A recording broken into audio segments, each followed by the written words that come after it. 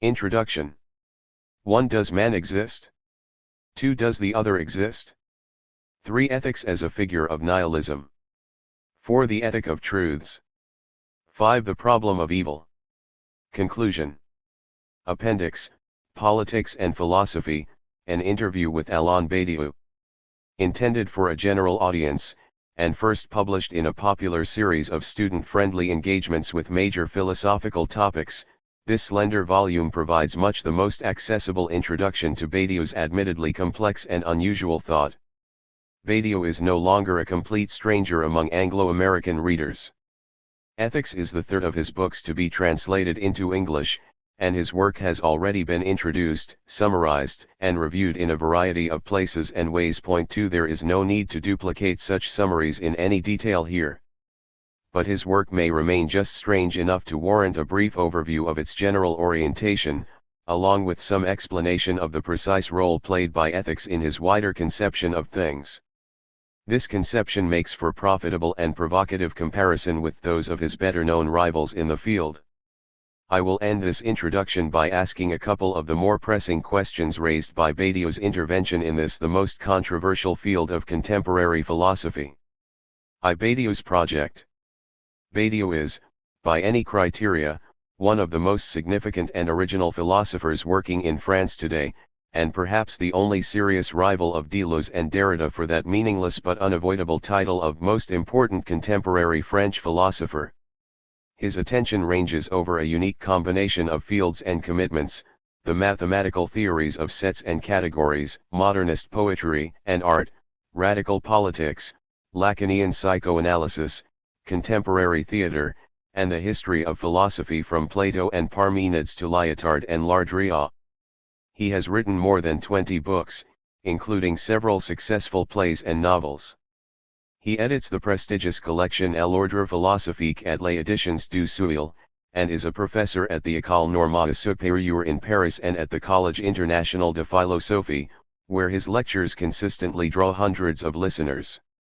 Broadly speaking, Badiou's philosophy seeks to expose and make sense of the potential for radical innovation in every situation.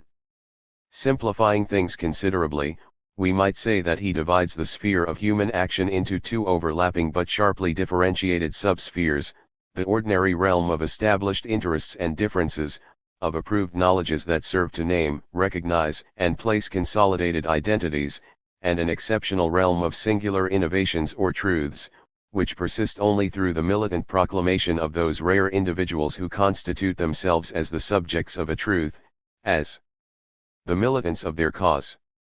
The realm of knowledge is essentially static, objective, and structured according to the interests of those who dominate and govern the situation. Every ordinary situation is structured in dominance, as Althusser would say.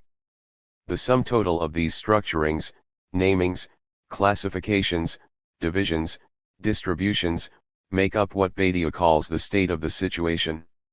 In an ordinary situation, the domination of its state is effectively absolute, indeed, so absolute as to be beyond any precise measurement or determination. It is precisely this indetermination that ensures conformity or obedience from the members of the situation. Access to the realm of truth, by contrast, is achieved through a procedure that succeeds both in fixing the domination of the state over the situation and in evading this domination. This procedure is wholly subjective. It is founded only on the subjects who bear its trajectory. A truth proceeds as a subtraction from the particularity of the known. A truth is innovation en act, singular in its location and occasion, but universal in its address and import.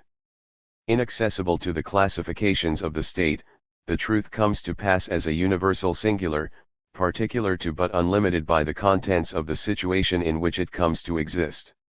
Such a truth procedure can begin only with some sort of break with the ordinary situation in which it takes place, what Badiou calls an event.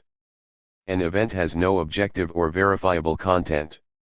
Its happening cannot be proved, only affirmed and proclaimed. Event, subject, and truth are thus all aspects of a single process of affirmation. A truth comes into being through those subjects who maintain a resilient fidelity to the consequences of an event that took place in a situation but was not of it. Fidelity, the commitment to a truth, amounts to something like a disinterested enthusiasm, absorption in a compelling task or cause, a sense of elation, a being caught up in something that transcends all petty, private, or material concerns.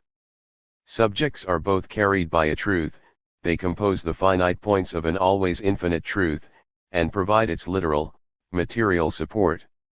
Every subject is only an objective individual, an ordinary mortal, become immortal through his or her affirmation of a truth that coheres at a level entirely beyond this mortal objectivity. Truth for Badiou thus evokes the logic of being true to something, of holding true to a principle, person, or ideal. His examples include, in characteristically diverse registers, St. Paul's militant conception of an apostolic subjectivity that exists only through proclamation of an event of universal import but of no objective or established significance, the Jacobin or Bolshevik fidelity to a revolutionary event which exceeds, in its subjective power and generic scope, the particular actions that contributed to its occurrence, two lovers' conception of themselves as amorous subjects, rooted only in a fidelity to the ephemeral event of their encounter, an artist's or scientist's fidelity to a creative line of inquiry opened up by a discovery or break with tradition. In each case, what is materially composed by such truth procedures is a generic set to which only the most disinterested stuff of the situation belongs. The eclectic range of Badiou's illustrations is balanced by their rigorous distribution among four and only four fields of truth: love, art, science, and politics. Why these particular four? Because they mark out the possible instances of the subject as variously individual or collective. Love, clearly, affects only the individuals concerned. Politics, by contrast, concerns only the collective dimension, the affirmation of an absolutely generic equality. And in mixed situations, situations with an individual vehicle but a collective import, art and science qualify as generic to the degree that they effect a pure invention or discovery beyond the mere transmission of recognized knowledges. Point 3. 2. Why ethics? The part played by ethics in this configuration is an essentially regulative one. Understood in terms of a philosophy of truth, ethical should simply describe what helps to preserve or encourage a subjective fidelity as such. The ethical prescription can be summarized by the single imperative, keep going, or continue. For a truth is clearly difficult by definition. It implies an effectively selfless devotion to a cause. By going against the current, by going against the natural movement of time itself, it is vulnerable to various forms of erosion at every moment of its elaboration. To keep going, then, presumes the ability to identify and resist the various forms of corruption or exhaustion that can beset a fidelity to truth. This corruption defines what Badiou calls evil. Evil can take one of three main forms, each one a perversion of truth: betrayal, the renunciation of a difficult fidelity; delusion, the confusion of a mere simulacrum of an event with a genuine event; and terror, or the effort to impose the total and unqualified power of a truth. The first perversion is a fairly straightforward matter of temptation and fatigue. The second involves confusion of the necessarily universal address of every genuine event for with a particular, differentiating address, one located in the substantial plenitude of a certain community, people, or place. The example that Badiou develops in some detail, here, is Nazism. The third perversion evokes the conventionally tragic realm of hubris. In order to keep going, the subject of truth must resist the temptation to impose an absolute, definitive order of truth. Such an imposition would effectively objectify the truth, resulting in a fatal confusion of the two realms distinguished at every stage of Badiou's philosophy. Badiou's examples include positivism, Stalinism, and the latter stages of China's Cultural Revolution. In short, simulacrum, betrayal, and the forcing of the unamiable, these are the figures of evil, an evil which becomes an actual possibility only thanks to the sole good we recognize, a truth process. 5. An ethic of truths, then, is designed to cultivate a sense of discernment, courage and endurance, moderation and restraint. The logic relation of good and evil is thus perfectly clear: first the good, then the risk of evil. The polemic thrust of the book's opening chapter follows as an equally logical consequence, for the recent liberal humanist recourse to ethics, what Badiou calls our ethical ideology, presumes the opposite derivation, first the assumption of an a priori evil, then the imposition of an essentially defensive ethics, a respect for negative liberties and human rights. Ethics here simply means protection from abusive interference. It amounts to an intellectual justification of the status quo. Operating exclusively in the realm of consensus, of the self-evident, ethics is intrinsically conservative. The prevailing ethical ideology has two philosophical poles. First, a universalizing pole which, indifferent to the particularity of any given situation, proscribes in advance any possibility of an organized, militant and situated intervention in the name of some collective good. Ethics here is grounded in the abstract universality of general human attributes or rights. And second, a differential pole, attuned to the irreducible alterity of the other. Ethics here is expressed in an equally abstract respect for mainly cultural differences. Neither this universality nor this alterity, Badiou suggests, can be rigorously founded without tacit reference to theology. Either way, the ethical ideology conceives of man as a fundamentally passive, fragile, and mortal entity, as a potential victim to be protected. By contrast, an ethic of truths presumes that every individual can be active and immortal, is indifferent to established or state-sanctioned differences, operates in the realm of practical division, and situates its affirmation precisely there where the state of the situation can see only the non-known and the non-obvious. Badiou's fundamentally divisive ethics makes no less of a claim to universality than does its ideological rival. Simply, its universality is a rigorously situated project in something like the Sartrean sense. It persists as an unending compilation of what, in the situation, is addressed for all, regardless of interest or privilege, regardless of state-sanctioned distinctions. A truth compiles, step by step, everything that affirms the strictly generic universality of all members of the situation. The point is that any such generic affirmation cannot be made in theory or a priori, as the basis for an established consensus. It can take place only through an eventual break with the status quo, a break sparked by an event that eludes classification in the situation. And it can continue only through a fidelity guarded against its evil distortion.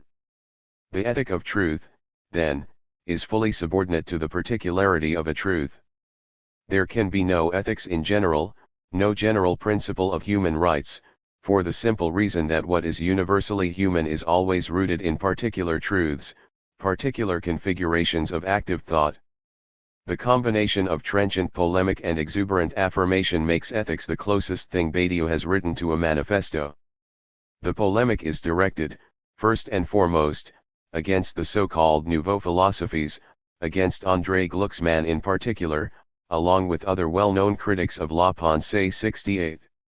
His argument extends, however, to a confrontation with positions as diverse as those of Rawls, Habermas, Ben Habib, Ricoeur, Rorty, Irigaray, and much of what is called cultural studies in North America. Against these varieties of more or less respectful humanism, Badiou takes up and defends the variously anti-humanist and progressive positions of Foucault, Althusser, and Lacan. He rejects the almost universally accepted argument that ethics should essentially concern the other as such. In what will probably be the most startling sentence of the book for many Anglo-American readers, he insists, all ethical predication based on recognition of the other should be purely and simply abandoned. Why? Because the real practical and philosophical question concerns the status of the same. Differences being simply what there is, the question of what ought to be must concern only what is valid for all, at a level of legitimacy that is indifferent to differences. Differences are, the same is what may come to be through the disciplined adherence to a universal truth. For a truth is not founded on some privileged part of the situation, on the basis of some particular class or community of people, rather, its site is determined by proximity to what is most vulnerable, most anonymous in the situation. 7 Collective privileges or differences are precisely what any truth, in its coming to be, deposes or renders insignificant. Every truth, every compiling of the same, is subtracted from, or transcends, the merely known or established, the merely different. The properly ethical question, again, emerges at that supremely dangerous point where this generic same might deteriorate into an evil uniformity or chauvinism. It is always evil to justify the assertion of substantial or communal conformity, and with it to justify the aggressive liquidation of difference. Against this an ethic of truths deploys its principles of courage, discernment, and reserve. In the end, Badiou's conception is very simple: ethics is what helps a truth to persist.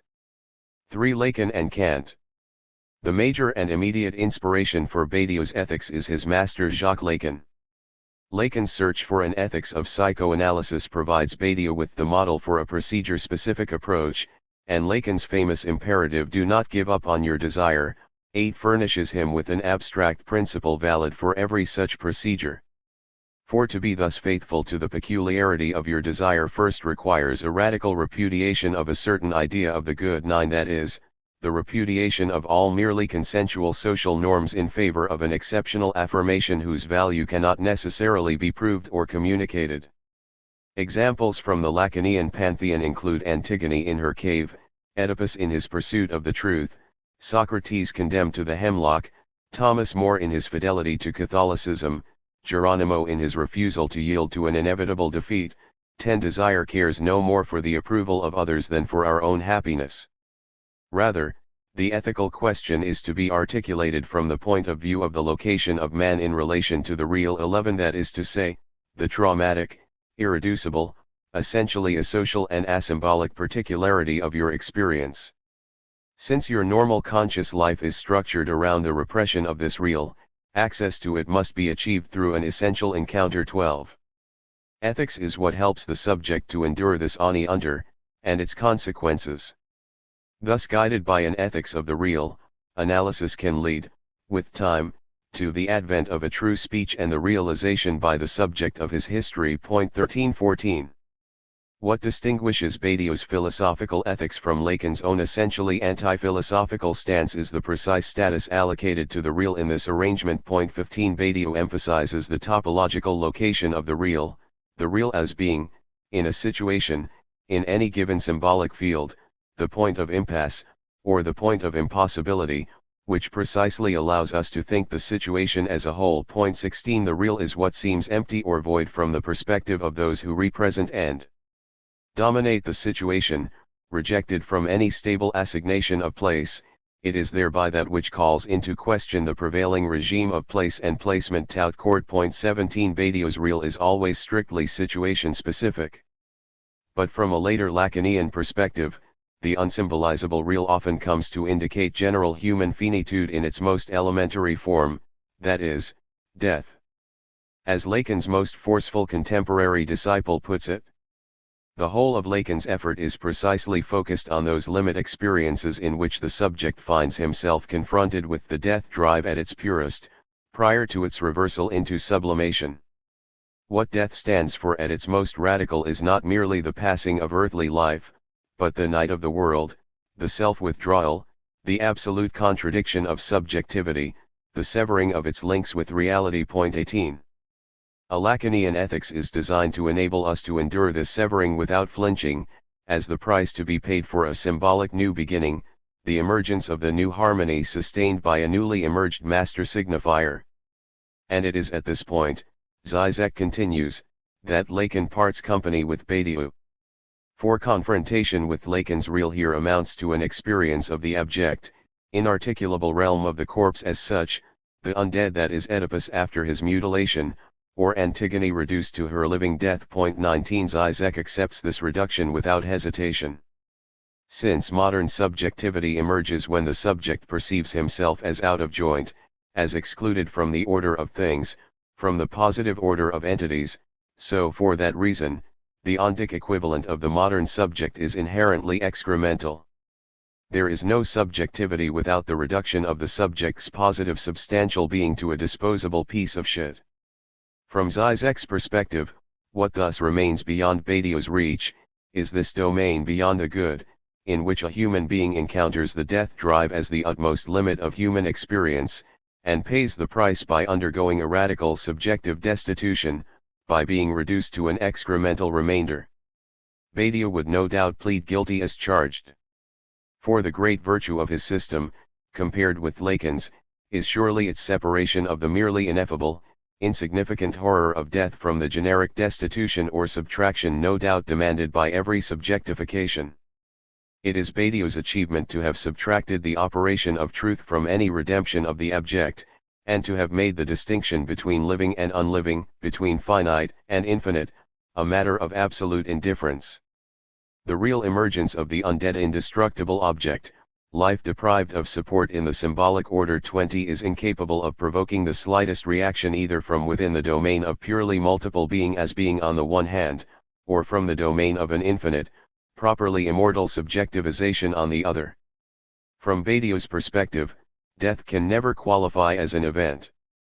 A second and no less inviting point of comparison is provided by one of the explicit targets of Badiou's own critique, Immanuel Kant, a thinker whose influence on Lacan's own ethics is well known. Point 21. Like Badiou, Kant abstracts questions of ethics from all sensibility. 22. And also like Badiou, he posits the universal as the sole legitimate basis for subjective action, through the familiar command to act on a maxim that at the same time contains in itself its own universal validity for every rational being.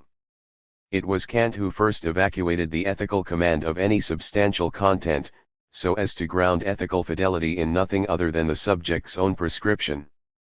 The unique strength of Kant's ethics, as Zizek explains, lies in this very formal indeterminacy. Moral law does not tell me what my duty is, it merely tells me that I should accomplish my duty. That is to say, it is not possible to derive the concrete norms I have to follow in my specific situation from the moral law itself, which means that the subject himself has to assume the responsibility of translating the abstract injunction of the moral law into a series of concrete obligations. The only guarantor of the universality of positive moral norms is the subject's own contingent act of performatively assuming these norms. Point 23. Kant's very procedure, the evacuation of all heteronymous interests and motives, the suspension of all references to psychology and utility. 24. All allusion to any special property of human nature, all calculation required to obtain happiness or welfare, bears some resemblance to Badiou's. What remains paramount for both is a specifically subjective power. When Kant says, I ought never to act except in such a way that I could also will that my maxim should become a universal law, the active willing is an essential component of the criterion. Moreover, Badiou is no less incapable than Kant of providing an objective explanation of the noumenal basis of this subjective capacity. We might say that from the Kantian perspective, ethics must accept as its own unamiable the subjective impossibility of explaining the freedom of the will. However significant this rapprochement might seem, what sets Badiou's ethics clearly apart from Kant's categorical imperative is his unwavering insistence on the particular and exceptional character of every ethical obligation. What Badiou objects to in Kant is not, of course, the association of truth with an infinite reality independent of animality and the whole world of sense, but, rather, the association of this reality with a transcendental normality. Kant grounds the authority of the moral law in the fact of freedom and the faculty of reason. Point 25. Having banished the transcendent one from his ontology, Kant restores it in his morality. Point 26. Badiou, by contrast, argues that only ontological infinity is normal, every subjective infinity is an exception to the rules, including moral rules. Badiou's ethics is essentially incommensurable with the whole Kantian register of legality, duty, obligation, and conformity. Nothing is less consistent with Badiou than a prescription to act for the sake of the law as such. 27. And nothing is more foreign to his notion of the subject than the idea of a will governed by purely a priori principles. For abandoning the ethics of otherness. Building on these foundations, a topological understanding of the situation and a universalist understanding of prescription, reinforced with a rigorously infinite understanding of subjective freedom and a strategic appreciation of historical opportunity or conjuncture, Badiou has devised an ethics so fundamentally at odds with the view that generally prevails in the Anglo-American Academy as to be almost unreadable. This prevailing view, adapted from quite different sources, is organized, of course, around the category of the other. Perhaps nothing is more orthodox today than a generalized reverence for the other qua other. Before going any further, and at the risk of considerable simplification, it may be worth briefly outlining what is at stake in this impending controversy, which may well turn out to be one of the most telling in contemporary philosophy. For Badiou, true ethical questions can arise only in a specific situation and under circumstances which, however divisive, are essentially indifferent to differences, concerning subjects disinterested in the other as such, the other qua other. The ethical ideology, by contrast, precisely presumes to transcend all situated restrictions and to prevail in a consensual realm beyond division, all the while orientated around the imperious demands of difference and otherness qua otherness, the difference of the altogether other as much as the irreducibly incommensurable demands of every particular other. As Badiou is the first to recognize, nowhere is the essential logic more clearly articulated than in Levinas's philosophy, where the other comes to us not only out of context but also without mediation. 28 According to Levinas, there can be no ethical situation as such, since ethics bears witness to a properly meta or pre-ontological responsibility. For Levinas, as for Derrida after him, the other is other only if he immediately evokes or expresses the absolutely other. Since the alterity of the other is simultaneously the alterity of the human other and of the Most High 29, so then our responsibility to this other is a matter of unconditional obedience, trauma, obsession, persecution, and so on. 30 Of course, the limited creatures that we are can apprehend the altogether other only if this otherness appears in some sense on our own level, that is, in the appearing of our neighbor. There is only responsibility and a self because the trace of the infinite is inscribed in proximity. 31 But this inscribing in nearness in no sense dilutes the essential fact that in my non-relation with the other remains absolute and absolves itself from the relation which it enters into. 32 The relation with the other is first and foremost a relation with the transcendent beyond as such. Levinasian ethics, in short, is a form of what Badiou criticizes as anti-philosophy, that is, the reservation of pure or absolute value to a realm beyond all conceptual distinction. Although Derrida's less overtly theological thematics invite more interesting comparisons with Badiou 33, his recent explorations of ethical responsibility conform, in the last analysis, to a similarly anti-philosophical orientation. Couched most notably in terms of the logic of the gift, Derrida's ethical reflections circle obsessively around notions of inaccessibility and secrecy, around that which is beyond presentation or identification, around subjective impossibility, around madness and forgetting, and so on. 34 Following on from Levinas, Derrida says that I am responsible to the other, I am called to obey the call of the other, simply because the other is indeed other, absolutely other, tout autre est tout. Autre 35 This formula ensures a quasi-redemptive confusion of each or every other with the altogether other, or God. 36 God, as the wholly other, is to be found everywhere there is something of the wholly other. And since each of us, everyone else, each other is infinitely other in its absolute singularity, inaccessible, solitary, transcendent, non-manifest, so then my relation without relation to every other as altogether other is of essentially the same order as my relation to God, or, indeed, to myself. To myself, since what God is simply that configuration of secrecy which preserves absolute alterity as such, be it the alterity within me or beyond me, in others. 37 Whether God is thus to be situated in our apparently private structure of conscience or, rather, invested in a fully transcendent beyond, ceases to be a pertinent question. What matters, either way, is the logic of secrecy as such, a solitary secrecy that is both private and transcendent. What matters is that God looks at me and I don't see him, and it is on the basis of this gaze that singles me out that my responsibility comes into being. What matters is that we obey God, who is himself absent, hidden, and silent. What matters is that the other as absolute other, namely, God, must remain transcendent, hidden, secret, failing which, of course, he wouldn't be God, we wouldn't be dealing with the other as God or with God as wholly other. What matters above all is secrecy itself. Secrecy is essential to the exercise of this absolute responsibility. Derrida's secret God, whether vested in the exteriority of the other or drawn from the invisible interiority of the self, fits comfortably within Badiou's definition of religion as the endless effort to sustain a questioning confrontation with the inaccessible, inscrutable, or impenetrable. 38. Like Badiou, Derrida is careful to distinguish the realm of decision from the realm of knowledge. To reduce my decision to respond to the calculus of reasons and the assessment of possibilities is to eliminate its radical character as a decision. The decision must always concern what I cannot know. Ethics is a matter of responsibility in the experience of absolute decisions made outside of knowledge or given norms. 39 But Derrida does not stop there. The responsible decision must concern not only the not known, it must evade conceptualization altogether. In order for it to be what it must remain inconceivable, indeed unthinkable. 40 The decision becomes precisely what is impossible for the subject as such.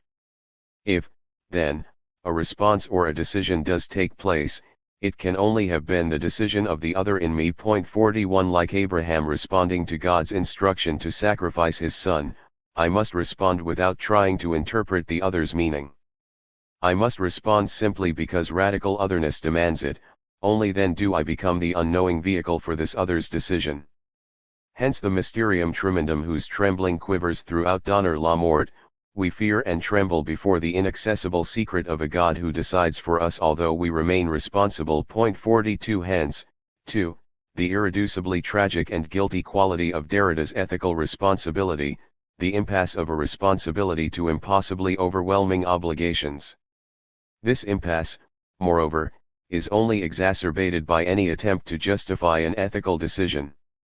Since every such decision must be made by a fully solitary or irreplaceable subject, so then its justification according to the necessarily general or universal criteria of collective ethics threatens to dissolve my singularity in the medium of the concept, to betray my secret within the publicity of language, in short, to threaten me with replacement. 43 If it is to be a genuine decision, it seems, the decision must take place as a pure leap of faith, one that resists any location in the situation, any justification by its subject, and any conceptualization by philosophy.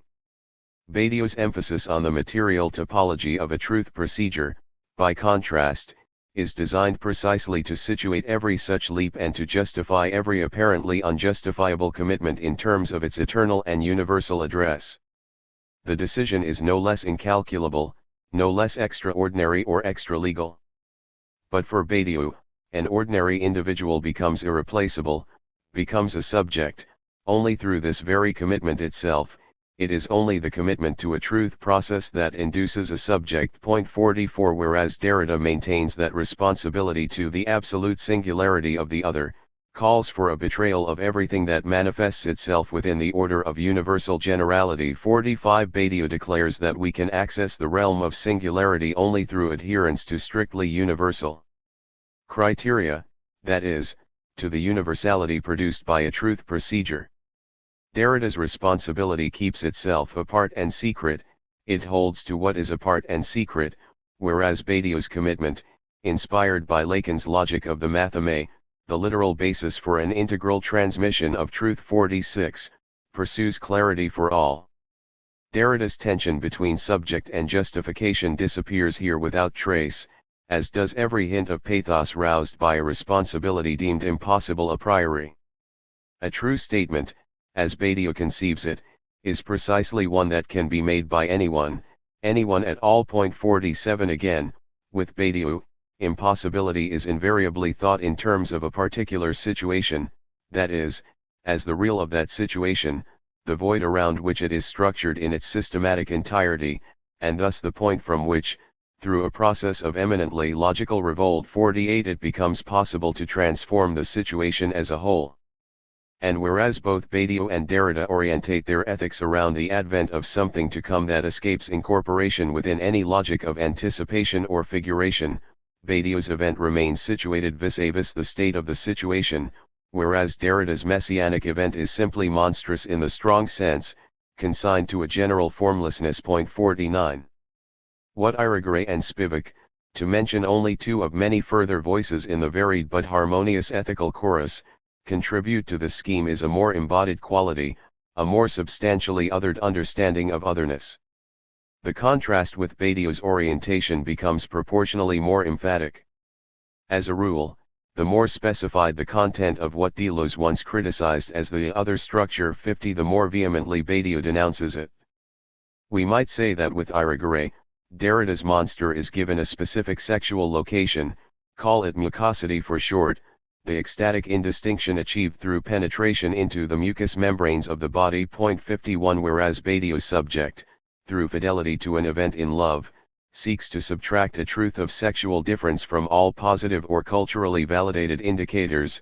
Irigaray's goal is precisely social and cultural sexualization for the two sexes. 52, this effort leads her to assert women's right to their own specific culture. 53, complete with a specifically feminine sort of social organization, a religion, a language, and either a currency of their own or a non-market economy. 54, where Badiou pursues the extra-legal or illegal solidarity of a universal truth, Irigaray calls for laws that valorize difference. 55, where Badiou seeks to free generic humanity from the manipulations of the state, Irigaray seeks to reinforce official classifications of sex, culminating in the legal encodification of virginity as a component of female identity. 56, and whereas Badiou seeks a precise and systematic conceptual description, Irigaray embraces a typically anti-philosophical distrust of concepts and a deliberately anti-systematic means of presentation. 57, not only, then, does Irigaray look forward to the day when the mutual obligations of mothers' children shall be defined by civil law. 58, she seeks to renew the essentially obscure bond of female ancestries. 59, to restore a lost era of woman's law, a time when the divine and the human were not separate. 60, there can be few better illustrations of the ethical logic Badiou so firmly opposes, reliance upon a legislative or state-brokered mechanism with a communitarian or essentialist twist. 61. Space allows for only one further point of comparison, with one aspect of the recent work of Gayatri Chakravorty Spivak. Broadly in line with Derrida's work on the ethical, on justice and the gift, Spivak's approach is increasingly orientated towards the singular and unverifiable margin that both discloses and refracts the presence of the wholly other. 62, pushing her readers to acknowledge a responsibility toward the trace of the other, Spivak seeks to confront, in her bearing witness to those she famously names the subaltern, an unascertainable ethical singularity that is not ever a sustainable condition. 63, in her own non-relation with the subaltern, this implies an effort to establish an ethical singularity with the woman in question. The impossible project of ethical singularity, woman on woman, is the only way we teach and learn. 64, impossibility is again to be taken in an ultimately non-situational sense. 65, and as is typical of our ethical ideology, the upshot is an effectively a priori condemnation of disciplined political intervention. Most political movements fail in the long run, Spivak tells us, because of the absence of this engagement. In fact, it is impossible for all leaders to engage every subaltern in this way, especially across the gender divide. This is why ethics is the experience of the impossible. Any organized political engagement in these circumstances must indeed appear contradictory and apparetic. 66, we are left simply with the vague spectacle of an impossible social justice glimpsed through remote and secret encounters with singular figures. 67. This is a conclusion that Badiou seeks to avoid at all costs, without evading the precise philosophical implications of singularity and impossibility.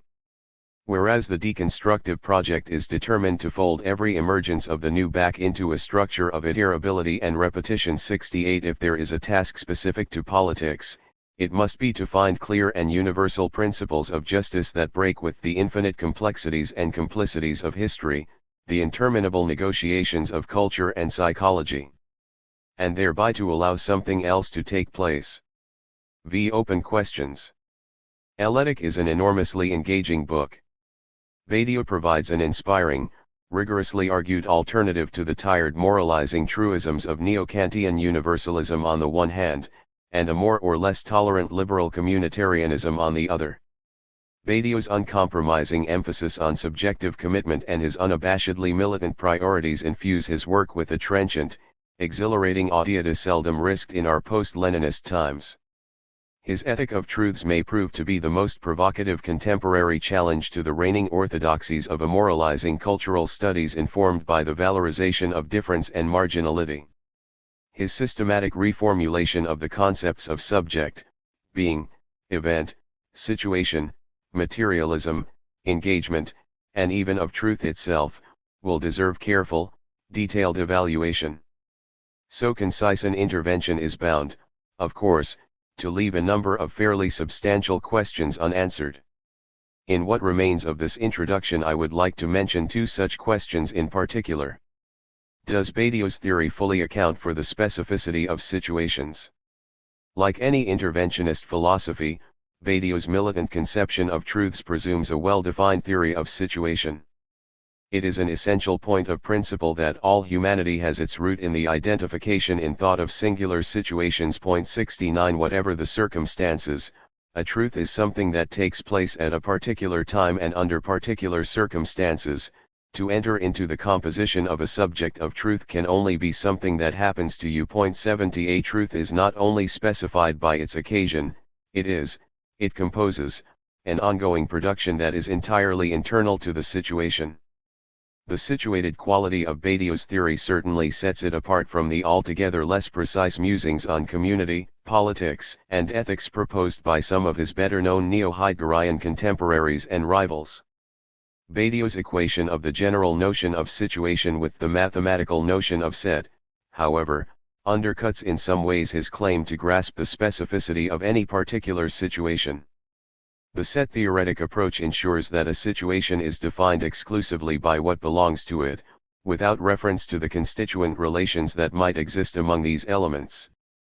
The situation as such is made up simply of its elements, considered in their solitary ontological isolation. The state of the situation, which in pertinent situations will include, but far exceed, political state, is what then groups and links these elements in the combinations that contribute to the ordering of the situation. This distinction of situation and state is fundamental to Badiou's whole conception of truth. By aligning the whole dimension of relationality on the side of the state, he lends the situation an effectively limitless indetermination. Such is the basis of the situation's infinite possibility. 71. Arguably, however, Badiou's consequent characterization of all human situations, individual and collective, as immeasurably infinite multiplicities 72 dramatically simplifies these situations, leaving no space for the acknowledgement of effectively universal structuring principles on the one hand, or of certain specifying attributes on the other. Instead, we are left with generic human stuff that is ontologically indistinguishable from pure mathematical multiplicity and effectively endowed, in its praxis, with a kind of indeterminate fundamental freedom. The potential risk, as I have suggested elsewhere, is the effective despecification of situations in general, to say nothing of the truth processes that puncture them. 73 Some readers might prefer to settle for a slightly more impure range of possibility were it informed by a more determinate, more specific understanding of the situation as such. Does Badiou have a sustainable theory of ethical deliberation? My second question concerns the relative contingency of the ethical procedure as such. Engagement in truth is essentially a matter of axiomatic intervention, an effectively immediate decision for or against the event. But Badiou naturally wants to avoid a simply dictatorial model of subjective engagement, however logical its dictation. What sort of critical or reflexive distance is presumed, then, by any subjective intervention? The problem becomes especially acute once we are dealing, as in every political situation, with more than one individual. Badiou's response is to accept some sort of deliberative procedure, while insisting that such a procedure arises in each case as fully internal to its situation. As a general rule, every generic procedure is in reality a process that can perfectly well be deliberative, as long as we understand that it invents its rule of deliberation at the same time as it invents itself. and it is no more constrained by a pre-established norm that follows from the rule of deliberation. You have only to look at how the rule of deliberation in different organizations, in different political sequences, and in different political modes, is entirely variable. Every time a plurality of individuals, a plurality of human subjects, is engaged in a process of truth, the construction of this process induces the construction of a deliberative and collective figure of this production, which is itself variable. 74. But the whole question is precisely whether such deliberation is variable, in the sense of so many variations on some kind of minimally invariant process, or forever different, in the sense of so many inventions ex nihilo, each one literally peculiar to a given procedure. This is where Badiou might have to engage with the broadly Habermasian elaboration of a quasi-transcendental schema of communicative rationality, the minimum upon which we must all agree, so as to be able to disagree. For where exactly are we to draw the line between the sort of strictly subjective deliberation that is internal to the elaboration of a truth, and a merely ideological opposition? Both of Badiou's most insistent examples, Leninist and Jacobin, testify to the uncertainty of such a line as much as they illustrate an inventive approach to the resolution of disagreement and debate. More generally, if some degree of unbinding, some kind of break with the past, some degree of distance from the inertia of the status quo, are clearly essential to any emancipatory innovation, the question remains, can these distancings be described and assessed in more relational terms than those of rupture and soustraction? If every truth proceeds as a generalized liaison or unlinking, if every subject is a subject given over to the anguish of non-relation, 75, might the relations at work in the very process of deliaison itself be accounted for in a philosophy orientated to the constitutively situated dimension of all being? This is perhaps the most important of the several questions that Badiou's current work in progress promises to address. 76. In the meantime, Badiou's incisive contribution to perhaps the most oversaturated field of contemporary philosophical and cultural inquiry amounts to far more than a timely clarification of the issues or an invigorating reconfiguration of the problem. Badiou's book does nothing less than evacuate the foundation upon which every deconstructive, multicultural, or post-colonial ethics is built, the category of ALDERITY. The whole tangled body of doctrine variously associated with the other, and developed by Levinas, Derrida, Irigaray, and Spivak, among so many others, is here simply swept away. Gone is the complex negotiation of a multiplicity of shifting subject positions. Gone is any recourse to strategic essentialism. Gone is the whole abject register of bearing witness, of a guilt-driven empathy or compassion ultimately indistinguishable from a distanced condescension. Gone are the anguished musings of an irreplaceable subject confronted with the impossibly demanding needs of the altogether other. Gone is the tension between this irreplaceable subjectivity and the temptation to justify action according to indifferent criteria of universal validity. Gone is the tortured reflexive logic of a decision made by the other in me. Gone is the anti-philosophical conviction that only the altogether other can know and validate this decision. Gone is the ultimately theological basis for this otherness. Gone is the pathos of finitude, the tragic obligations of the hostage and the sacrifice. Gone is the paralyzing recognition of a generalized impossibility. Gone, in short, is the theoretical association of ethics with a goodness too good for this world, along with its practical justification of this same world. With Badiou, the other is not an ethical category, for the simple reason that infinite multiplicity is the very medium of being itself. Radical difference is a matter of ethical indifference. The ethical decision holds true only if it is indifferent to differences. And the subject of the ethical or truthful decision becomes a subject, becomes irreplaceable, or singular in Derrida's sense, only when he or she engages in that decision. It is the very engagement in truth that retrospectively induces a singular, irreplaceable subject, in the body of what was previously an indifferent individual. Every rigorously singular procedure articulates a thoroughly generic truth. There can be no irreplaceable subject without engagement in a process in which, in principle, any subject might take part. This book extends an invitation, indifferently addressed, to take up such a part. As a matter of emphatic principle, Badiou's philosophy is designed to be as indifferent as possible to the language in which it is conveyed. Most of the problems encountered in translating Eletic concern only its remarkable concision and frequent abstraction. There are just a few terms and stylistic choices that deserve special mention. With Badiou's consent, and for the sake of clarity, I have distinguished the always singular ethic of truths from ethics in its conventional, and here pejorative, sense. Every other important element of Badiou's terminology, truth, truth process, event, subject, being, situation, fidelity, void, has been translated as literally as possible, even when these terms jar with normal English usage. I have had recourse to the slightly clumsy neologism evental to translate his use of the word evenemential, which has little to do with either the conventional meaning of factual or the connotation made famous by Fernand Braudel and the Annals' approach to historiography.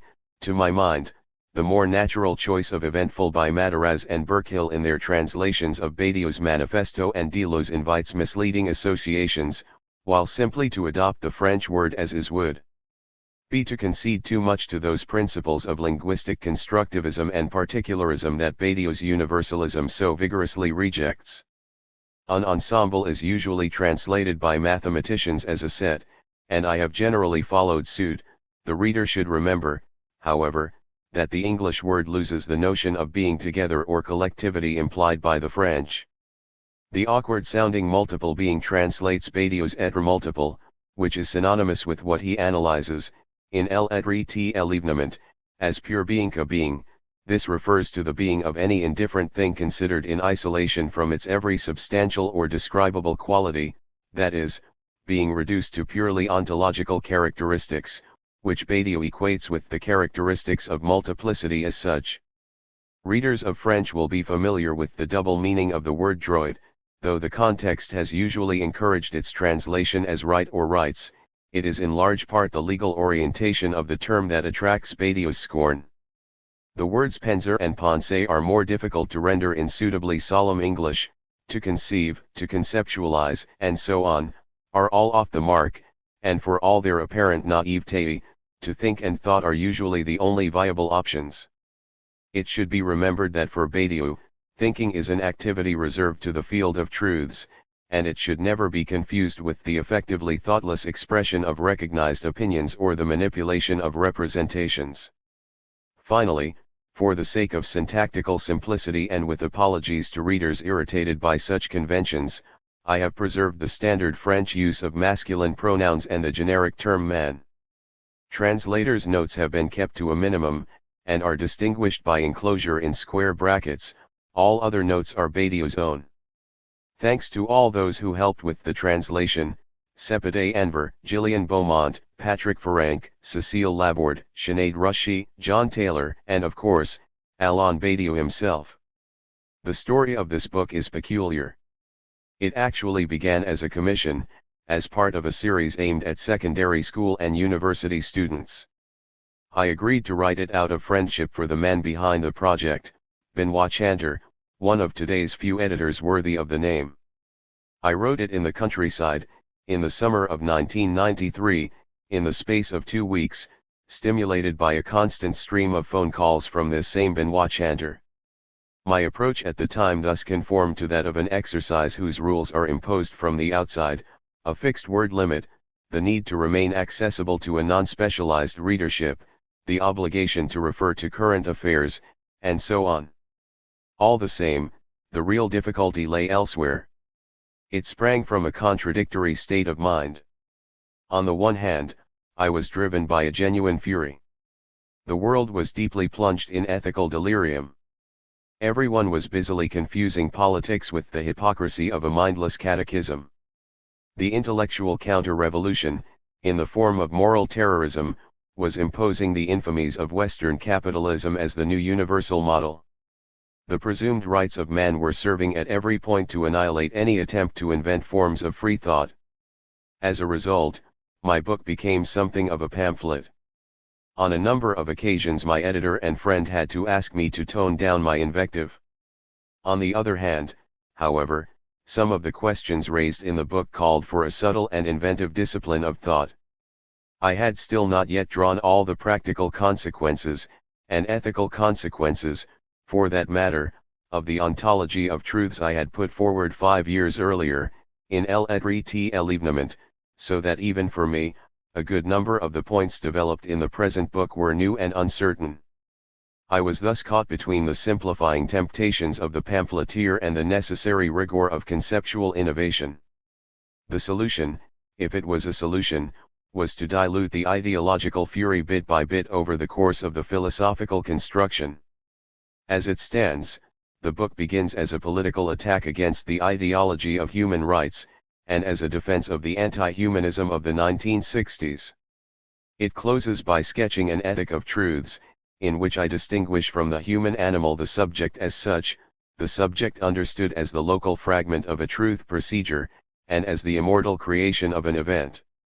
What is most surprising is that this slightly strange combination of fighting against the ideological current and conceptual schematization enjoyed considerable success, not least in secondary schools. To date, along with Manifesto for Philosophy, Ethics is my best-selling book. As sometimes happens, a good many people were grateful that I had taken the risk of saying frankly something that is uncomfortable to say. And these same people, and perhaps others too, also know that I take this risk only from the standpoint of a genuine philosophical enterprise, for truly pressing reasons, and not simply to draw attention to myself. The truth is, incidentally, that I am much too shy to enjoy drawing attention to myself. Today I can look at this book, which came out almost 7 years ago, from 2 different angles, that of the ideological polemic, and that of the theoretical construction. As regards the first angle, I have no regrets. We have since had to endure the intervention of Western bombers against Serbia, the intolerable blockade of Iraq, the continuation of threats against Cuba. All of this is still legitimate by a quite unbelievable outpouring of moralizing sermons. The International Tribunal is clearly prepared to arrest and try, in the name of human rights, anyone, anywhere, who attempts to contest the New World Order of which NATO is the armed guard. Today, our democratic totalitarianism is all the more firmly entrenched.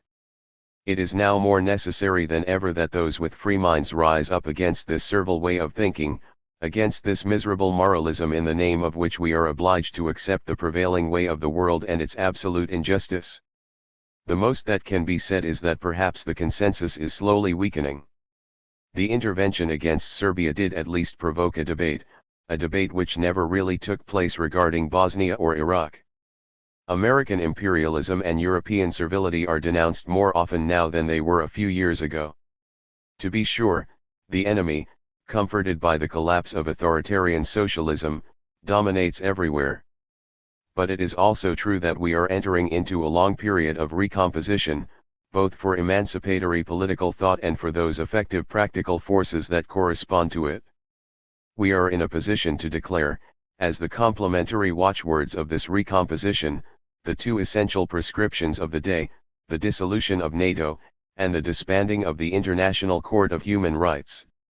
As for the theoretical construction, it must be said that the ideas of this little book, although they are orientated in the right direction, constitute no more than a preliminary sketch. I am currently in the process of developing them, and sometimes modifying them, with respect to at least 4 points. 1. The concept of situation is especially important, since I maintain that there can be no ethics in general, but only an ethic of singular truths, and thus an ethic relative to a particular situation. I now accept that a situation cannot be understood simply as a multiple. We must also take into account the network of relations it sustains, which involves making sense of the way a multiple appears in the situation. This means that a situation must be conceived as both, in its being, a pure multiple and, in its appearing, as the effect of a transcendental legislation. All this will be developed in my forthcoming book, entitled Logiques du Monde, which I conceive as the sequel to THIRD-WORLDISM. Today I can no longer maintain that the only trace left by an event in the situation it affects is the name given to that event. This idea presumed, in effect, that there were two events rather than one, and likewise two subjects rather than one. So I now posit that an event is implicative, in the sense that it enables the detachment of a statement which will subsist as such once the event itself has disappeared. This statement was previously undecided, or of an uncertain value. When it takes place, the event decides its value. Here again, in other words, the ontological theory of the event needs to be completed by a logical theory. These points were developed in detail in my seminars of 1996-97 and 1997-98, and will be reworked in Logiques du Monde. 3. The subject cannot be conceived exclusively as the subject faithful to the event. This point in particular has significant ethical implications. For I was previously unable to explain the appearance of reactionary innovations. My whole theory of the new confined it to the truth procedures. But when all is said and done, it is obvious that reaction, and even the powers of death, can be stamped with the creative force of an event. I had already emphasized the fact that Nazism was inexplicable without reference to communism, and more precisely to the Revolution of October 1917. I was then obliged to admit that the event opens a subjective space in which not only the progressive and truthful subjective figure of fidelity but also other figures every bit as innovative, albeit negative, such as the reactive figure, or the figure I call the obscure subject, take their place. For the trajectory of a truth, finally, should not be referred back solely to the multiple consistency of the situation, nor to its encyclopedia of knowledges. We need to understand how it deals with logical transformations. This brings us back to the question of how truths appear, whereas up to this point I had considered only their being. So you can see that the theoretical basis of the present book has evolved somewhat. But to my mind it remains solid enough on the essential points, and still offers an introduction that is both lively and coherent to a far-reaching enterprise which, I hope, will redefine what is at stake in contemporary philosophy. I do not want to end without thanking both Verso, for their intellectual and political commitment, and Peter Hallward, who is a genuine friend, and all the more so since he often disagrees with my theories. Alain Badiou, April 2000. Certain scholarly words, after long confinement in dictionaries and in academic prose, have the good fortune, or the misfortune, a little like an old maid who, long since resigned to her fate, suddenly becomes, without understanding why, the toast of the town, of sudden exposure to the bright light of day, of being plebiscite and publicited, press-released, televised, even mentioned in government speeches. The word ethics, which smacks so strongly of philosophy courses and its Greek root, which evokes Aristotle, has today taken center stage. Ethics concerns, in Greek, the search for a good way of being, for a wise course of action.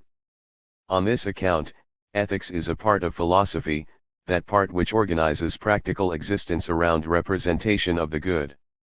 The Stoics were no doubt the most dedicated of those who made of ethics not only a part of philosophical wisdom but its very core. The wise man is he who, able to distinguish those things which are his responsibility from those which are not, restricts his will to the former while impassively enduring the latter.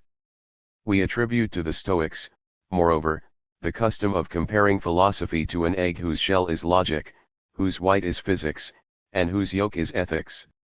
With the moderns, for whom, since Descartes, the question of the subject has been central, ethics is more or less synonymous with morality, or, as Kant would say, with practical reason. It is a matter of how subjective action and its representable intentions relate to a universal law. Ethics is the principle that judges the practice of a subject, be it individual or collective. Hegel will introduce a subtle distinction between ethics and morality. He reserves the application of the ethical principle to immediate action, while morality is to concern reflexive action. He will say, for example, that the ethical order essentially consists in immediate firmness of decision. 1. The contemporary return to ethics uses the word in an obviously fuzzy way, but one that is certainly closer to Kant than to Hegel.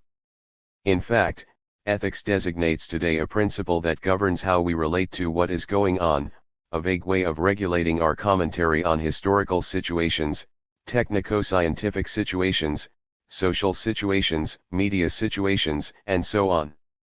This norm of commentaries and opinions is backed up by official institutions, and carries its own authority. We now have national ethical commissions, nominated by the state. Every profession questions itself about its ethics. We even deploy military expeditions in the name of the ethics of human rights. With respect to today's socially inflated recourse to ethics, the purpose of this essay is twofold. To begin with, I will examine the precise nature of this phenomenon, which is the major philosophical tendency of the day, as much in public opinion as for our official institutions. I will try to establish that in reality it amounts to a genuine nihilism, a threatening denial of thought as such. I will then argue against this meaning of the term ethics, and propose a very different one. Rather than link the word to abstract categories, it should be referred back to particular situations. Rather than reduce it to an aspect of pity for victims, it should become the enduring maxim of singular processes. Rather than make of it merely the province of conservatism with a good conscience, it should concern the destiny of truths, in the plural. Note 1. G. W. F. Hegel, The Phenomenology of Spirit, para. 466, p. 280. The whole of this section of the phenomenology is difficult, but very suggestive. According to the way it is generally used today, the term ethics relates above all to the domain of human rights, the rights of man, or, by derivation, the rights of living beings. We are supposed to assume the existence of a universally recognizable human subject possessing rights that are in some sense natural, the right to live, to avoid abusive treatment, to enjoy fundamental liberties. These rights are held to be self-evident, and the result of a wide consensus. Ethics is a matter of busying ourselves with these rights, of making sure that they are respected. This return to the old doctrine of the natural rights of man is obviously linked to the collapse of revolutionary Marxism, and of all the forms of progressive engagement that it inspired. In the political domain, deprived of any collective political landmark, stripped of any notion of the meaning of history and no longer able to hope for or expect a social revolution, many intellectuals, along with much of public opinion, have been won over to the logic of a capitalist economy and a parliamentary democracy. In the domain of philosophy, they have rediscovered the virtues of that ideology constantly defended by their former opponents, humanitarian individualism and the liberal defense of rights against the constraints imposed by organized political engagement. Rather than seek out the terms of a new politics of collective liberation, they have, in sum, adopted as their own the principles of the established Western order. In so doing, they have inspired a violently reactionary movement against all that was thought and proposed in the 1960s. The death of man? In those years, Michel Foucault outraged his readers with the declaration that man, in the sense of constituent subject, was a constructed historical concept peculiar to a certain order of discourse, and not a timelessly self-evident principle capable of founding human rights or a universal ethics. He announced the end of this concept's relevance, once the kind of discourse which alone had made it meaningful became historically obsolete. Likewise, Louis Althusser declared that history was not, as Hegel had thought, the absolute development of spirit, nor the advent of a subject substance, but a rational, regulated process which he called a process without a subject, and which could be grasped only through a particular science, the science of historical materialism. It followed that the humanism of human rights and ethics in the abstract sense were merely imaginary constructions, ideologies, and that we should develop, rather, what he called a theoretical anti-humanism. At the same time, Jacques Lacan strove to disentangle psychoanalysis from all its psychological and normative tendencies. He demonstrated how it was essential to distinguish the ego, a figure of only imaginary unity, from the subject. He showed that the subject had no substance, no nature, being a function both of the contingent laws of language and of the always singular history of objects of desire. It followed that any notion of analytic treatment as a means for the reinstatement of a normal kind of desire was a fraud, and that, more generally, there existed no norm that could ground the idea of a human subject, a norm whose rights and duties it would have been the task of philosophy to articulate. What was contested in this way was the idea of a natural or spiritual identity of man, and with it, as a consequence, the very foundation of an ethical doctrine in today's sense of the word, a consensual lawmaking concerning human beings in general, their needs, their lives, and their deaths, and, by extension, the self-evident, universal demarcation of evil, of what is incompatible with the human essence. Is this to say, then, that Foucault, Althusser and Lacan extol an acceptance of the status quo, a kind of cynicism, an indifference to what people suffer? Thanks to a paradox which we will explain in what follows, the truth is exactly the opposite. All three were, each in his own way, and far more than those who uphold the cause of ethics and human rights today, the attentive and courageous militants of a cause. Michel Foucault, for example, maintained a particularly rigorous commitment to a revision of the status of prisoners, and devoted to this question much of his time and the whole of his immense talent as an organizer and an agitator. Althusser's sole purpose was to redefine a genuinely emancipatory politics. Lacan himself, beyond the fact that he was a total clinical analyst who spent the best part of his life listening to people, conceived of his struggle against the normative orientation of American psychoanalysis, and the degrading subordination of thought to the American way of life one as a decisive commitment. For Lacan, questions of organization and polemic were always of a piece with questions of theory. When those who uphold the contemporary ideology of ethics tell us that the return to man and his rights has delivered us from the fatal abstractions inspired by the ideologies of the past, they have some nerve. I would be delighted to see today so constant an attention paid to concrete situations, so sustained and so patient a concern for the real, so much time devoted to an activist inquiry into the situation of the most varied kinds of people, often the furthest removed, it might seem, from the normal environment of intellectuals, as that we witnessed in the years between 1965 and 1980. In reality, there is no lack of proof for the fact that the thematics of the death of man are compatible with rebellion, a radical dissatisfaction with the established order, and a fully committed engagement in the real of situations, while by contrast, the theme of ethics and of human rights is compatible with the self-satisfied egoism of the affluent West, with advertising and with service rendered to the powers that be. Such are the facts. To elucidate these facts, we must examine the foundations of today's ethical orientation. 2. The foundations of the ethic of human rights.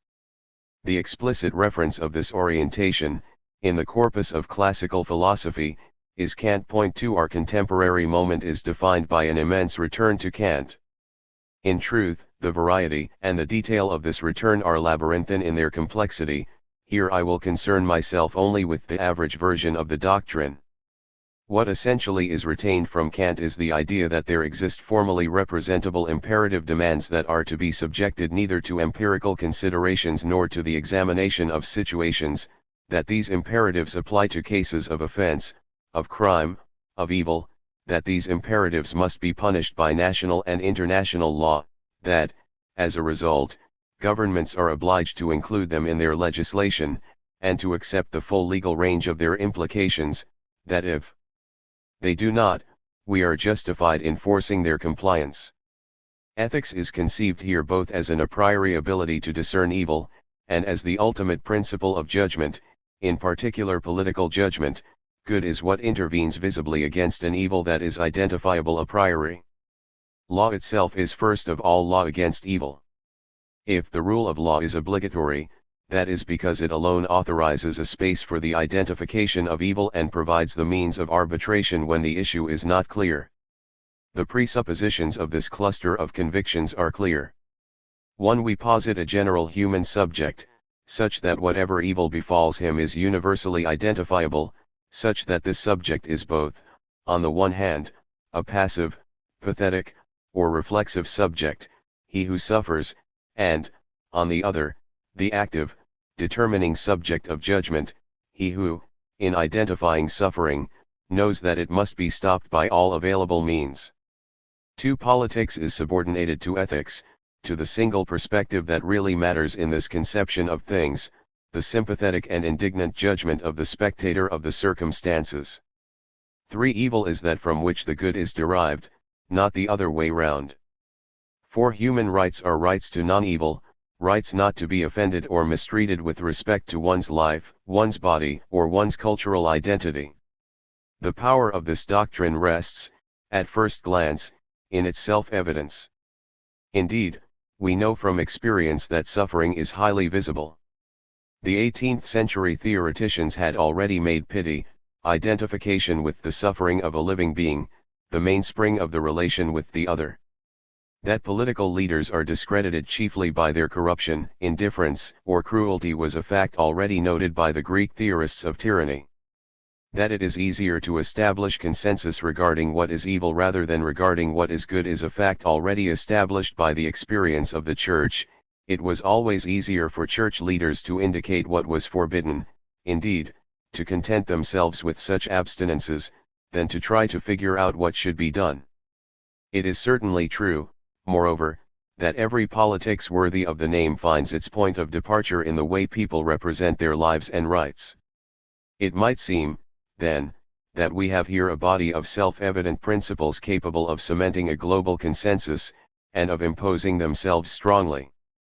Yet we must insist that it is not so, that this ethics is inconsistent, and that the perfectly obvious reality of the situation is characterized in fact by the unrestrained pursuit of self-interest, the disappearance or extreme fragility of emancipatory politics, the multiplication of ethnic conflicts, and the universality of unbridled competition. 3. Man, living animal or immortal singularity. The heart of the question concerns the presumption of a universal human subject, capable of reducing ethical issues to matters of human rights and humanitarian actions. We have seen that ethics subordinates the identification of the subject to the universal recognition of the evil that is done to him. Ethics thus defines man as a victim. It will be objected, no. You are forgetting the active subject, the one that intervenes against barbarism. So let us be precise, man is the being who is capable of recognizing himself as a victim. It is this definition that we must proclaim unacceptable, for 3 reasons in particular. 1. In the first place, because the status of victim, of suffering beast, of emaciated, dying body, equates man with his animal substructure, it reduces him to the level of a living organism pure and simple. 3. To be sure, humanity is an animal species. It is mortal and predatory. But neither of these attributes can distinguish humanity within the world of the living. In his role as executioner, man is an animal abjection, but we must have the courage to add that in his role as victim, he is generally worth little more. The stories told by survivors of torture forcefully underline the point. If the torturers and bureaucrats of the dungeons and the camps are able to treat their victims like animals destined for the slaughterhouse, with whom they themselves, the well-nourished criminals, have nothing in common, it is because the victims have indeed become such animals. What had to be done for this to happen has indeed been done. That some nevertheless remain human beings, and testify to that effect, is a confirmed fact. But this is always achieved precisely through enormous effort, an effort acknowledged by witnesses as an almost incomprehensible resistance on the part of that which, in them, does not coincide with the identity of victim. This is where we are to find man, if we are determined to think him, in what ensures, as Varlam Shalamov puts in his Stories of Life in the Camps 5, that we are dealing with an animal whose resistance, unlike that of a horse, lies not in his fragile body but in his stubborn determination to remain what he is, that is to say, precisely something other than a victim, other than a being for death, and thus, something other than a mortal being. An immortal, this is what the worst situations that can be inflicted upon man show him to be, in so far as he distinguishes himself within the varied and rapacious flux of life. In order to think any aspect of man, we must begin from this principle. So if rights of man exist, they are surely not rights of life against death, or rights of survival against misery. They are the rights of the immortal, affirmed in their own right, or the rights of the infinite, exercised over the contingency of suffering and death. The fact that in the end we all die, that only dust remains, in no way alters man's identity as immortal at the instant in which he affirms himself as someone who runs counter to the temptation of wanting to be an animal to which circumstances may expose him. And we know that every human being is capable of being this immortal, unpredictably, be it in circumstances great or small, for truths important or secondary. In each case, subjectivation is immortal, and makes man. Beyond this there is only a biological species, a biped without feathers, whose charms are not obvious. If we do not set out from this point, if we equate man with the simple reality of his living being, we are inevitably pushed to a conclusion quite opposite to the one that the principle of life seems to imply. For this living being is in reality contemptible, and he will indeed be held in contempt. Who can fail to see that in our humanitarian expeditions, interventions, embarkations of charitable legionnaires, the subject presumed to be universal is split. On the side of the victims, the haggard animal exposed on television screens. On the side of the benefactors, conscience and the imperative to intervene. And why does this splitting always assign the same roles to the same sides? Who cannot see that this ethics which rests on the misery of the world hides, behind its victim man, the good man, the white man? Since the barbarity of the situation is considered only in terms of human rights, whereas in fact we are always dealing with a political situation, one that calls for a political thought practice, one that is peopled by its own authentic actors, it is perceived, from the heights of our apparent civil peace, as the uncivilized that demands of the civilized a civilizing intervention. Every intervention in the name of a civilization requires an initial contempt for the situation as a whole, including its victims. And this is why the reign of ethics coincides, after decades of courageous critiques of colonialism and imperialism, with today's sordid self-satisfaction in the West, with the insistent argument according to which the misery of the Third World is the result of its own incompetence, its own inanity, in short, of its subhumanity. 2. In the second place, because if the ethical consensus is founded on the recognition of evil, it follows that every effort to unite people around a positive idea of the good, let alone to identify man with projects of this kind, becomes in fact the real source of evil itself. Such is the accusation so often repeated over the last 15 years, every revolutionary project stigmatized as utopian turns, we are told, into totalitarian nightmare. Every will to inscribe an idea of justice or equality turns bad. Every collective will to the good creates evil. 6. This is sophistry at its most devastating. For if our only agenda is an ethical engagement against an evil we recognize a priori, how are we to envisage any transformation of the way things are? From what source will man draw the strength to be the immortal that he is? What shall be the destiny of thought, since we know very well that it must be affirmative invention or nothing at all? In reality, the price paid by ethics is a stodgy conservatism.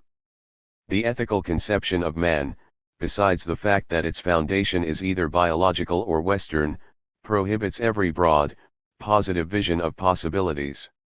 What is vaunted here, what ethics legitimates, is in fact the conservation by the so-called West of what it possesses. It is squarely astride these possessions that ethics determines evil to be, in a certain sense, simply that which it does not own and enjoy. But man, as immortal, is sustained by the incalculable and the unpossessed. He is sustained by non-being. To forbid him to imagine the good, to devote his collective powers to it, to work towards the realization of unknown possibilities, to think what might be in terms that break radically with what is quite simply to forbid him humanity as such.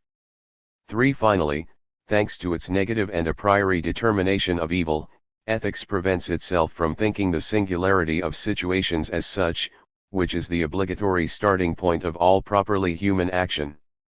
Thus, for instance, the Dr. 1/2 ethical ideology will ponder, in meetings and commissions, all sorts of considerations regarding the sick, conceived of in exactly the same way as the partisan of human rights conceives of the indistinct crowd of victims, the human totality of subhuman entities. But the same doctor will have no difficulty in accepting the fact that this particular person is not treated at the hospital, and accorded all necessary measures, because he or she is without legal residency papers, or not a contributor to Social Security. Once again, collective responsibility demands it. What is erased in the process is the fact that there is only one medical situation, the clinical situation 7, and there is no need for an ethics to understand that in these circumstances a doctor is a doctor only if he deals with the situation according to the rule of maximum possibility, to treat this person who demands treatment of him as thoroughly as he can, using everything he knows and with all the means at his disposal, without taking anything else into consideration. And if he is to be prevented from giving treatment because of the state budget, because of death rates or laws governing immigration, then let them send for the police. Even so, his strict Hippocratic duty would oblige him to resist them, with force if necessary. Ethical commissions and other ruminations on healthcare expenses or managerial responsibility, since they are radically exterior to the one situation that is genuinely medical, can in reality only prevent us from being faithful to it. For to be faithful to the situation means, to treat it right to the limit of the possible. Or, if you prefer, to draw from this situation, to the greatest possible extent, the affirmative humanity that it contains. Or again, to try to be the immortal of this situation. As a matter of fact, bureaucratic medicine that complies with ethical ideology depends on the sick conceived as vague victims or statistics, but is quickly overwhelmed by any urgent, singular situation of need. Hence the reduction of managed, responsible and ethical healthcare to the abject task of deciding which sick people the French medical system can treat and which others, because the budget and public opinion demand it, it must send away to die in the shanty towns of Kinshasa. For some principles, we must reject the ideological framework of ethics, and concede nothing to the negative and victimary definition of man. This framework equates man with a simple mortal animal. It is the symptom of a disturbing conservatism, and, because of its abstract, statistical generality, it prevents us from thinking the singularity of situations. I will advance 3 opposing theses. Thesis 1, man is to be identified by his affirmative thought, by the singular truths of which he is capable, by the immortal which makes of him the most resilient and most paradoxical of animals.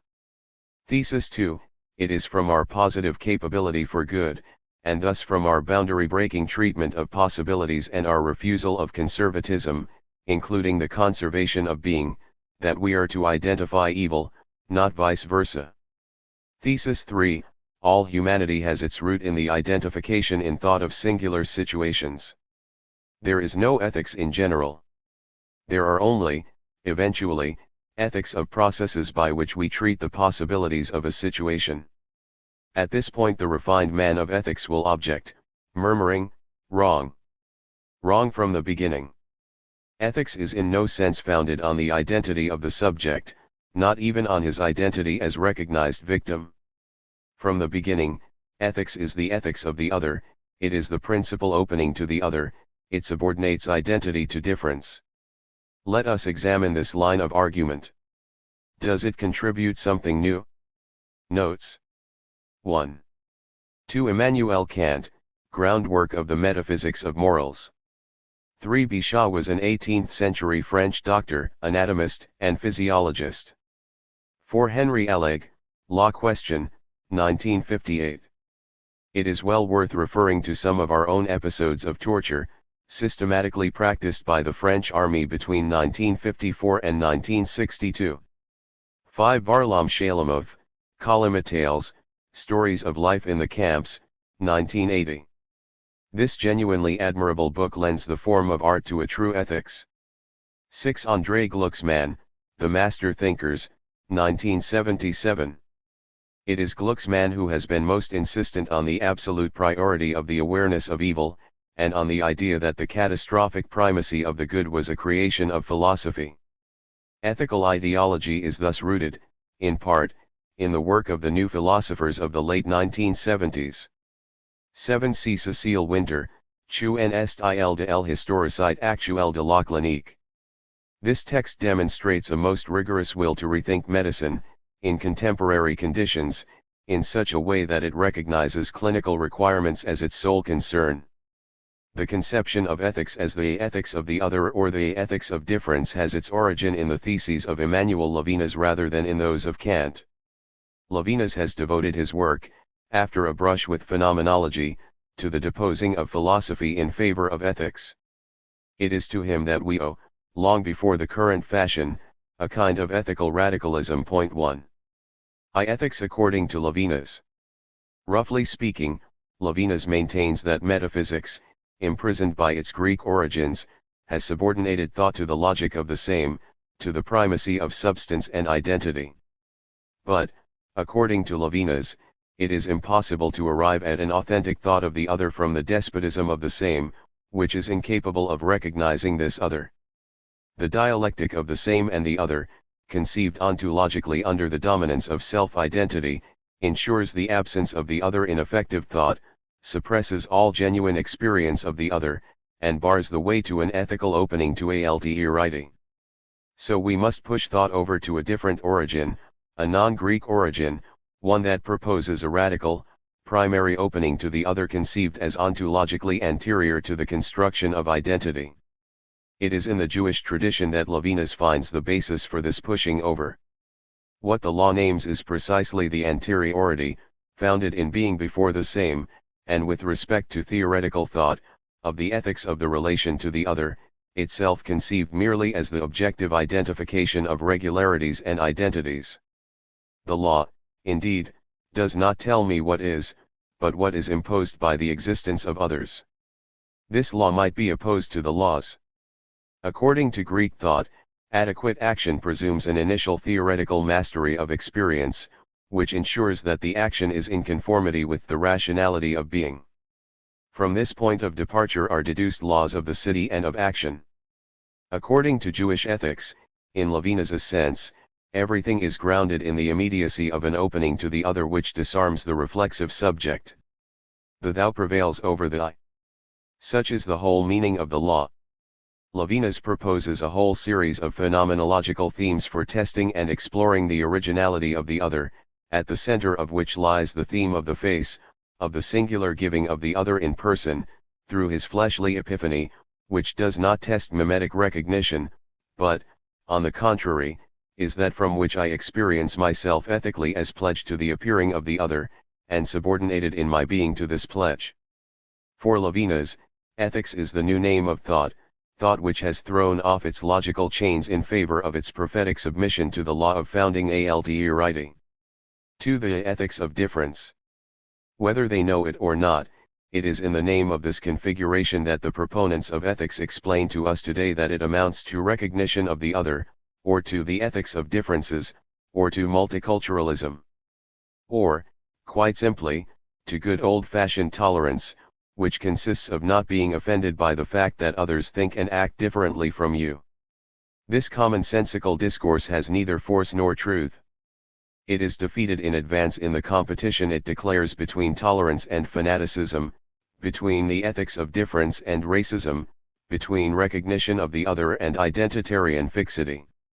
For the honor of philosophy, it is first of all necessary to admit that this ideology of a right to difference, the contemporary catechism of goodwill with regard to other cultures, are strikingly distant from Levinas's actual conception of things.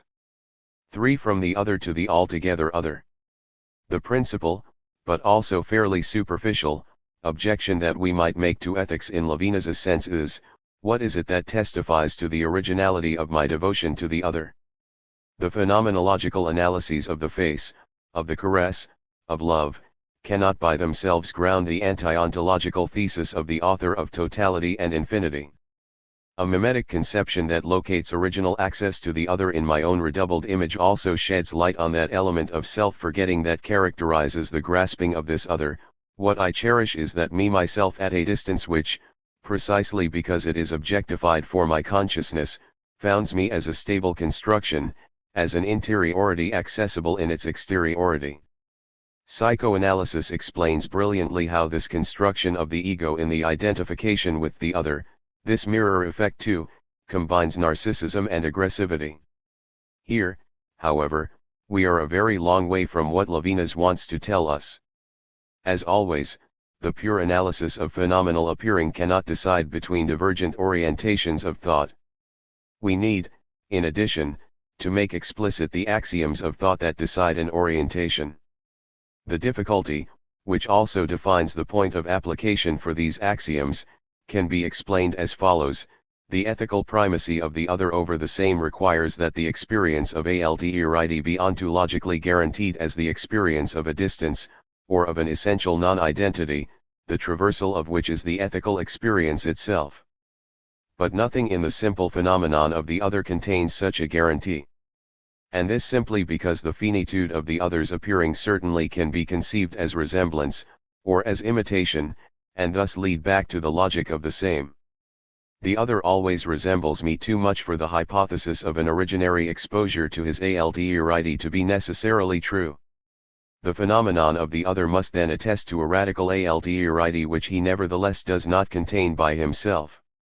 The other, as he appears to me in the order of the finite, must be the epiphany of a properly infinite distance to the other, the traversal of which is the originary ethical experience. This means that in order to be intelligible, ethics requires that the other be in some sense carried by a principle of THIRD which transcends mere finite experience. Levinas calls this principle the altogether other, and it is quite obviously the ethical name for God. There can be no other if he is not the immediate phenomenon of the altogether other. There can be no finite devotion to the non-identical if it is not sustained by the infinite devotion of the principle to that which subsists outside it. There can be no ethics without God the ineffable. In Levinas's enterprise, the ethical dominance of the other over the theoretical ontology of the same is entirely bound up with a religious axiom. To believe that we can separate what Levinas's thought unites is to betray the intimate movement of this thought, its subjective rigor. In truth, Levinas has no philosophy, not even philosophy as the servant of theology. Rather, this is philosophy annulled by theology, itself no longer a theology but, precisely, an ethics. To make of ethics the ultimate name of the religious as such is to distance it still more completely from all that can be gathered under the name of philosophy. To put it crudely, Levinas's enterprise serves to remind us, with extraordinary insistence, that every effort to turn ethics into the principle of thought and action is essentially religious. We might say that Levinas is the coherent and inventive thinker of an assumption that no academic exercise of veiling or abstraction can obscure. Distanced from its Greek usage, and taken in general, ethics is a category of pious discourse. For ethics as decomposed religion.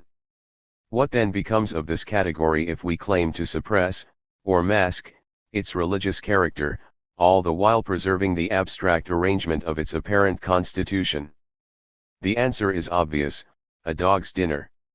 We are left with a pious discourse without piety, a spiritual supplement for incompetent governments, and a cultural sociology preached, in line with the new style sermons, in lieu of the late class struggle. Our suspicions are first aroused when we see that the self-declared apostles of ethics and of the right to difference are clearly horrified by any vigorously sustained difference. For them, African customs are barbaric, Muslims are dreadful, the Chinese are totalitarian, and so on.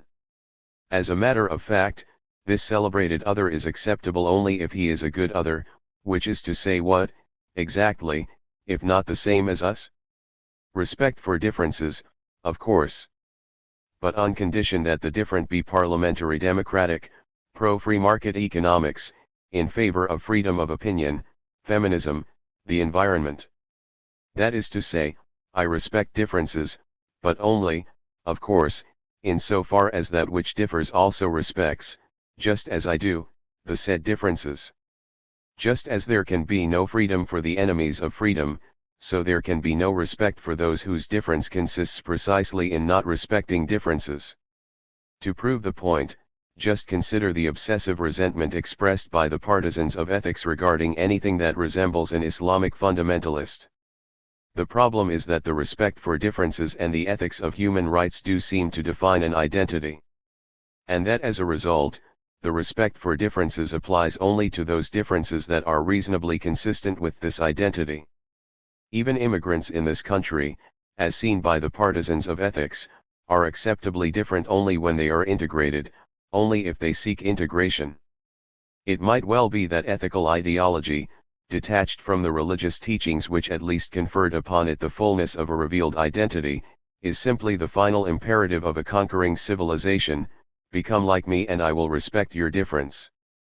V. Return to the same. The truth is that, in the context of a system of thought that is both a-religious and genuinely contemporary with the truths of our time, the whole ethical predication based upon recognition of the other should be purely and simply abandoned. For the real question, and it is an extraordinarily difficult one, is much more that of recognizing the same. Let us posit our axioms. There is no God. Which also means, the one is not.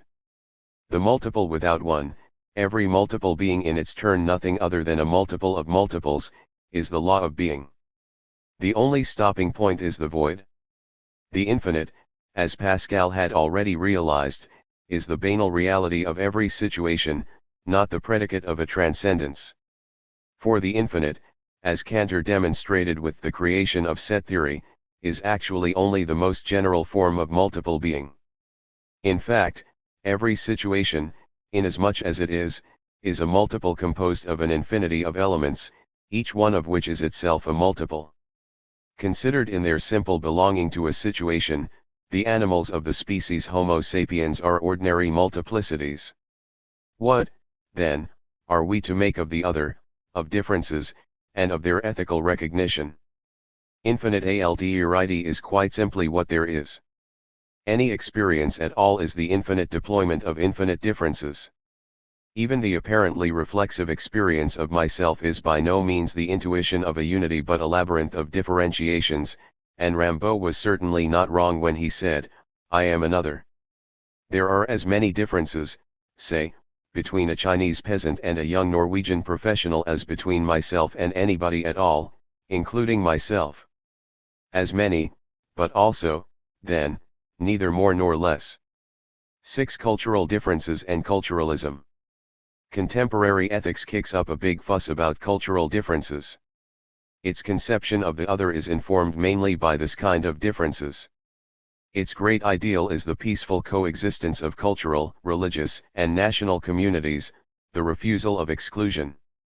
But what we must recognize is that these differences hold no interest for thought, that they amount to nothing more than the infinite and self-evident multiplicity of humankind, as obvious in the difference between me and my cousin from Leon as it is between the Shiite community of Iraq and the fat cowboys of Texas. The objective foundation of contemporary ethics is culturalism, in truth the tourist's fascination for the diversity of morals, customs, and beliefs. And in particular, for the irreducible medley of imaginary formations.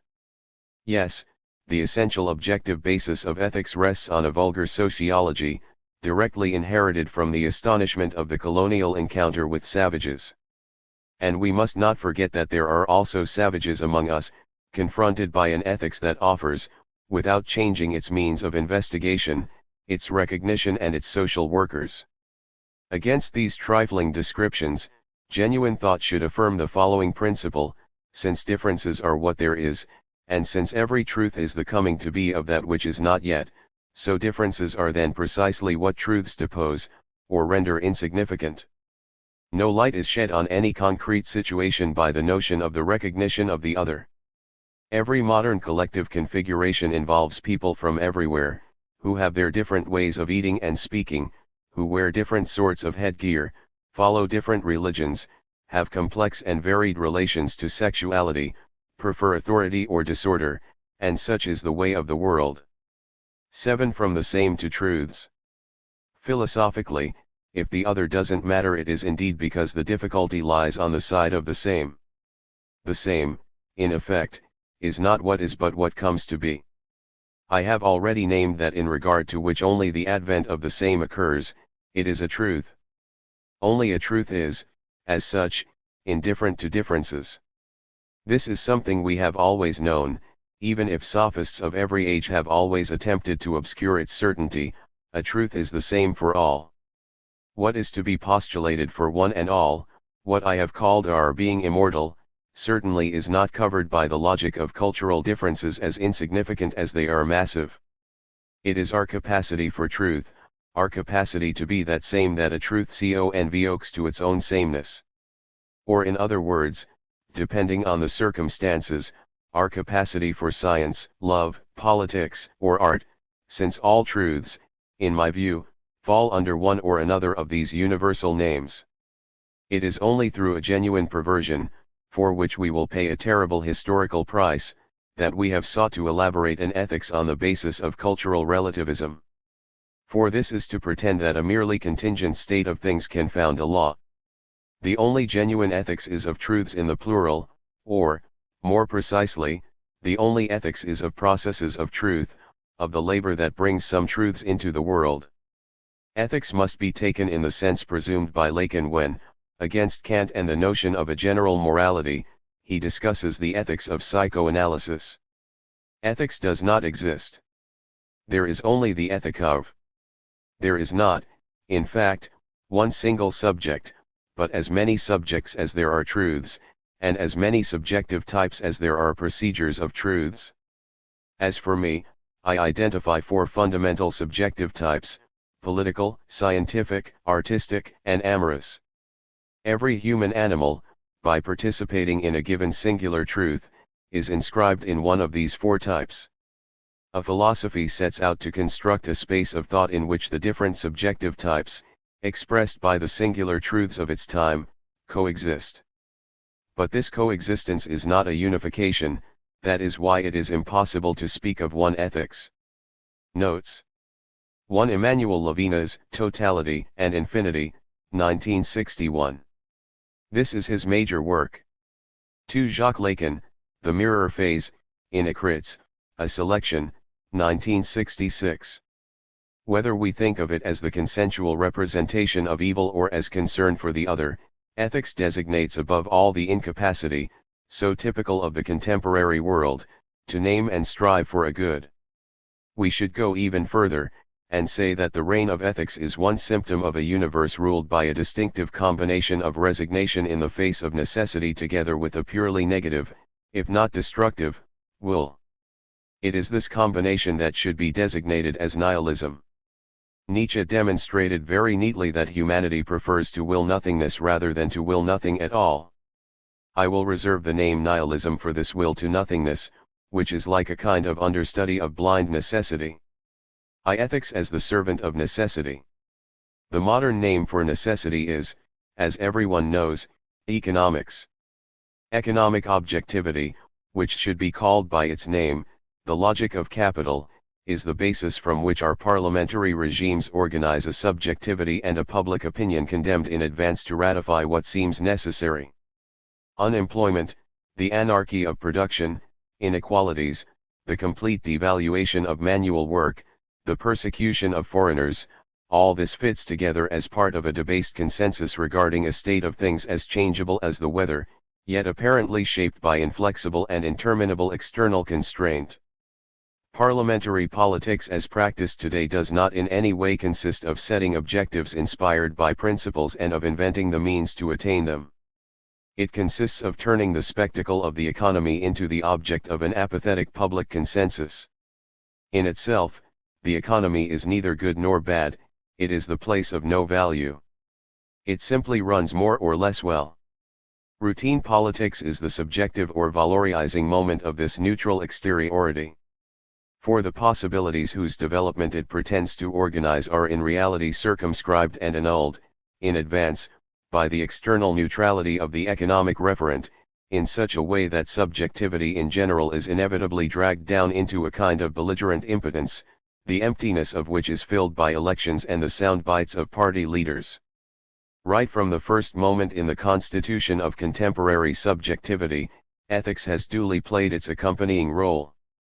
For from the beginning it confirms the absence of any project, of any emancipatory politics, or any genuinely collective cause.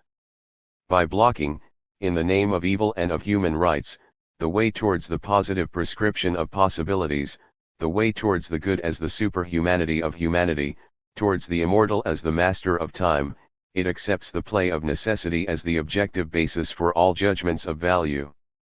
The celebrated end of ideologies heralded everywhere as the good news which opens the way for the return of ethics signifies in fact an espousal of the twistings and turnings of necessity, and an extraordinary impoverishment of the active, militant value of principles.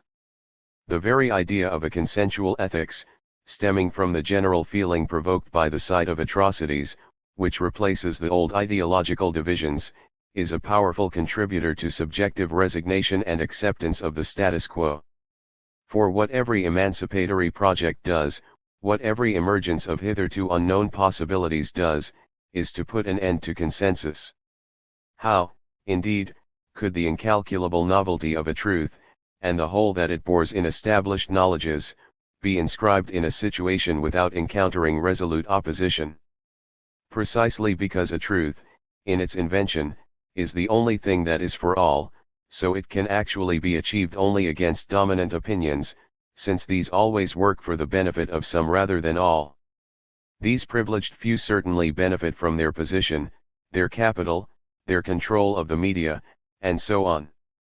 But in particular, they wield the inert power of reality and time against that which is only, like every truth, the hazardous, precarious advent of a possibility of the intemporal.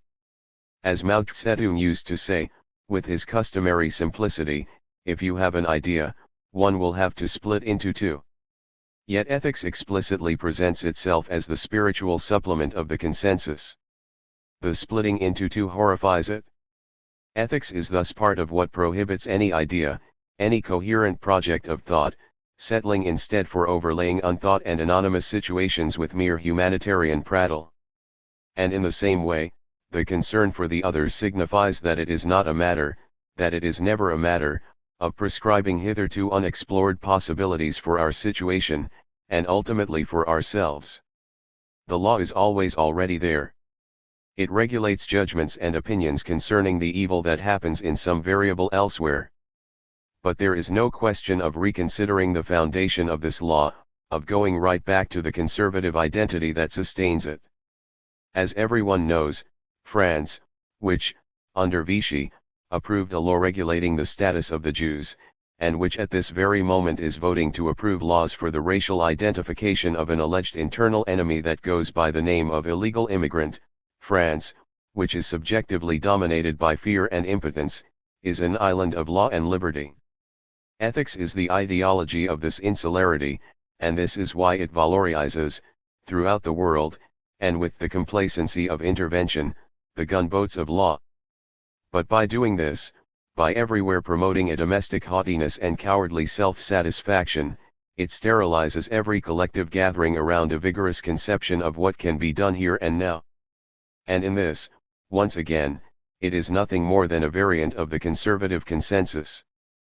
But what must be understood is that this resignation in the face of necessities is neither the only nor the worst component of the public spirit held together by ethics. For Nietzsche's maxim forces us to consider that every non-willing is shaped by a will to nothingness, whose other name is death drive. To ethics as the Western mastery of death. We should be more struck than we usually are by a remark that often recurs in articles and commentaries devoted to the war in the former Yugoslavia. It is pointed out, with a kind of subjective excitement, and ornamental pathos, that these atrocities are taking place only 2 hours by plane from Paris. The authors of these texts invoke, naturally, all the rights of man, ethics, humanitarian intervention, the fact that evil is making a terrible comeback. But then the observation seems ludicrous, if it is a matter of ethical principles, of the victimary essence of man, of the fact that rights are universal and imprescriptible, why should we care about the length of the flight? Is the recognition of the other all the more intense if this other is in some sense almost within my reach? In this pathos of proximity, we can almost sense the trembling equivocation, halfway between fear and enjoyment, of finally perceiving so close to us horror and destruction, war and cynicism. Here ethical ideology has at its disposal almost knocking on the protected gates of civilized shelter, the revolting yet delicious combination of a complex other and an avowed evil. History has delivered the ethical dish to our very door. Ethics feeds too much on evil and the other not to take silent pleasure in seeing them close up. For at the core of the mastery internal to ethics is always the power to decide who dies and who does not. Ethics is nihilist because its underlying conviction is that the only thing that can really happen to someone is death. And it is certainly true that insofar as we deny truths, we thereby challenge the immortal disjunction that they effect in any given situation.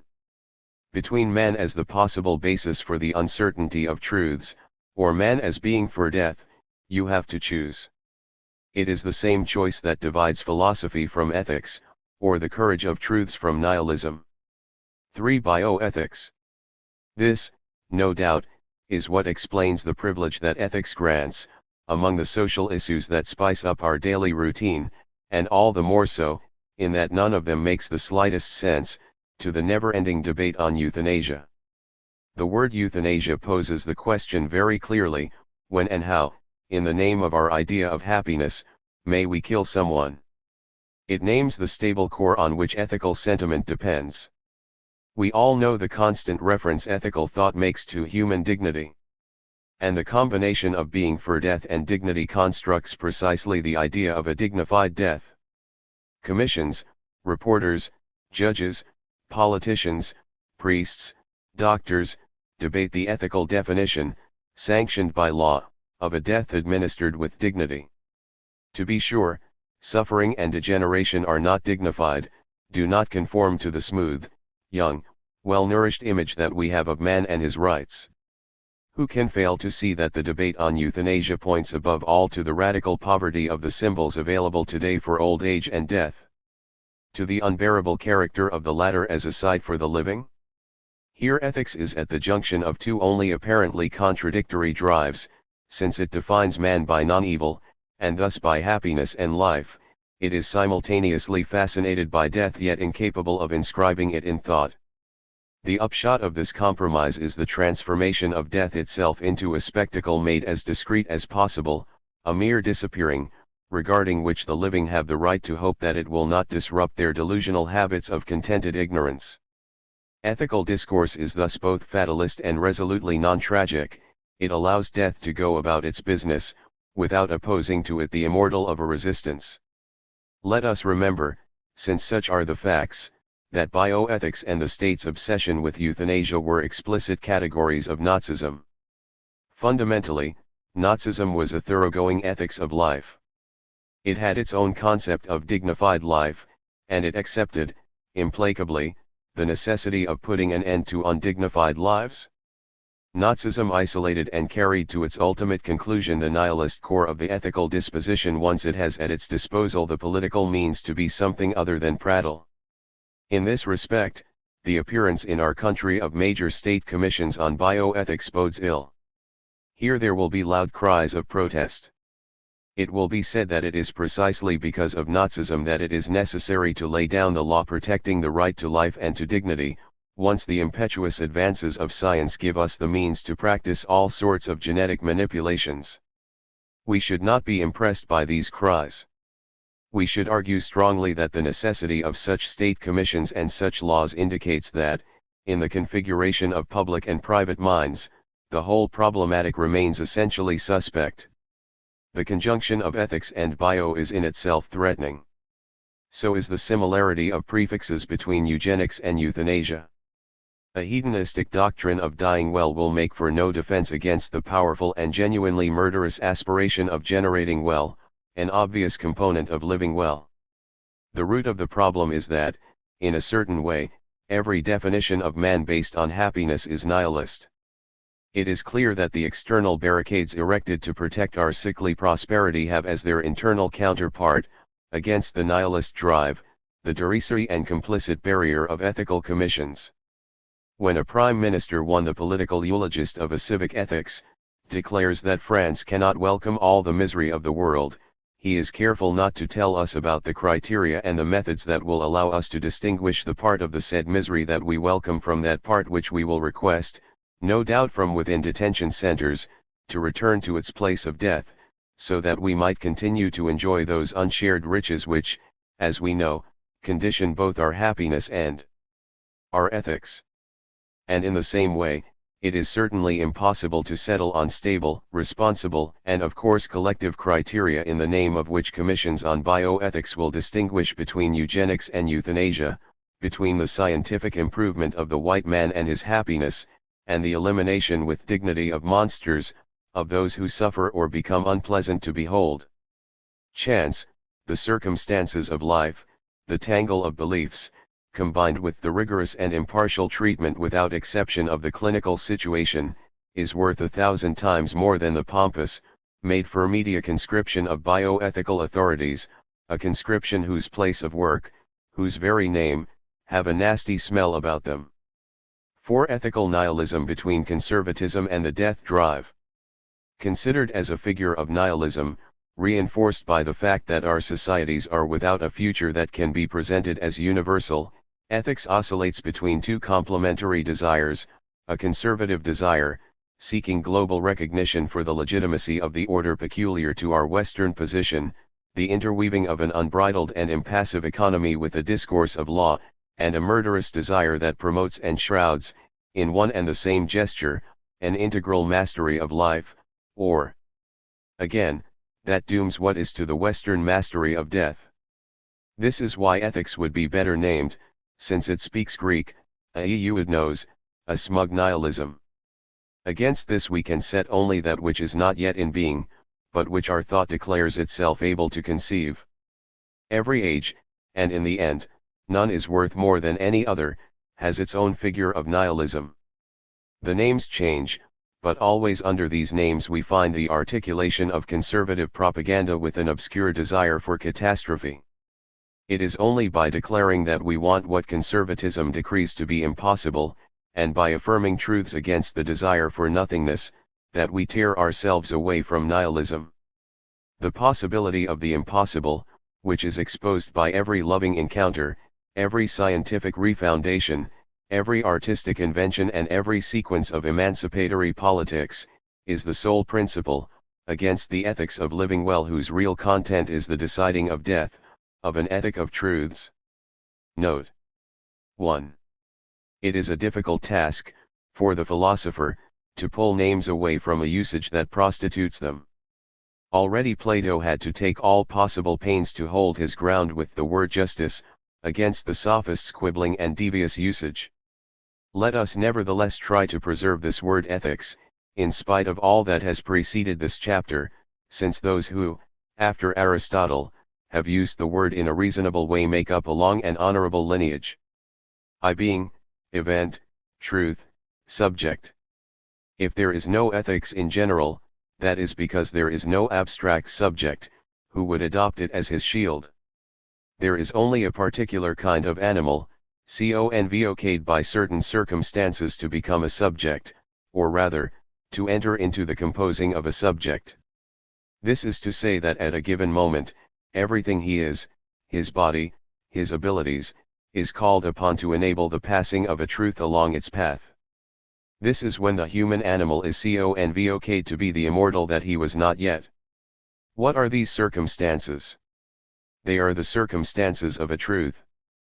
But what are we to understand by that? It is clear that what there is cannot define such a circumstance. In this kind of objectivity, every animal gets by as best it can. We must suppose, then, that whatever convokes someone to the composition of a subject is something extra, something that happens in situations as something that they and the usual way of behaving in them cannot account for. Let us say that a subject, which goes beyond the animal needs something to have happened, something that cannot be reduced to its ordinary inscription in what there is. Let us call this supplement an event, and let us distinguish multiple being, where it is not a matter of truth, from the event, which compels us to decide a new way of being. 1 Such events are well and truly attested: the French Revolution of 1792, the meeting of Heloise and Abelard, Galileo's creation of physics, Haydn's invention of the classical musical style. But also, the Cultural Revolution in China, a personal amorous passion, the creation of topos theory by the mathematician Grothendieck, the invention of the 12-tone scale by Schoenberg. From which decision, then, stems the process of a truth. From the decision to relate henceforth to the situation from the perspective of its evental supplement. Let us call this a fidelity. To be faithful to an event is to move within the situation that this event has supplemented, by thinking the situation according to the event. And this, of course, since the event was excluded by all the regular laws of the situation, compels the subject to invent a new way of being and acting in the situation. It is clear that under the effect of a loving encounter, if I want to be really faithful to it, I must completely rework my ordinary way of living my situation. If I want to be faithful to the event of the Cultural Revolution, then I must at least practice politics in an entirely different manner from that proposed by the socialist and trade unionist traditions. And again, Berg and Webern, faithful to the musical event known by the name of Schoenberg, cannot continue with fin de siècle neo-romanticism as if nothing had happened. After Einstein's texts of 1905, if I am faithful to their radical novelty, I cannot continue to practice physics within its classical framework, and so on. An evental fidelity is a real break in the specific order within which the event took place. I shall call truth the real process of a fidelity to an event, that which this fidelity produces in the situation. For example, the politics of the French Maoists between 1966 and 1976, which tried to think and practice a fidelity to two entangled events, the Cultural Revolution in China, and May 68 in France. Or so-called contemporary music, which is fidelity to the great Viennese composers of the early 20th century. Or the algebraic geometry of the 1950s and 1960s, faithful to the concept of a universe, and so forth. Essentially, a truth is the material course traced, within the situation, by the evental supplementation. It is thus an immanent break. Immanent because a truth proceeds in the situation, and nowhere else, there is no heaven of truths. Break because what enables the truth process, the event, meant nothing according to the prevailing language and established knowledge of the situation. We might say, then, that a truth process is heterogeneous to the instituted knowledges of the situation. Or, to use an expression of Lacan's, that it punches a hole in these knowledges. I call subject the bearer of a fidelity, the one who bears a process of truth. The subject, therefore, in no way pre-exists the process. He is absolutely non-existent in the situation before the event. We might say that the process of truth induces a subject. It is important to understand that the subject, thus conceived, does not overlap with the psychological subject, nor even with the reflexive subject or the transcendental subject. For example, the subject induced by fidelity to an amorous encounter, the subject of love, is not the loving subject described by the classical moralists. For this kind of psychological subject falls within the province of human nature, within the logic of passion, whereas what I am talking about has no natural pre-existence. The lovers as such enter into the composition of one loving subject, who exceeds them both. In the same way, the subject of a revolutionary politics is not the individual militant, any more, by the way, than it is the chimera of a class subject. It is a singular production, which has taken different names. To be sure, the militant enters into the composition of this subject, but once again it exceeds him. Or again, the subject of an artistic process is not the artist. In fact, the subject points of art are works of art. And the artist enters into the composition of these subjects, without our being able in any sense to reduce them to him. Events are irreducible singularities, the beyond the law of situations. Each faithful truth process is an entirely invented immanent break with the situation. Subjects, which are the local occurrences of the truth process, are particular and incomparable inductions. It is with respect to subjects of this kind that it is, perhaps, legitimate to speak of an ethic of truths. 2. Formal definition of the ethic of a truth. What I will call, in general, The ethic of a truth is the principle that enables the continuation of a truth process, or, to be more precise and complex, that which lends consistency to the presence of someone in the composition of the subject induced by the process of this truth. Let us unpack this formula. 1. What is to be understood by someone? Someone is an animal of the human species, this kind of particular multiple that established knowledges designate as belonging to the species. It is this body, and everything that it is capable of, which enters into the composition of a point of truth, always assuming that an event has occurred, along with an imminent break taking the sustained form of a faithful process. Someone can thus be the spectator whose thinking has been set in motion, who has been seized and bewildered by a burst of theatrical fire, and who thus enters into the complex configuration of a moment of art. Or this assiduous student of a mathematical problem, after the thankless and exhausting confusion of working in the dark, at the precise moment enlightened by its solution. Or that lover whose vision of reality is befuddled and displaced since, supported by the other, he remembers the instant of the declaration of their love. Or this militant who manages, at the end of a complicated meeting, to find simple words to express the hitherto elusive statement which, everyone agrees, declares what must be pursued in the situation. The someone thus caught up in what attests that he belongs to the truth process as one of its foundation points is simultaneously himself, nothing other than himself, a multiple singularity recognizable among all others, and in excess of himself, because the uncertain course of fidelity passes through him, transfixes his singular body and inscribes him, from within time, in an instant of eternity. Let us say that what we can know of him is entirely engaged in what took place, that there is, materially, nothing other than this referent of a knowledge, but that all this is taken up in the imminent break of a truth process, such that, belonging both to his own situation and to the truth that becomes, someone is internally and imperceptibly riven, or punctured, by this truth that passes through that known multiple that he is. We might say, more simply, the someone was not in a position to know that he was capable of this co-belonging to a situation and to the hazardous course of a truth, this becoming subject. In so far as he enters into the composition of a subject, in so far as he is self-subjectivization, the someone exists without knowing it. 2. What should we understand now by consistency? Simply, that there is a law of the not known. For if the someone enters into the composition of a subject of truth only by exposing himself entirely to a post-evental fidelity, then there remains the problem of knowing what he, this someone, will become through this testing experience. The ordinary behavior of the human animal is a matter of what Spinoza calls perseverance in being, which is nothing other than the pursuit of interest, or the conservation of self. This perseverance is the law that governs someone in so far as he knows himself. But the test of truth does not fall under this law.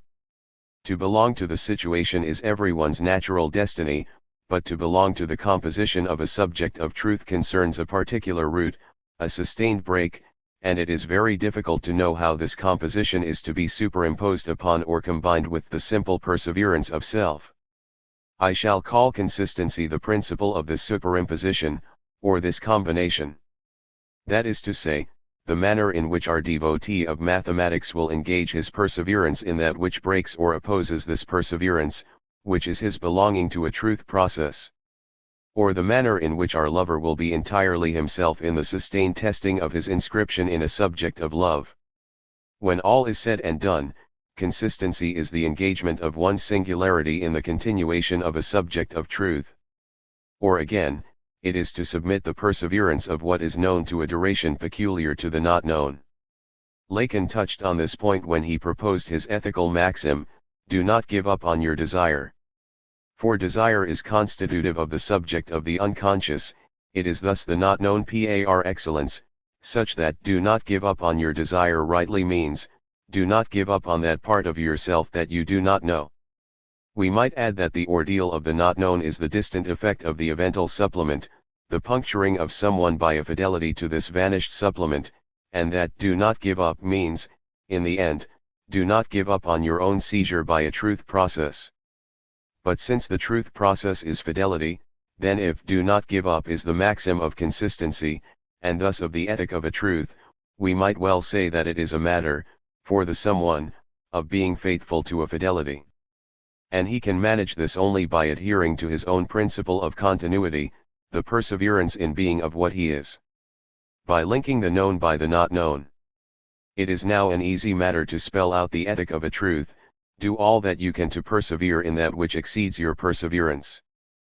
Persevere in the interruption. Seize in your being that which has seized and broken you.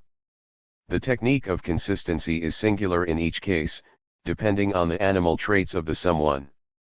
To the consistency of the subject that he is in part become, having been convoced and seized by a truth process, this particular someone will contribute his anguish and agitation, this other his tall stature and cool composure, this other his voracious taste for domination, and these others their melancholy, or timidity.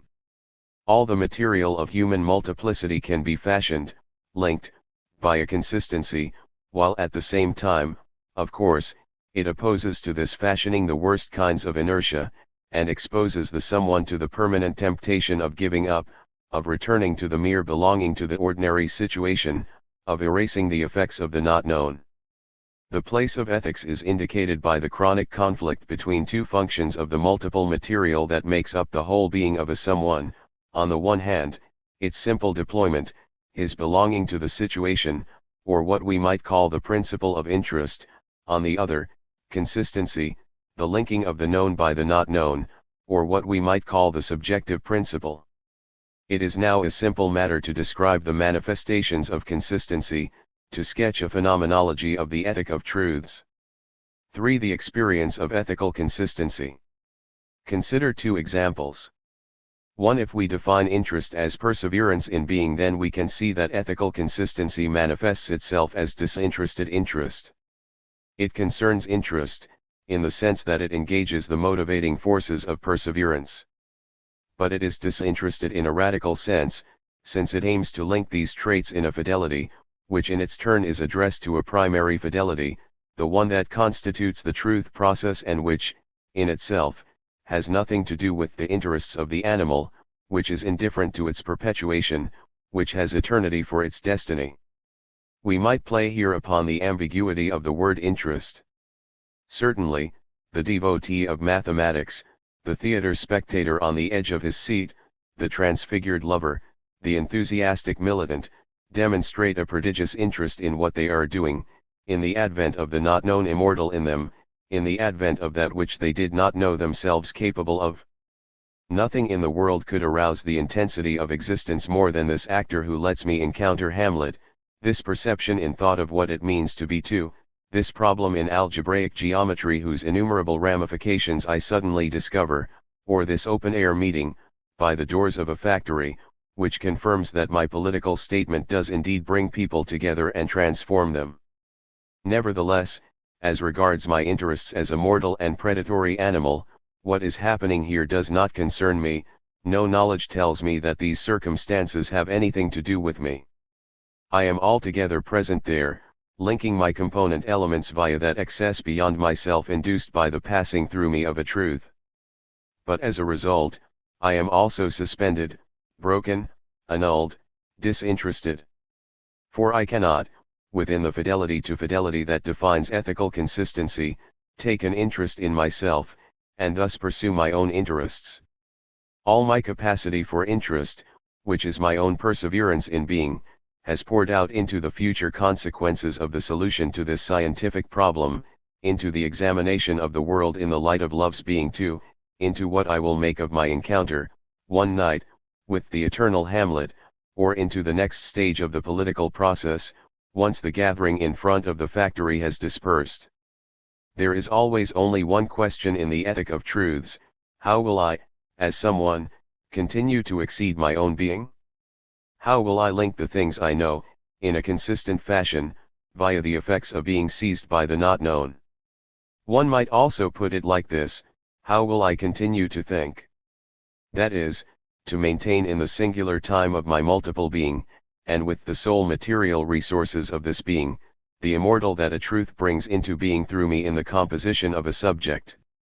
To every truth, as we have seen, deposes constituted knowledges, and thus opposes opinions. For what we call opinions are representations without truth, the anarchic debris of circulating knowledge. Now opinions are the cement of sociality. They are what sustain all human animals, without exception, and we cannot function otherwise. The weather, the latest film, children's diseases, poor salaries, the government's villainy, the performance of the local football team, television, holidays, atrocities far away or close to home, the setbacks suffered by the Republican school system, the latest album by some hard rock group, the delicate state of one's soul, whether or not there are too many immigrants, neurotic symptoms. Institutional success, good little recipes, what you've been reading, shops in which you find what you need at a good price, cars, sex, sunshine. What would become of us, miserable creatures, if all this did not circulate and recur among the animals of the city? To what depressing silence would we condemn ourselves? Opinion is the primary material of all communication. We are all familiar with the prestige enjoyed by this term today, and we know that some see in it the foundation of democracy and ethics. Yes, it is often maintained that what matters is to communicate, that all ethics is communicative ethics. Point 2. If we ask, communicate, fine, but communicate what? Then it is easy to answer, opinions. Opinions regarding the whole expanse of multiples that this special multiple, the human animal, explores in the stubborn determination of his interests. Opinions without an ounce of truth, or, indeed, of falsehood. Opinion is beneath the true and the false, precisely because its sole office is to be communicable. What arises from a truth process, by contrast, cannot be communicated. Communication is suited only to opinions. In all that concerns truths, there must be an encounter. The immortal that I am capable of being cannot be spurred in me by the effects of communicative sociality, it must be directly seized by fidelity. That is to say, broken, in its multiple being, by the course of an imminent break, and convoced, finally, with or without knowing it, by the eventual supplement. To enter into the composition of a subject of truth can only be something that happens to you. Confirmation of the point is provided by the concrete circumstances in which someone is seized by a fidelity, an amorous encounter, the sudden feeling that this poem was addressed to you, a scientific theory whose initially obscure beauty overwhelms you, or the active intelligence of a political place. Philosophy is no exception here, since everyone knows that to endure the requirement of a philosophically disinterested interest, you have to have encountered, at least once in your life, the voice of a master. As a result, the ethic of a truth is the complete opposite of an ethics of communication. It is an ethic of the real, if it is true that, as Lacan suggests, all access to the real is of the order of an encounter. And consistency, which is the content of the ethical maxim keeps going only by following the thread of this real. We might put it like this: never forget what you have encountered. But we can say this only if we understand that not forgetting is not a memory. Not forgetting consists of thinking and practicing the arrangement of my multiple being according to the immortal which it holds, and which the piercing through of an encounter has composed as subject. In one of my previous books, my formula was, love what you will never believe twice. Point 3. In this, the ethic of a truth is absolutely opposed to opinion, and to ethics in general, which is itself nothing but a schema of opinion. For the maxim of opinion is, love only that which you have always believed. For asceticism. Is the ethic of truths ascetic? Does it always demand of us a renunciation? From the dawn of philosophy, this has been a crucial debate. It was already one of Plato's concerns, in his determination to prove that the philosopher, the man of truths, was happier than the hedonistic tyrant, and that as a result, the sensual animal renounces nothing essential by dedicating its life to ideas. Let us call renunciation the belief that we must cut back on the pursuit of our interests, the pursuit which, outside truth, constitutes the whole of our multiple being. Is there renunciation when a truth seizes me? Certainly not, since this seizure manifests itself by unequaled intensities of existence. We can name them: in love, there is happiness; in science, there is joy; in politics, there is enthusiasm; and in art, there is pleasure. These affects of truth, at the same moment that they signal the entry of someone into a subjective composition, render empty all considerations of renunciation. Experience amply demonstrates the point, more than amply. But ethics is not of the order of pure seizure. It regulates subjective consistency, inasmuch as its maxim is, keep going. And we have seen that this continuation presumes a genuine subversion of the perseverance in being. The materials of our multiple being are now organized by the subjective composition, by fidelity to a fidelity, and no longer by the simple pursuit of our interest. Does this subversion amount to renunciation? Here we have, it must be said, a properly undecidable question. Undecidable means that no calculation allows us to decide whether or not some essential renunciation is involved. On the one hand, it is certain that the ethic of truths compels so considerable a distance from opinions that it must be called literally asocial.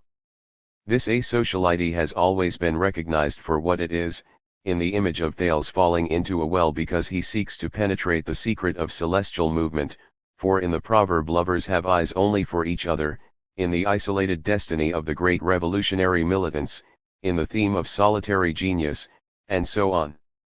At the lowest level, you can see it in contemporary sarcasms about intellectuals, or the inevitable representation of the militant as dogmatic or terrorist. Now, asociality is constantly restricted in its pursuit of interests, because this pursuit is governed precisely by the social game, and by communication. It is not so much a question of repression here as of an insurmountable, properly ontological clash between post-evental fidelity and the normal pace of things, between truth and knowledge. On the other hand, we must recognize that the myself engaged in the subjective composition is identical to the one that pursues his interest. There cannot be, for us, two distinct figures of the someone. It is the same living multiples that are convocate in every case. This ambivalence of my multiple composition ensures that interest can no longer be clearly represented as distinct from disinterested interest. Every representation of myself is the fictional imposition of a unity upon infinite component multiples. There is no doubt that this fiction is generally held together by interest. But since the components are ambiguous, it can happen that, under the same rule of interest, the fictional unity is organized as such around the subject, around the immortal, and not around the socialized animal. Basically, the possibility that no asceticism may be necessary for an ethic of truths testifies to the fact that the schema of interest has no other matter to unify, fictionally, than that to which the ethic of truths gives consistency. This means that disinterested interest might be representable as interest pure and simple. Where this is the case, we cannot speak of asceticism. After all, the principle of interest governs conscious practice. But we are dealing here only with a simple possibility, and in no sense with a necessity. Let us not forget that all the components of my multiple being could never be engaged together, no more, by the way, through the pursuit of my interests than through the consistency of a subject of truth. And so it can always happen that the brutal requisition of this or that dormant component, under the socialized pressure of interests, or as an ongoing stage of a fidelity, might destabilize all the previous fictional assemblages through which I organized my self-representation. From this point, the perception of disinterested interest as interest pure and simple may dissolve, the split may become representable, and asceticism may move on to the agenda, and, with it, its inversion, the temptation to give up, to withdraw from the subjective composition, to break a loving relationship because of the pull of an obscene desire, to betray a political sequence because of the repose promised by the service of good six, to replace determined scientific investigation with the pursuit of recognition and awards, or to regress back to academicism under cover of a propaganda that denounces the avant-garde as passé. But then the onset of asceticism is identical to the uncovering of the subject of truth as pure desire of self. The subject must in some sense continue under his own steam, no longer protected by the ambiguities of the representing fiction. Such is the proper point of the undecidable. Is this desire of the subject to persevere in his consistency congruent with the animal's desire to grab its socialized chance? Nothing, having come to this point, dispenses with the need for courage. Fortify yourself, if you can, with the optimism of Lacan, when he writes, "Desire, what is called desire, suffices to prove that it would make no sense for life to create cowards." 7. Notes. 1. Alain Badiou, L'événement, 1988. The theory of the event requires, in fact, certain lengthy conceptual detours, which are pursued in this book. 2. Jürgen Habermas, The Theory of Communicative Action, 2 vols, 1983-85. Habermas tries to extend democratic rationality by integrating communication into the very foundations of his anthropology. From this point of view he contributes to what we might call the philosophical substructure of the ethical current, from a position opposite to that of Levinas. 3. Alain Badiou, Théorie du Sujet, 346. This book contains, in its final chapters, some reflections on the ethics of the subject, though it is true that they are oriented in a slightly different way from those developed here. 4. 5. Badiou, L'événement. An element considered by opinion is always grasped in a constructible set.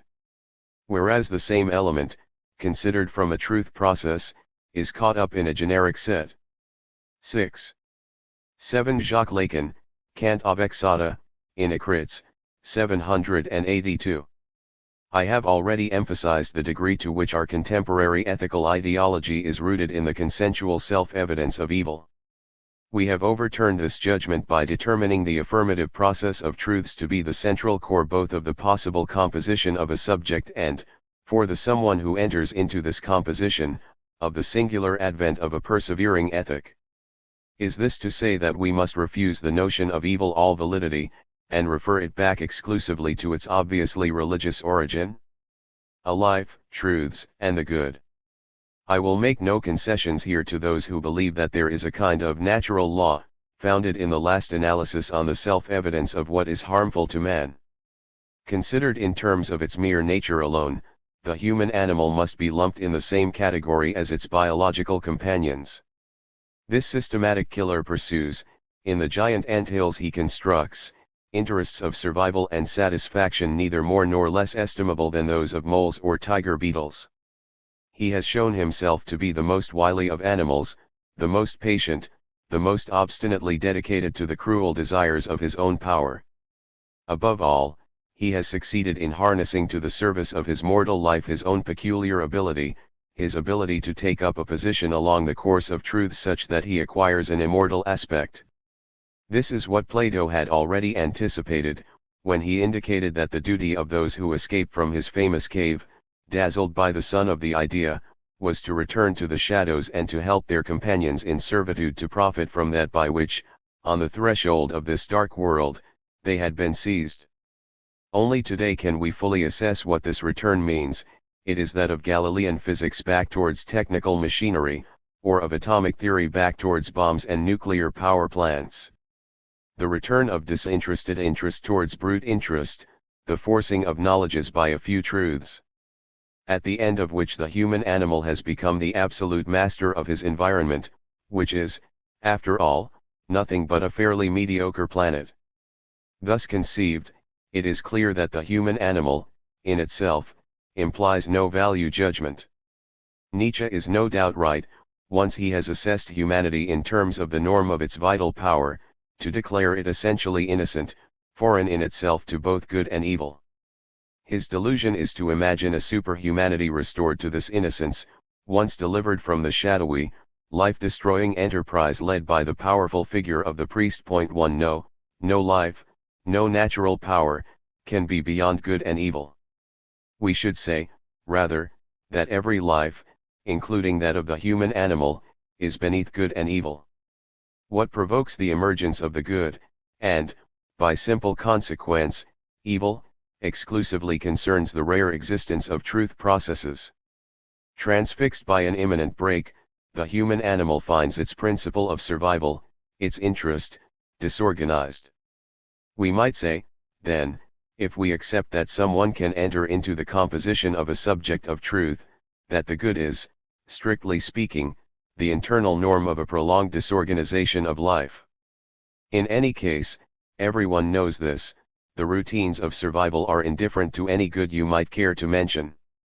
Every pursuit of an interest has success as its only source of legitimacy. On the other hand, if I fall in love, or if I am seized by the sleepless fury of a thought, or if some radical political engagement proves incompatible with every immediate principle of interest, then I find myself compelled to measure life, my life as a socialized human animal, against something other than itself. And this above all when, beyond the joyful or enthusiastic clarity of the seizing, it becomes a matter of finding out if, and how, I am to continue along the path of vital disorganization, thereby granting to this primordial disorganization a secondary and paradoxical organization, that very organization which we have called ethical consistency. If evil exists, we must conceive it from the starting point of the good. Without consideration of the good, and thus of truths, there remains only the cruel innocence of life, which is beneath good and beneath evil. As a result, and however strange the suggestion may seem, it is absolutely essential that evil be a possible dimension of truths. We cannot be satisfied, on this point, with the overly facile Platonic solution, evil as the simple absence of truth, evil as ignorance of the good. For the very idea of ignorance is hard to grasp. For whom is a truth absent? For the human animal as such, absorbed in the pursuit of his interests, there is no truth, only opinions, through which he is socialized. As for the subject, the immortal, he cannot lack the truth, since it is from the truth and the truth alone, given as faithful trajectory, that he constitutes himself. If evil is, all the same, identifiable as a form of multiple being, it must then be that it arises as the effect of the good itself. That is to say, it is only because there are truths, and only to the extent that there are subjects of these truths, that there is evil. Or again, evil, if it exists, is an unruly effect of the power of truth. But does evil exist? Beyond the existence of evil. Since we have entirely rejected the idea of a consensual or a priori recognition of evil, the only rigorous line of thought open to us is to define evil from within our own terrain, and thus as a possible dimension of a truth process. Only then should we examine the overlap between the effects to be expected of this definition, and the flagrant examples of historical or private evil. I shall nevertheless proceed in a more inductive fashion, since the aim of this book is to grasp the current dimension of these questions. Those who uphold ethical ideology know very well that the identification of evil is no trifling matter, even if, in the end, their whole construction rests on the axiom that the issue remains a self-evident matter of opinion. Their strategy is then the same as that of Levinas with respect to the recognition of the other, they radicalize their thesis. Just as Levinas eventually makes the originality of the opening to the other depend upon the supposition of the altogether other, so the upholders of ethics make the consensual identification of evil depend upon the supposition of a radical evil. Although the idea of a radical evil can be traced back at least as far as Kant, its contemporary version is grounded systematically on one example, the Nazi extermination of the European Jews. I do not use the word example lightly. An ordinary example is indeed something to be repeated or imitated. Relating to the Nazi extermination, it exemplifies radical evil by pointing to that whose imitation or repetition must be prevented at all costs, or, more precisely, that whose non-repetition provides the norm for the judgment of all situations. Hence the exemplarity of the crime, its negative exemplarity. But the normative function of the example persists. The Nazi extermination is radical evil in that it provides for our time the unique, unrivaled, and in this sense transcendent, or unsayable, measure of evil pure and simple. What the God of Levinas is to the evaluation of alterity, the extermination is to the evaluation of historical situations. As a result, the extermination and the Nazis are both declared unthinkable, unsayable, without conceivable precedent or posterity, since they define the absolute form of evil, yet they are constantly invoked, compared, used to schematize every circumstance in which one wants to produce, among opinions, an effect of the awareness of evil, since the only way to access evil in general is under the historical condition of radical evil.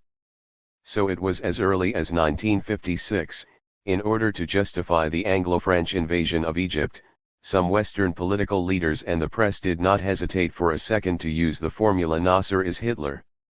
We have seen the same thing again more recently, as much with Saddam Hussein as with Slobodan Milosevic.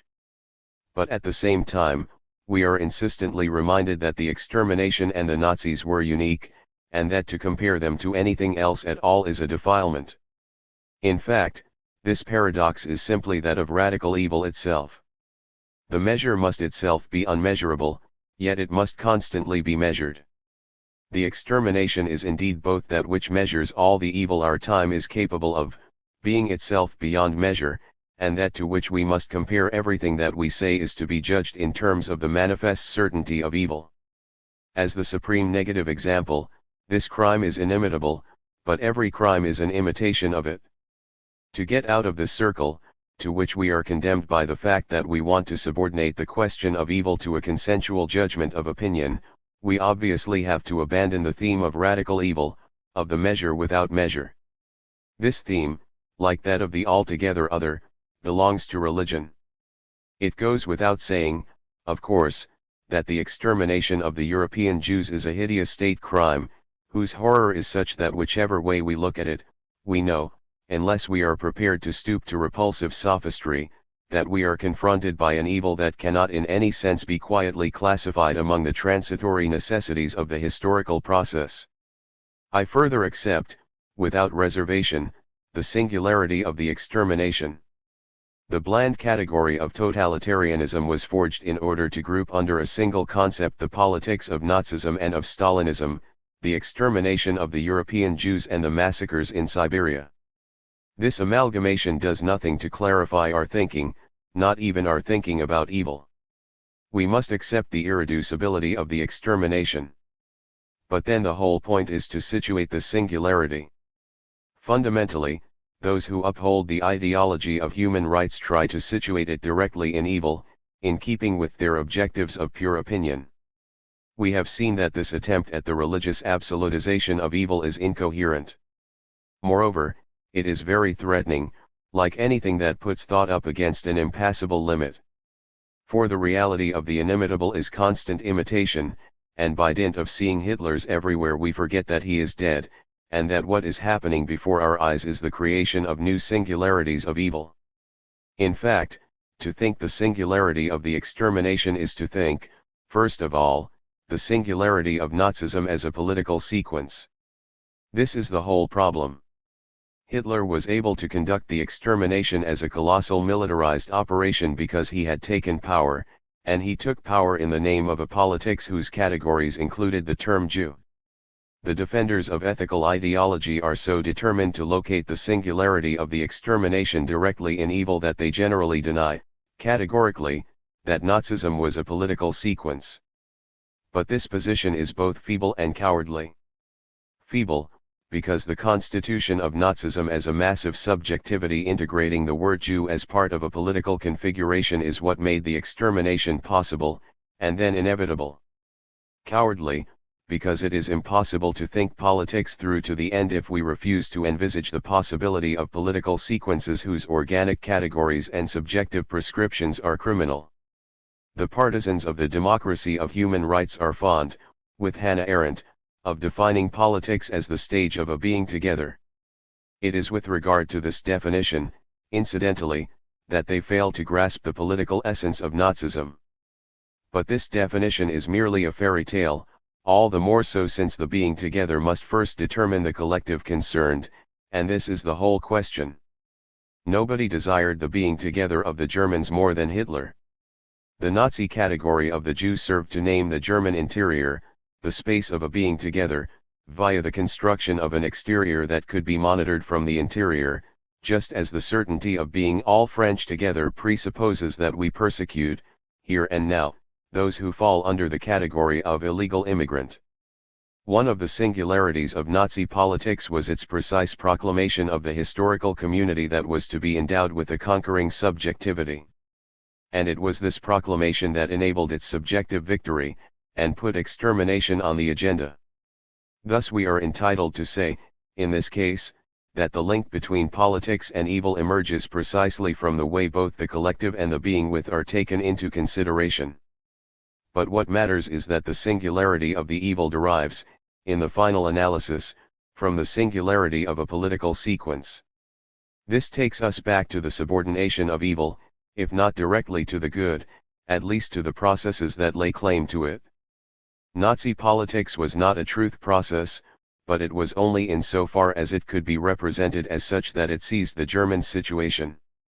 So that even in the case of this evil, which I would call extreme rather than radical, the intelligibility of its subjective being, the question of the someones who were able to participate in its horrifying execution as if accomplishing a duty, needs to be referred back to the intrinsic dimensions of the process of political truth. I might also have pointed out that the most intense subjective sufferings, those that really highlight what is involved in hurting someone, and often lead to suicide or murder, have as their horizon the existence of a process of love. I shall posit the following general principles. That evil exists. That it must be distinguished from the violence that the human animal employs to persevere in its being, to pursue its interests, a violence that is beneath good and evil. That nevertheless there is no radical evil, which might otherwise clarify this distinction. That evil can be considered as distinct from banal predation only in so far as we grasp it from the perspective of the good, thus from the seizing of someone by a truth process. That as a result, evil is a category not of the human animal, but of the subject. That there is evil only to the extent that man is capable of becoming the immortal he is. That the ethic of truths, as the principle of consistency of a fidelity to a fidelity, or the maxim keep going, is what tries to ward off the evil that every singular truth makes possible. We still have to link these propositions together, to make them consistent with what we know about the general form of truths. See return to the event, fidelity, and truth. Remember that the three major dimensions of a truth process are as follows. The event, which brings to pass something other than the situation, opinions, instituted knowledges. The event is a hazardous, unpredictable supplement, which vanishes as soon as it appears. The fidelity, which is the name of the process, it amounts to a sustained investigation of the situation, under the imperative of the event itself. It is an imminent and continuing break. The truth as such, that is, the multiple, internal to the situation, that the fidelity constructs, bit by bit, it is what the fidelity gathers together and produces. These three dimensions of the process have several essential ontological characteristics. 1. The event is both situated, it is the event of this or that situation, and supplementary, thus absolutely detached from, or unrelated to, all the rules of the situation. Hence the emergence of the classical style, with Haydn, concerns the musical situation and no other, a situation then governed by the predominance of the Baroque style.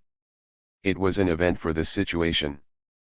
But in another sense, what this event was to authorize in terms of musical configurations was not comprehensible from within the plenitude achieved by the Baroque style. It really was a matter of something else. You might then ask what it is that makes the connection between the event and that for which it is an event. This connection is the void of the earlier situation. What does this mean? It means that at the heart of every situation, as the foundation of its being, there is a situated void, around which is organized the plenitude of the situation in question. Thus at the heart of the Baroque style at its virtuoso saturation lay the absence of a genuine conception of musical architectonics. The Haydn event occurs as a kind of musical naming of this absence. For what constitutes the event is nothing less than a wholly new architectonic and thematic principle, a new way of developing musical writing from the basis of a few transformable units, which was precisely what, from within the Baroque style, could not be perceived. We might say that since a situation is composed by the knowledges circulating within it, the event names the void inasmuch as it names the not known of the situation. To take a well-known example, Marx is an event for political thought because he designates, under the name proletariat, the central void of early bourgeois societies.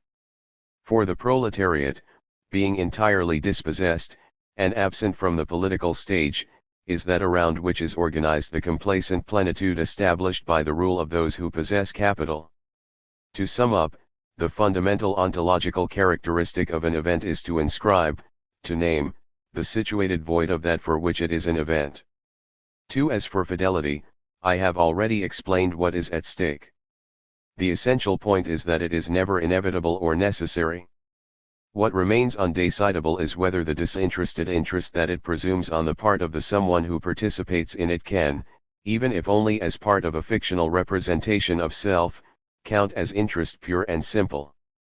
And so, since the sole principle of perseverance is that of interest, the perseverance of someone in a fidelity, the continuation of the being subject of a human animal, remains uncertain. We know that it is because of this uncertainty that there is a place for an ethic of truths. 3. Finally, as regards the truth that results, we must above all emphasize its power. I have already evoked this theme, with respect to the return to the cave of Plato's prisoner, which is the return of a truth back to knowledges. A truth punches a hole in knowledges, it is heterogeneous to them, but it is also the sole known source of new knowledges. We shall say that the truth forces knowledges. Point 2. The verb to force indicates that since the power of a truth is that of a break, it is by violating established and circulating knowledges that a truth returns to the immediacy of the situation, or reworks that sort of portable encyclopedia from which opinions, communications, and sociality draw their meaning. If a truth is never communicable as such, it nevertheless implies, at a distance from itself, powerful reshapings of the forms and referents of communication. This is not to say that these modifications express the truth, or indicate progress among opinions. For instance, a whole body of musical knowledge was quickly organized around the great names of the classical style, a knowledge that could not previously have been formulated. There is no progress here, for classical academicism, or the cult of Mozart, are in no sense superior to what went on before.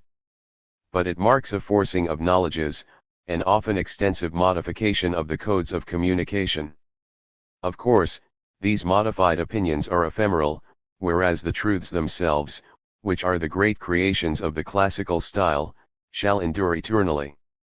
In the same way, it is the eventual destiny of the most astonishing mathematical inventions to wind up in college textbooks, even to help decide the selection of our governing elite via the entrance exams to the grandes écoles. Point 3. The eternity produced from mathematical truths is not itself at issue here, but they have forced knowledges required in this fashion for the arranging of sociality, and such is the form of their return back to the interests of the human animal. It is upon these three dimensions of the process of truth, the convocation by an event of the void of a situation, the uncertainty of fidelity, and the powerful forcing of knowledges by a truth, that the thought of evil depends. For evil has three names. To believe that an event convokes not the void of the earlier situation, but its plenitude, is evil in the sense of simulacrum, or terror. To fail to live up to a fidelity is evil in the sense of betrayal, betrayal in oneself of the immortal that you are. To identify a truth with total power is evil in the sense of disaster. Terror, betrayal, and disaster are what an ethic of truths, as opposed to the impotent morality of human rights, tries to ward off, in the singularity of its reliance on a truth in progress. But as we shall see, these have become real possibilities only through the truth process itself. And so it is certain that there can be evil only in so far as there proceeds a good. Outline of a theory of evil. Simulacrum and terror. We have seen that not every novelty is an event. It must further be the case that what the event calls forth and names is the central void of the situation for which this event is an event. This matter of nomination is essential, and I cannot go through the complete theory of it here. Point 4. But it should be easy to understand that since the event is to disappear, being a kind of flashing supplement that happens to the situation, so what is retained of it in the situation, and what serves to guide the fidelity, must be something like a trace, or a name, that refers back to the vanished event. When the Nazis talked about the National Socialist Revolution, they borrowed names: revolution, socialism, justified by great modern political events. A whole series of characteristics are related to and legitimate by this borrowing: the break with the old order, the support sought from mass gatherings, the dictatorial style of the state, the pathos of the decision, the eulogy of the worker, and so forth. However, the event thus named, although in certain formal respects it is similar to those from which it borrows its name and characteristics, and without which it would have no constituted political language in which to formulate proposals of its own, is distinguished by a vocabulary of plenitude, or of substance. The National Socialist Revolution, say the Nazis, will carry a particular community, the German people, towards its true destiny, which is a destiny of universal domination. So that the event is supposed to bring into being, and name, not the void of the earlier situation, but its plenitude, not the universality of that which is sustained, precisely, by no particular characteristic, but the absolute particularity of a community, itself rooted in the characteristics of its soil, its blood, and its race. What allows a genuine event to be at the origin of a truth, which is the only thing that can be for all, and can be eternally, is precisely the fact that it relates to the particularity of a situation only from the bias of its void. The void, the multiple of nothing, neither excludes nor constrains anyone. It is the absolute neutrality of being, such that the fidelity that originates in an event, although it is an imminent break within a singular situation, is none the less universally addressed. By contrast, the striking break provoked by the Nazi seizure of power in 1933, although formally indistinguishable from an event, it is precisely this that led Heidegger astray. 5. Since it conceives itself as a German revolution, and is faithful only to the alleged national substance of a people, is actually addressed only to those that it itself deems German. It is thus, right from the moment the event is named, and despite the fact that this nomination functions only under the condition of true universal events, radically incapable of any truth whatsoever. When a radical break in a situation, under names borrowed from real truth processes, convokes not the void but the full particularity or presumed substance of that situation, we are dealing with a simulacrum of truth.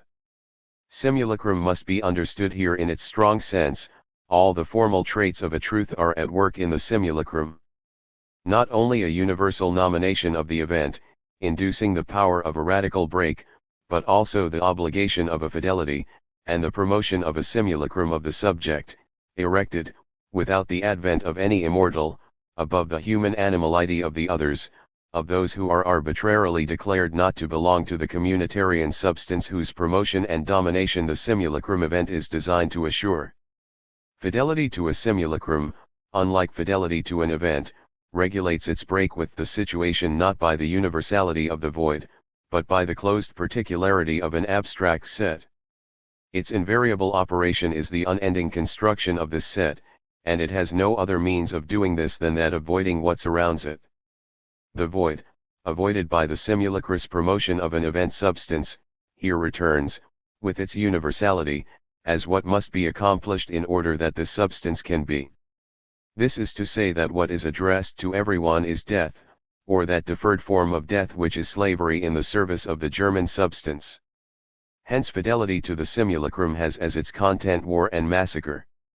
These are not here means to an end, they make up the very real six of such a fidelity. In the case of Nazism, the void made its return under one privileged name in particular, the name Jew. There were certainly others as well: the gypsies, the mentally ill, homosexuals, communists. But the name Jew was the name of names, serving to designate those people whose disappearance created, around that presumed German substance promoted by the National Socialist Revolution simulacrum, a void that would suffice to identify the substance. The choice of this name relates, without any doubt, to its obvious link with universalism, in particular with revolutionary universalism, to what was in effect already void about this name, that is, what was connected to the universality and eternity of truths? Nevertheless, inasmuch as it served to organize the extermination, the name Jew was a political creation of the Nazis, without any pre-existing referent. It is a name whose meaning no one can share with the Nazis, a meaning that presumes the simulacrum and fidelity to the simulacrum, and hence the absolute singularity of Nazism as a political sequence. But even in this respect, we have to recognize that this process mimics an actual truth process. Every fidelity to an authentic event names the adversaries of its perseverance. Contrary to consensual ethics, which tries to avoid divisions, the ethic of truths is always more or less militant, combative. For the concrete manifestation of its heterogeneity to opinions and established knowledges is the struggle against all sorts of efforts at interruption, at corruption, at the return to the immediate interests of the human animal, at the humiliation and repression of the immortal who arises as subject. The ethic of truths presumes recognition of these efforts, and thus the singular operation of naming enemies. The National Socialist Revolution simulacrum encouraged nominations of this kind, in particular the nomination of Jew. But the simulacrum subversion of the true event continues with these namings. For the enemy of a true subjective fidelity is precisely the closed set, the substance of the situation, the community. The values of truth, of its hazardous course and its universal address, are to be erected against these forms of inertia. Every invocation of blood and soil, of race, of custom, of community, works directly against truths, and it is this very collection that is named as the enemy in the ethic of truths. Whereas fidelity to the simulacrum, which promotes the community, blood, race, and so on, names as its enemy, for example, under the name of Jew, precisely the abstract universality and eternity of truths, the address to all. Moreover, the two processes treat what is thus named in diametrically opposite ways. For however hostile to a truth he might be, in the ethic of truths every someone is always represented as capable of becoming RHE immortal that he is. So we may fight against the judgments and opinions he exchanges with others for the purpose of corrupting every fidelity, but not against his person, which, under the circumstances, is insignificant, and to which, in any case, every truth is ultimately addressed. By contrast, the void with which those who are faithful to a simulacrum strive to surround its alleged substance must be a real void, obtained by cutting into the flesh itself. And since it is not the subjective advent of an immortal, so fidelity to the simulacrum, that appalling imitation of truths, presumes nothing more about those they designate as the enemy than their strictly particular existence as human animals. It is thus this existence that will have to bear the return of the void. This is why the exercise of fidelity to the simulacrum is necessarily the exercise of terror. Understand by terror, here, not the political concept of terror, linked to the concept of virtue by the immortals of the Jacobin Committee of Public Safety, but the pure and simple reduction of all to their being for death. Terror thus conceived really postulates that in order to let substance be, nothing must be. I have pursued the example of Nazism because it enters to a significant extent into that ethical configuration opposed by the ethic of truths. What is at issue here is the simulacrum of an event that gives rise to a political fidelity. Such a simulacrum is possible only thanks to the success of political revolutions that were genuinely evental. But simulacra linked to all the other possible kinds of truth processes also exist. The reader may find it useful to identify them. For example, we can see how certain sexual passions are simulacra of the amorous event. There can be no doubt that on this account they bring with them terror and violence. Likewise, brutal obscurantist preachings present themselves as the simulacra of science, with obviously damaging results. And so on. But in each case, these violent damages are unintelligible if we do not understand them in relation to the truth processes whose simulacra they manipulate. In sum, our first definition of evil is this: evil is the process of a simulacrum of truth. And in its essence, under a name of its invention, it is terror directed at everyone. 2. Betrayal. I began the explanation of this point in Chapter 4. We have seen that it cannot be decided for sure whether the disinterested interest that animates the becoming subject of a human animal prevails over interest pure and simple, once this human animal can no longer manage to unify the two kinds of interest in a plausible fiction of his own unity. We are dealing here with what might be called moments of crisis. It itself, a truth process, is untouched by crisis. Initiated by an event, in principle it extends to infinity. What can go into crisis is the one or several someones who enter into the composition of the subject induced by this process. Everyone is familiar with the moments of crisis faced by a lover, a researcher's discouragement, a militant's lassitude, an artist's sterility. Or again, with the lasting failure of someone to understand a mathematical proof, with the irreducible obscurity of a poem whose beauty one can nevertheless dimly perceive, and so forth. I have explained where such experiences come from, under pressure from the demands of interest, or, on the contrary, because of difficult new demands within the subjective continuation of fidelity. There is a breakdown of the fiction I used to maintain, as an image of myself, the confusion between my ordinary interests and disinterested interest, between human animal and subject, between mortal and immortal. And at this point, I am confronted with a pure choice between the keep going, proposed by the ethic of this truth, and the logic of the perseverance in being of the mere mortal that I am. A crisis of fidelity is always what puts to the test, following the collapse of an image, the sole maxim of consistency: keep going. Keep going even when you have lost the thread, when you no longer feel caught up in the process, when the event itself has become obscure, when its name is lost, or when it seems that it may have named a mistake, if not a simulacrum. For the well-known existence of simulacra is a powerful stimulus to the crystallization of crises.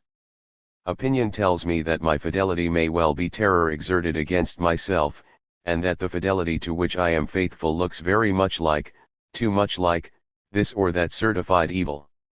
It is always a possibility, since the formal characteristics of this evil are exactly those of a truth. What I am then exposed to is the temptation to betray a truth. Betrayal is not mere renunciation. Unfortunately, one cannot simply renounce a truth. The denial of the immortal in myself is something quite different from an abandonment, a cessation.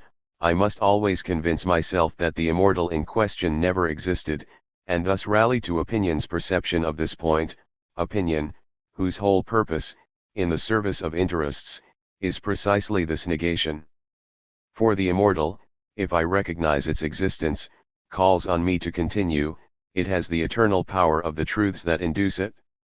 Consequently, I must betray the becoming subject in myself, I must become the enemy of that truth whose subject the someone that I am composed.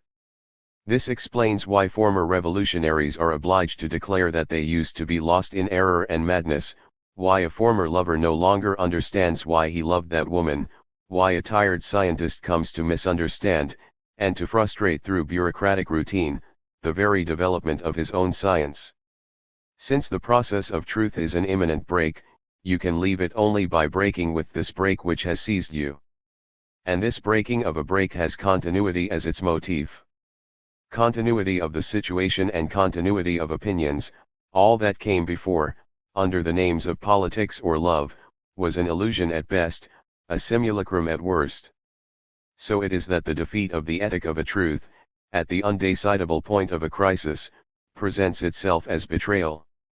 And this is an evil from which there is no return. Betrayal is the second name, after simulacrum, of the evil made possible by a truth. 3. The unamiable. I have said that a truth transforms the codes of communication and changes the regime of opinions, such is its effect of return. Not that these opinions become true. They are not capable of truth, and a truth, in its eternal multiple being, remains indifferent to opinions. But they become other. This means that formerly obvious judgments are no longer defensible, that others become necessary, that the means of communication change, and so on. I have called this reorganization of opinions the power of truths. The question we must now ask ourselves is this: does the power of a truth, in the situation in which it pursues its faithful course, have the potential to be total? What exactly is implied by the hypothesis of a truth's total power? To understand this, we have to remember our ontological axioms, and situation, in particular one in which a truth is at work, is never anything other than a multiple, made up of an infinity of elements. What, then, is the general form of an opinion? An opinion is a judgment applied to this or that element of the objective situation. It's stormy today, I tell you, all politicians are corrupt, and so on. In order to be able to discuss the elements of a situation, which are all that belong to the situation, they have to be named in one way or another. To name simply implies that human animals are in a position to communicate about these elements, to socialize their existence and arrange them in terms of their interests. Let us call language of the situation the pragmatic possibility of naming the elements that compose it, and thus of exchanging opinions about them. Every truth is likewise concerned with the elements of the situation, since its process is nothing other than their examination from the perspective of the event. In this sense, the truth process identifies these elements, and someone who enters into the composition of a subject of truth will certainly contribute to this identification by using the language of the situation, which, as a someone, he uses just like everyone else. From this point of view, the truth process passes through the language of the situation, just as it passes through its every knowledge. But the examination of an element according to a truth is something entirely different from its pragmatic evaluation in terms of opinion. It is not a matter of accommodating this element to the interests of human animals, which are in any case divergent since opinions contradict each other. It simply amounts to evaluating this element in truth with respect to the imminent, post-evental break. This evaluation is itself disinterested, it seeks to endow the element with a kind of eternity, in keeping with the becoming immortal of the someones who participate in the subject of truth, the subject which provides the real basis of the evaluation. From this follows a crucial result: in the end, a truth changes the names of elements in the situation. This means that its own naming of the elements is something other than pragmatic nomination, as much in its point of departure as in its destination. And this is the case even if the truth process passes through the language of the situation. We must admit, then, that in addition to the language of the objective situation, which enables the communication of opinions, there exists a subject language which enables the inscription of a truth. In fact, this is a self-evident point. The mathematized language of science is in no way the language of opinions, including opinions on science. The language of a declaration of love may be very banal indeed, but its power in the situation is nevertheless entirely distinct from the common usage of these same words. The language of a poem is not that of a journalist. And the language of politics is so peculiar that to the ears of opinion it sounds like jargon. The important thing is that the power of a truth, directed at opinions, forces the pragmatic namings to bend and change shape upon contact with the subject language. It is this and only this that changes the established codes of communication, under the impact of a truth. We can now define what the total power of a truth would be. It would imply the ability to name and evaluate all the elements of the objective situation from the perspective of the truth process. Rigid and dogmatic, the subject language would claim the power, based on its own axioms, to name the whole of the real, and thus to change the world. The powers of the language of the situation are themselves, to be sure, unrestricted.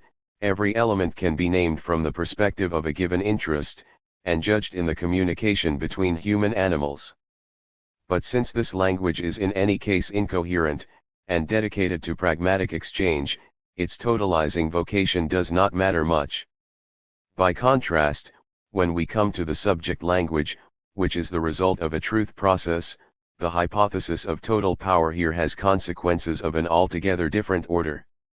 In the first place, we thereby presume that the totality of the objective situation can be organized in terms of the particular coherence of a subjective truth. We next assume that it is possible to eliminate opinion. For if the subject language covers the same ground as the language of the situation, if truth can be pronounced with respect to every element, then the power of a truth would manifest itself not by the mere distortion of pragmatic and communicative meanings, but by the absolute authority of truthful nomination. A truth would then force the pure and simple replacement of the language of the situation by a subject language. That is to say, the immortal would come into being as the wholesale negation of the human animal that bears him. When Nietzsche proposes to break the history of the world in two by exploding Christian nihilism and generalizing the great Dionysian yes to life, or when certain red guards of the Chinese Cultural Revolution proclaim, in 1967, the complete suppression of self-interest, they are indeed inspired by a vision of a situation in which all interest has disappeared, and in which opinions have been replaced by the truth to which Nietzsche and the Red Guards are committed. The great 19th century positivists likewise imagined that the statements of science were going to replace opinions and beliefs about all things. And the German Romantics worshipped a universe entirely transfixed by an absolutized poetics. But Nietzsche went mad. The Red Guards, after inflicting immense harm, were imprisoned or shot, or betrayed by their own fidelity. Our century has been the graveyard of positivist ideas of progress. And the Romantics, already prone to suicide, were to see their literary absolute engender monsters in the form of aestheticized politics. 7. For every truth presumes, in fact, in the composition of the subjects it induces, the preservation of someone, the always two-sided activity of the human animal caught up in truth. Even ethical consistency, as we have seen, is only the disinterested engagement, in fidelity, of a perseverance whose origin is interest, such that every attempt to impose the total power of a truth ruins that truth's very foundation. The immortal exists only in and by the mortal animal. Truths make their singular penetration only through the fabric of opinions. We all need to communicate, we must all express our opinions. It is we ourselves, as ourselves, who expose ourselves to the becoming subject. There is no history other than our own, there is no true world to come. The world as world is, and will remain beneath the true and the false. There is no world that might be captive to the coherence of the good. The world is, and will remain, beneath good and evil. The good is good only to the extent that it does not aspire to render the world good. Its sole being lies in the situated advent of a singular truth. So it must be that the power of a truth is also a kind of powerlessness. Every absolutization of the power of a truth organizes an evil. Not only does this evil destroy the situation, but it also interrupts the truth process in whose name it proceeds, since it fails to preserve, within the composition of its subject, the duality of interests. This is why I will call this figure of evil a disaster of the truth induced by the absolutization of its power. That truth does not have total power means, in the last analysis, that the subject language, the production of a truth process, does not have the power to name all the elements of the situation. At least one real element must exist, one multiple existing in the situation, which remains inaccessible to truthful nominations, and is exclusively reserved to opinion, to the language of the situation.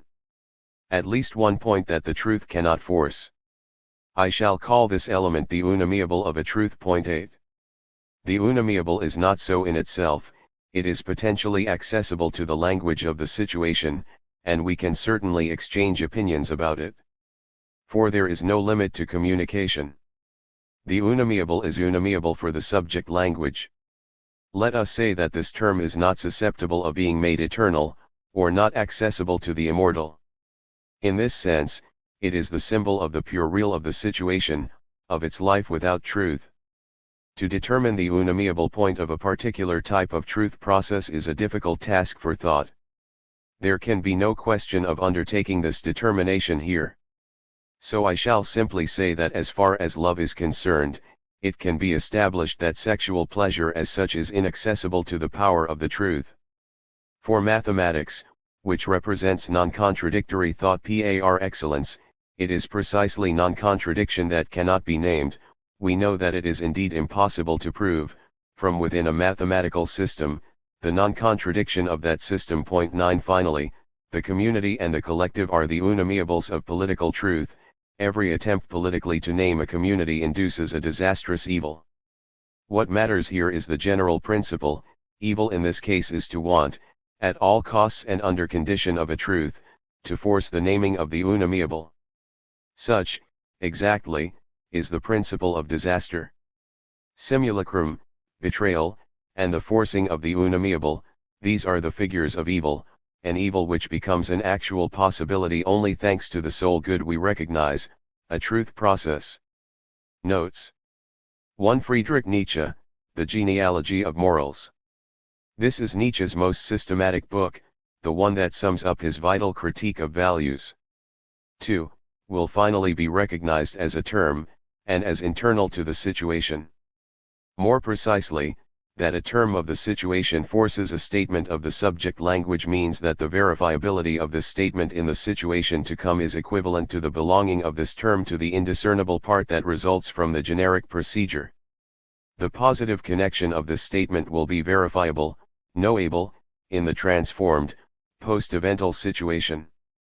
In its more strictly mathematical sense, first proposed by Paul Cohen in the early 1960s, forcing is the process by which a generic subset or extension is added to a set and then made to belong to that set. The crucial idea will be the preferential treatment of the universal quantifier over the existential quantifier. Forcing privileges, in other words, a minimally specified universality over any established or definitive particularity. The mathematical demonstration of this process is too complicated even to summarize here. Translator's note. 3. 4. See Badiou, El Etrit El Evenement, Meditations 20, 34. The theory of the name of the event, on the one hand, and of the subject language on the other, is central to the whole book. The second question, in particular, is fairly tricky. 5. Victor Farias, Heidegger and Nazism, 1985. In this book, we see how Heidegger fell prey, for a whole stretch of time, to a simulacrum. He thought he was upholding the event of his own thought. 6. 7. Philippe Lacaille-Labart and Jean-Luc Nancy, The Literary Absolute, 1978. These two authors have worked for years on the filiation between German Romanticism and the aestheticization of politics in fascism. See also Lacaille-Labart's Heidegger, Art and Politics, 1988. 8. Alain Badiou, Conditions, 1992. There are two texts on the unamiable in this collection, Lecture on Subtraction, and Truth, Forcing and the Unamiable. 9. Kurt Gödel, on formally undecidable propositions of Principia Mathematica and related systems, in collected works, I. 145-95. It is important to understand exactly what this famous theorem says. I began this book with a radical critique of ethical ideology and its socialized variants, the doctrine of human rights, the victimary conception of man, humanitarian interference, bioethics, shapeless democratism, the ethics of differences, cultural relativism, moral exoticism, and so on. I tried to show that these intellectual tendencies of our time were at best variations on ancient religious and moral preaching, at worst a threatening mix of conservatism and the death drive. We have identified, in that current of opinion which incessantly evokes ethics, a severe symptom of renunciation of the one thing that distinguishes the human species from the predatory living organism that it also is, the capacity to enter into the composition and becoming of some eternal truths. From this point of view, I do not hesitate to say that ethical ideology is, in our Western societies, the principal adversary of all those striving to hold fast to some true thought, whatever it be. I then went on to sketch the reconstruction of an acceptable concept of ethics, whose maxim is subordinate to the development of truths. This maxim proclaims, in its general version, keep going. Continue to be the someone, a human animal among others, which nevertheless finds itself seized and displaced by the eventual process of a truth. Continue to be the active part of that subject of a truth that you have happened to become. It is at the heart of the paradoxes provoked by this maxim that we discover the veritable figure of evil in its three forms, the simulacrum, betrayal, the forcing of the unamiable, or disaster. So evil is possible only through an encounter with the good. The ethic of truths, which simply serves to lend consistency to that someone that we are, and which must manage to sustain, with its own animal perseverance, the intemporal perseverance of a subject of truth, is also that which tries to ward off evil, through its effective and tenacious inclusion in the process of a truth. This ethics combines, then, under the imperative to keep going, resources of discernment, of courage, and of moderation. The ethic of truths aims neither to submit the world to the abstract rule of a law, nor to struggle against an external and radical evil. On the contrary, it strives, through its own fidelity to truths, to ward off evil, that evil which it recognizes as the underside, or dark side, of these very truths. Peter Hallward, I thought we might begin with questions about politics, the place of the state, the relation between politics and economics on the one hand, and politics and culture on the other, and then go on to broader, more strictly philosophical questions, the relations between your mathematical ontology and material reality, between knowledge and truth, and among a plurality of subjects. To start, then, with the most pressing question of the moment, how has your understanding of politics changed since the late 1970s, that is, since the end of the Maoist intervention in France? Alain Badiou, I think the first thing to change was our position concerning the status of the political party. Up to the end of the 1970s, my friends and I defended the idea that an emancipatory politics presumed some kind of political party. Today we are developing a completely different idea, which we call politics without party. This doesn't mean unorganized politics. All politics is collective, and so organized one way or another. Politics without party means that politics does not spring from or originate in the party. It does not stem from that synthesis of theory and practice that represented, for Lenin, the party. Politics springs from real situations, from what we can say and do in these situations. And so in reality there are political sequences, political processes, but these are not totalized by a party that would be simultaneously the representation of certain social forces and the source of politics itself. And when you say, it is especially necessary to hold firmly to the prescriptions of l'organisation politique, whether it is a matter of the public services, of the factories, of the sans-papiers, of the foyers ouvriers, to how do we resist an eventual institutionalization? I think it's possible to conceive and practice a discipline that is the discipline of the particular process itself. When we say, hold to the prescriptions, these prescriptions are always relative to a concrete situation. They are singular prescriptions, they are neither ideological nor expressive of a party line. To give an example, if today we are grappling with the question of the sans-papiers, then what we call a prescription is so with regard to this precise question, itself caught up with the process of mobilization, of building a movement, and so on. There is certainly an element of discipline here. But it is not so much an organizational discipline, which we have neither the means nor the intention of consolidating, but simply a discipline of thought. If we are engaged in a process, engaged in the name of a certain number of statements, then the very existence of politics depends on a certain tenacity, a certain consistency. The second thing that has changed over these last 20 years concerns the status of class. For a long time we were faithful to the idea of a class politics, a class state, and so on. Today we think that political initiatives which present themselves as representations of a class have given everything they had to give. The Marxist analysis of classes remains a fully reliable tool. I think that global trends have essentially confirmed some of Marx's fundamental intuitions. There is no going back on this, there is no need for a revision of Marxism itself. It is a matter of going beyond the idea that politics represents objective groups that can be designated as classes. This idea has had its power and importance. But in our opinion, we cannot today begin from or set out from this idea. We can begin from political processes, from political oppositions, from conflicts and contradictions, obviously. but it is no longer possible to code these phenomena in terms of representations of classes. In other words, emancipatory politics or reactionary politics may exist, but they cannot be rendered immediately transitive to a scientific, objective study of how class functions in society. The third and final point of change concerns the state. We used to be convinced that a new political stage had to be built, a stage for the masses, that would be radically external or foreign to the mechanism of the state. We tended to leave the state outside of the field of politics in the strict sense. Politics unfolded according to the interests of the masses, and the state was the external adversary.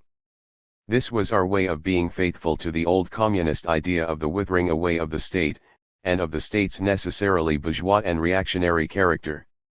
Today our point of view is quite different. It is clear that there are two opposed forms of anti-statism. There is the communist heritage of the withering of the state on the one hand, and on the other there is ultraliberalism, which also calls for the suppression of the state, or at least its reduction to its military and police functions. What we would say now is that there are a certain number of questions regarding which we cannot posit the absolute exteriority of the state. It is rather a matter of requiring something from the state, of formulating with respect to the state a certain number of prescriptions or statements. I'll take up the same example I gave a moment ago, because it is an example of militant urgency. Considering the fate of the sans-papiers in this country, a first orientation might have been, they should revolt against the state. Today we would say that the singular form of their struggle is, rather, to create the conditions in which the state is led to change this or that thing concerning them, to repeal the laws that should be appealed, to take the measures of naturalization that should be taken, and so on. This is what we mean by prescriptions against the state. This is not to say that we participate in the state. We remain outside the electoral system, outside any party representation.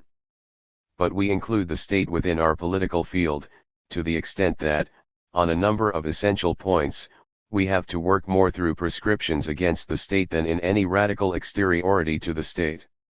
Is there a risk that such non-participant prescription might condemn itself to a marginal irresponsibility? Why is the party option so obviously obsolete? Why not support a party whose principles include, for example, the immediate legalization or naturalization of workers without residence papers? Because today, parties are internal to the parliamentary state. It's simply not true that you can participate in a system as powerful and as ramified as parliamentarism without a real subjective commitment to it. In any case, the facts speak for themselves. None of the parties which have engaged in the parliamentary system and one governing power has escaped what I would call the subjective law of democracy, which is, when all is said and done, what Marx called an authorized representative of capital. And I think that this is because, in order to participate in electoral or governmental representation, you have to conform to the subjectivity it demands, that is, a principle of continuity, the principle of the politique unique 3, the principle of this is the way it is, there is nothing to be done, the principle of Maastricht, of a Europe in conformity with the financial markets, and so on. In France we've known this for a long time, for again and again, when left-wing parties come to power, they bring with them the themes of disappointment, broken promises, and so forth. I think we need to see this as an inflexible law, not as a matter of corruption. I don't think it happens because people change their minds, but because parliamentary subjectivity compels it.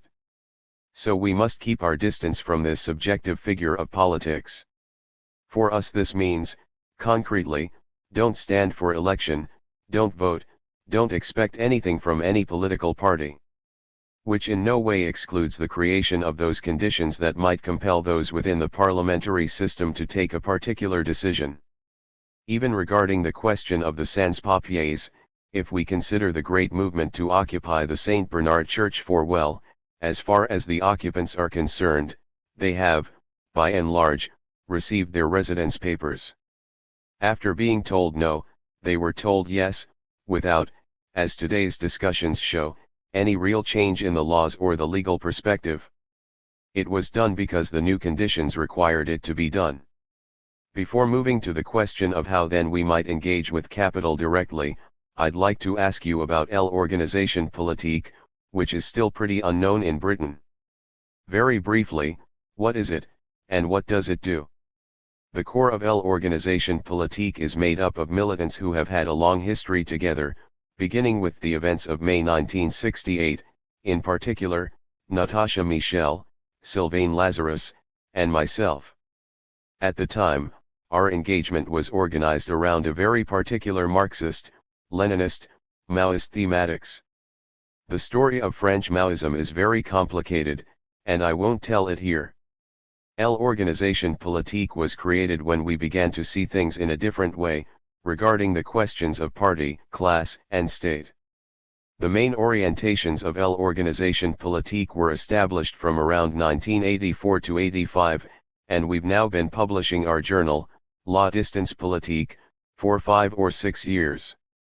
Our work has focused on two principal sets of questions. The first concerns the realm of prescriptions against the state, which today turn on the issues of the foyers ouvriers and the set of questions relating to nationality and the status of foreigners.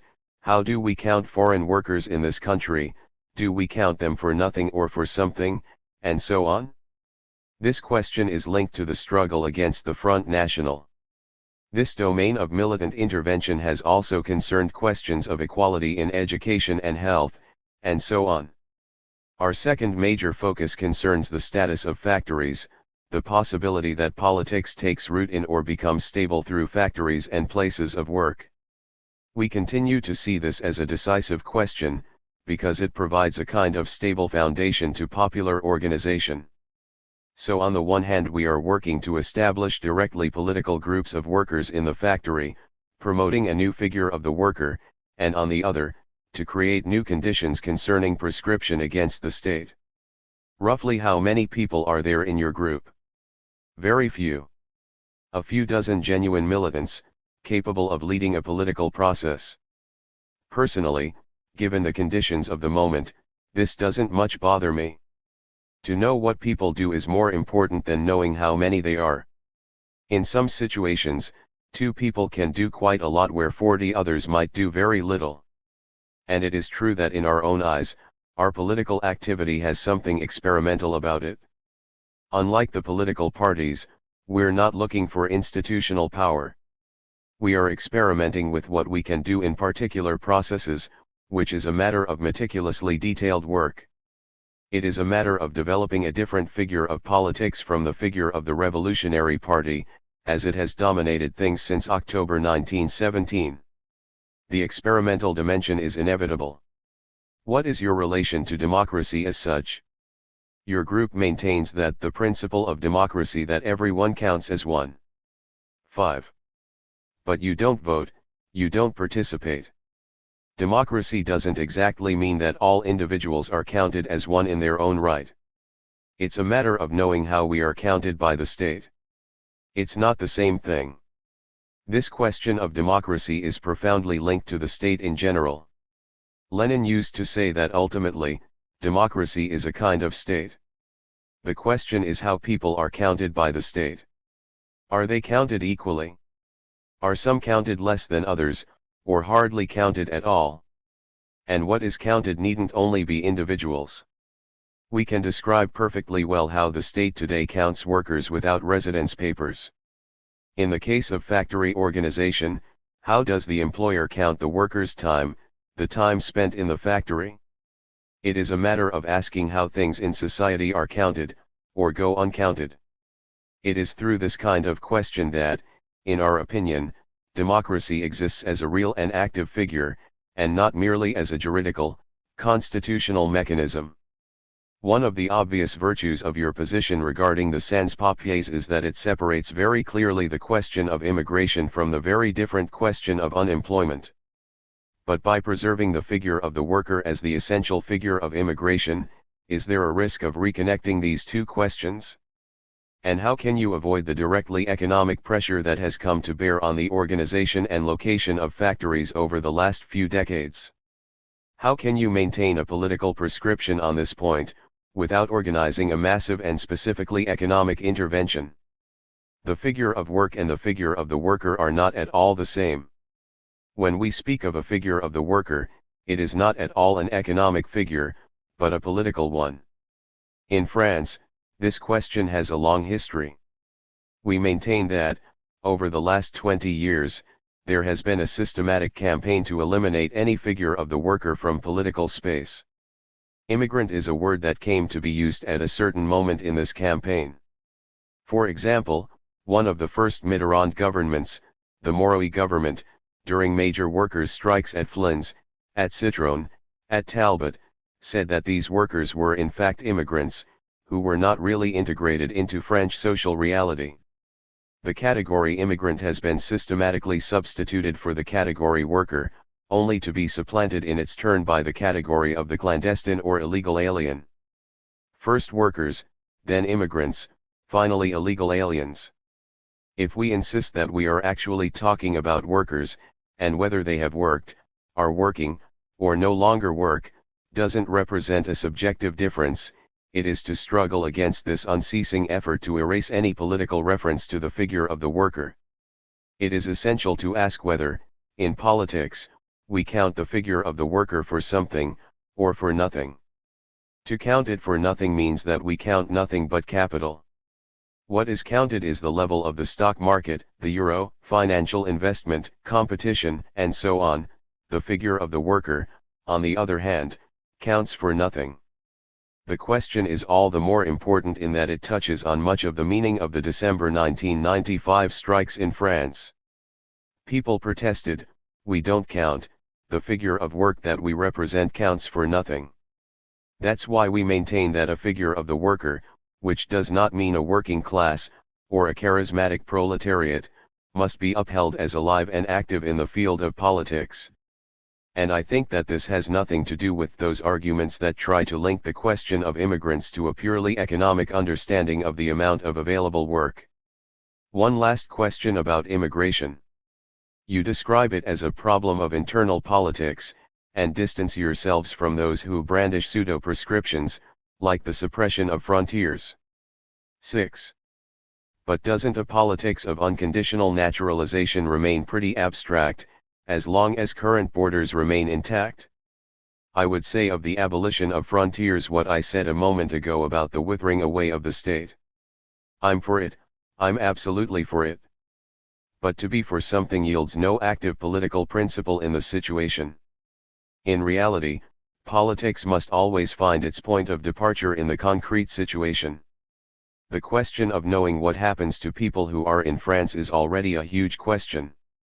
To refer this question back to a debate about the opening or the closing of borders, to the question of whether labor belongs to a global market or not, and so on, seems to forbid thinking about the situation itself and intervening in it so as to transform it.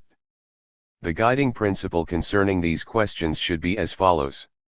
We still belong to a historical era dominated by states and borders. There is nothing to suggest that this situation is going to change completely in the near future. The real question is whether the regulations at issue are more or less consistent with egalitarian aspirations. We should first tackle the question of how, concretely, we treat the people who are here, then, how we deal with those who would like to be here, and finally, what it is about the situation of their original countries that makes them want to leave. All three questions must be addressed, but in that order. To proclaim the slogan "An End to Frontiers" defines no real policy, because no one knows exactly what it means. Whereas by addressing the questions of how we treat the people who are here, who want to be here, or who find themselves obliged to leave their homes, we can initiate a genuine political process.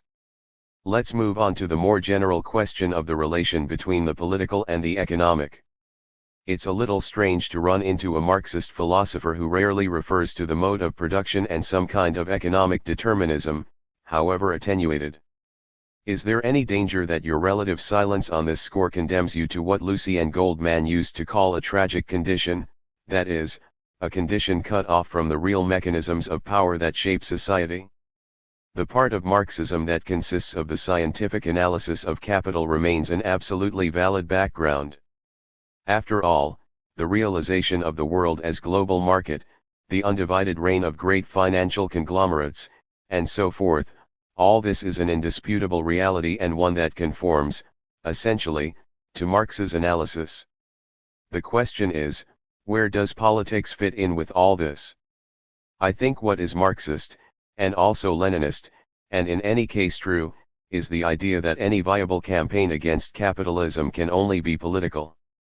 There can be no economic battle against the economy. We have economist friends who analyze and criticize very well the existing systems of domination.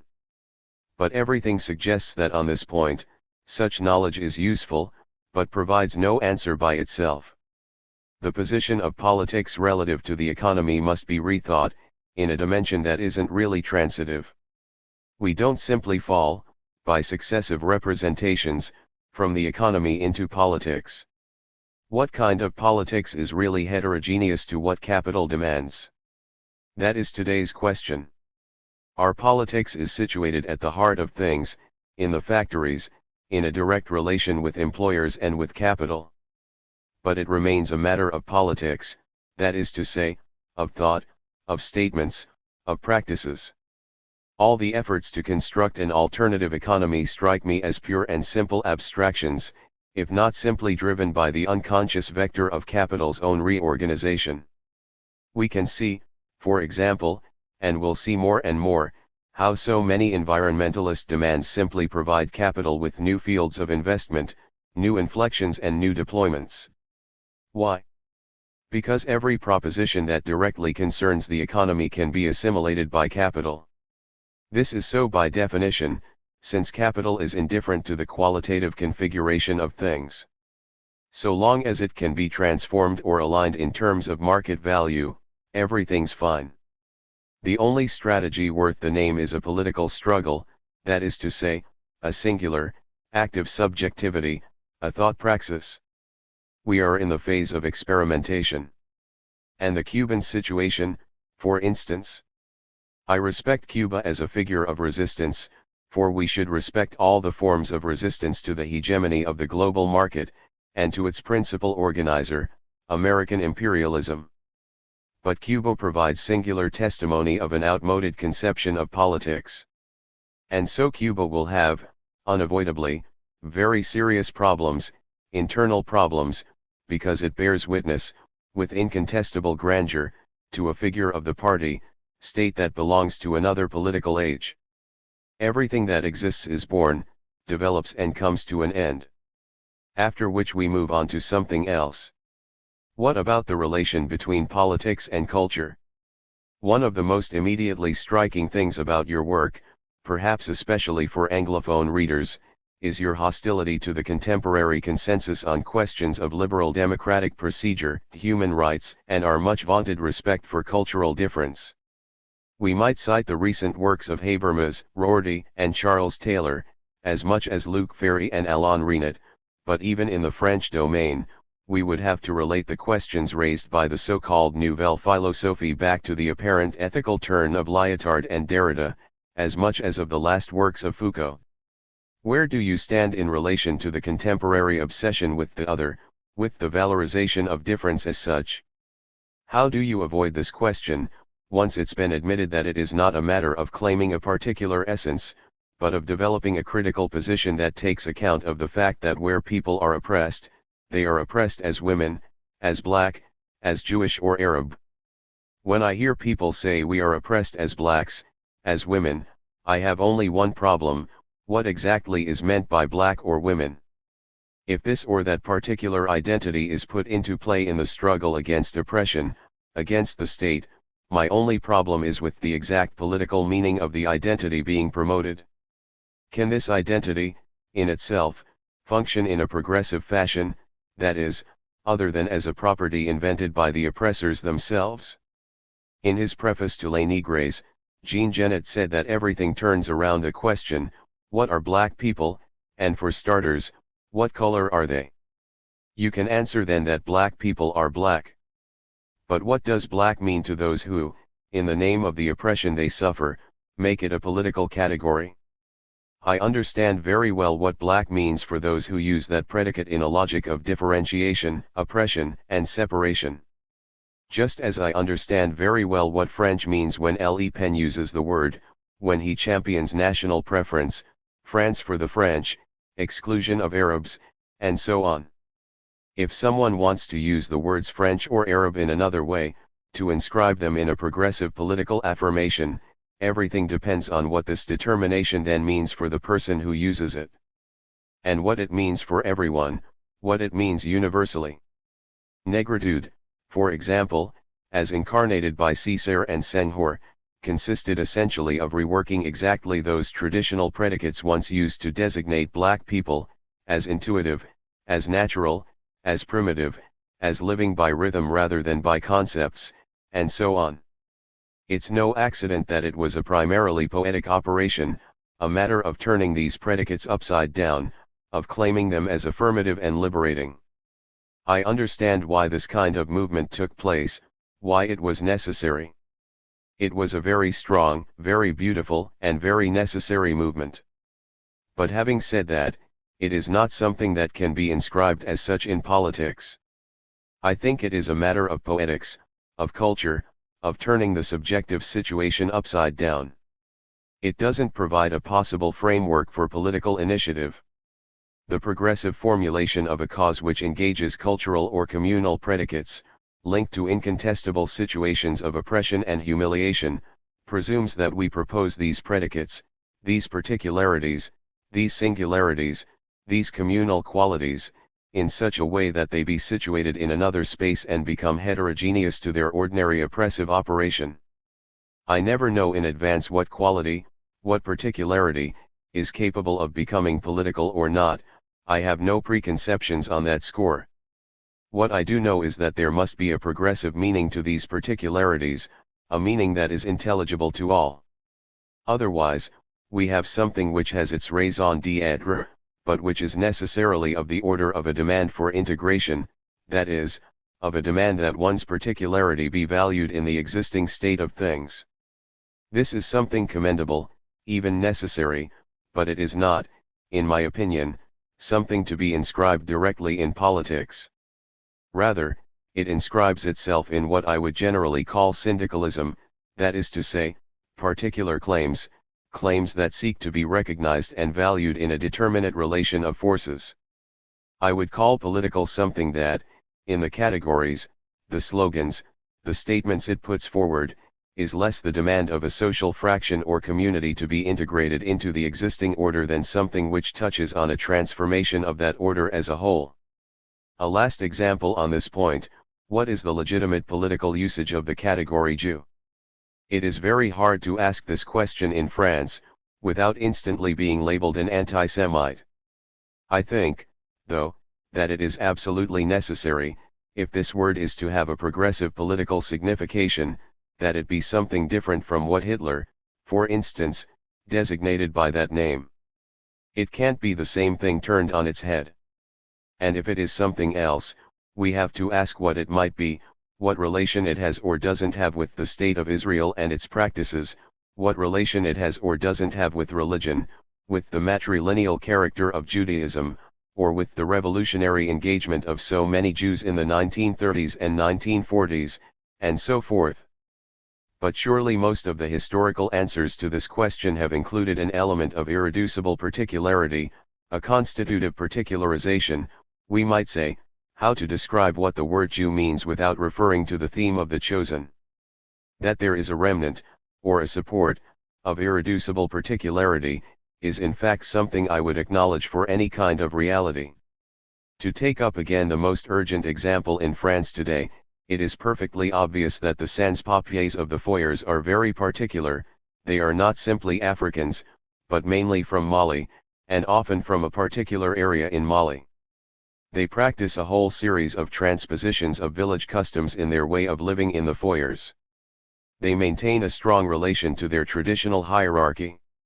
When you attend a foyer meeting, you immediately notice that the meeting takes place in a particular way.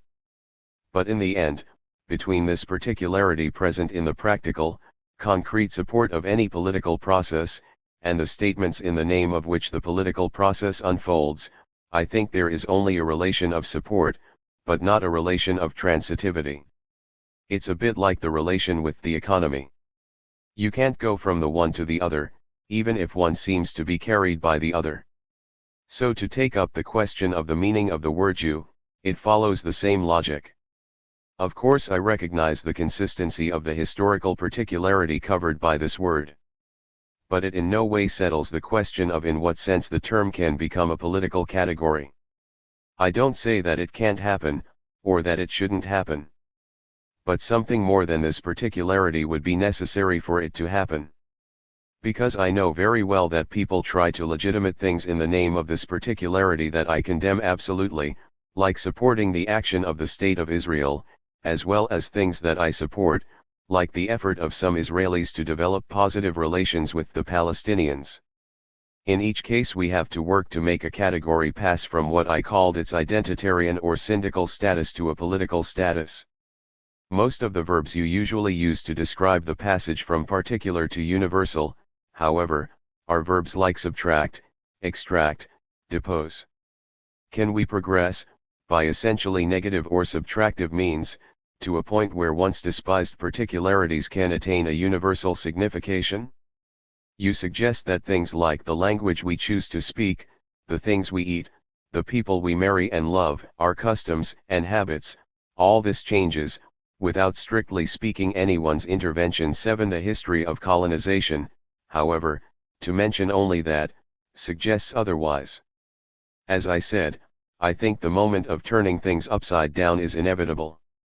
And obviously, for example, the questions of language, of history, of national singularity, are genuinely political questions for countries which are struggling against a colonizer, or countries which have recently emerged from colonization.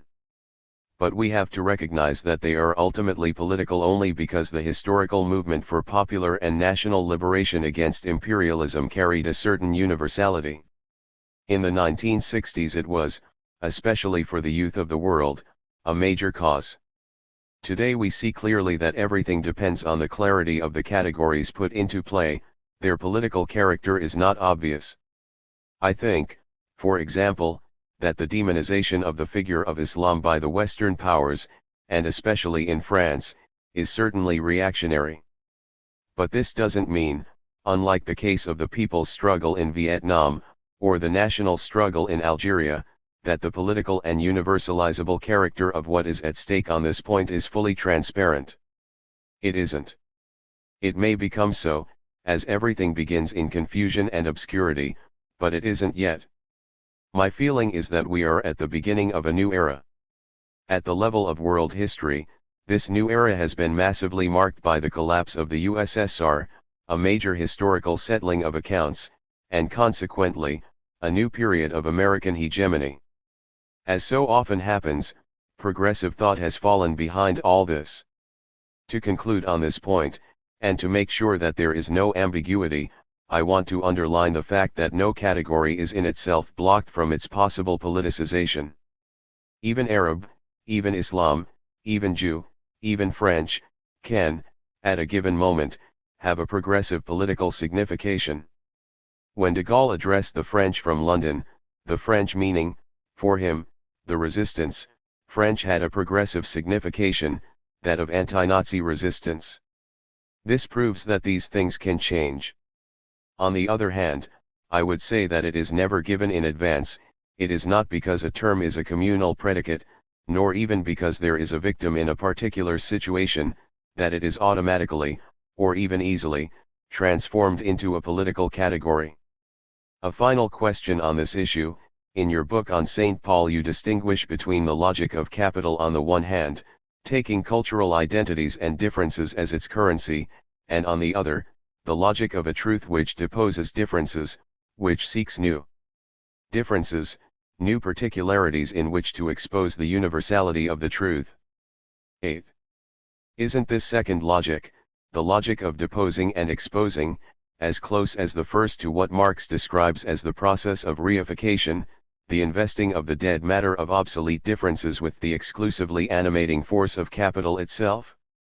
Emancipatory politics, as I say somewhere in my manifesto for philosophy, must be at least equal to the challenge of capital.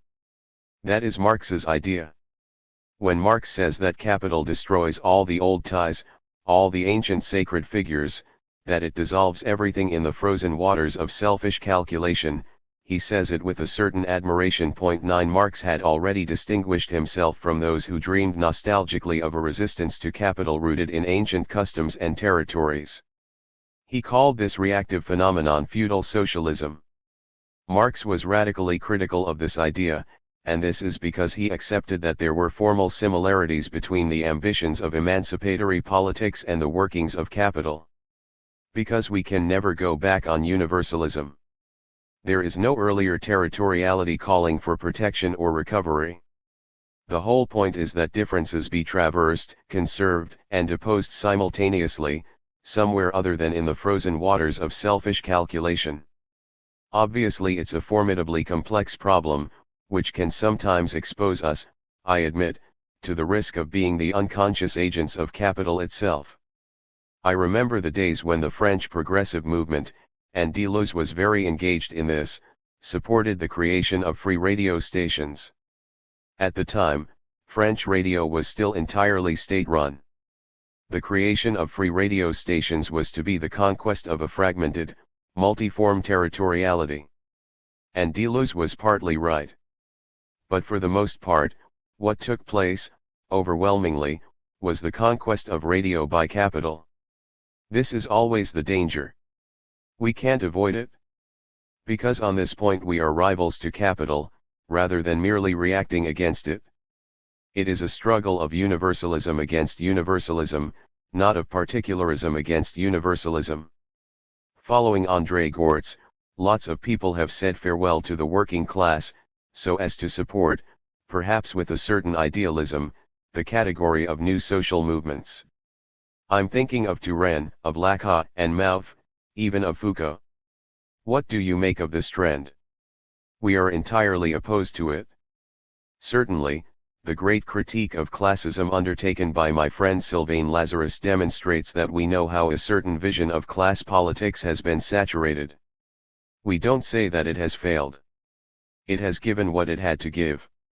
It has been a great enterprise, with its darkness, its terrors, but also with its extraordinary creative enthusiasms and its ability, after all, here and there, to strike real blows against imperialism.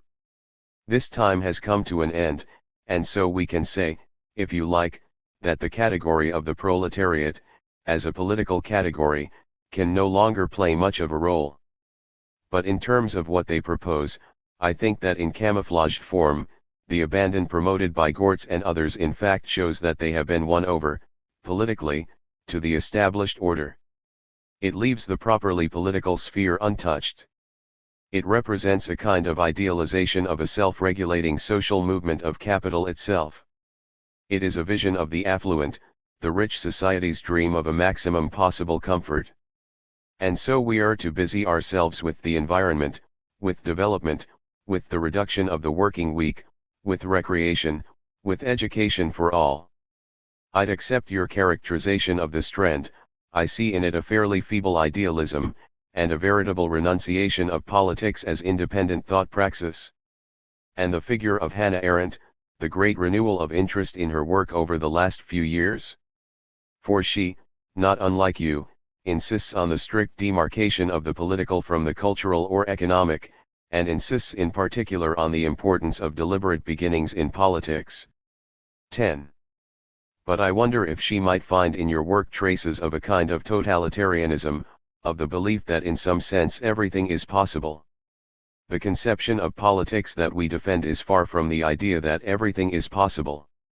In fact, it's an immense task to try to propose a few possibles, in the plural, a few possibilities other than what we are told is possible.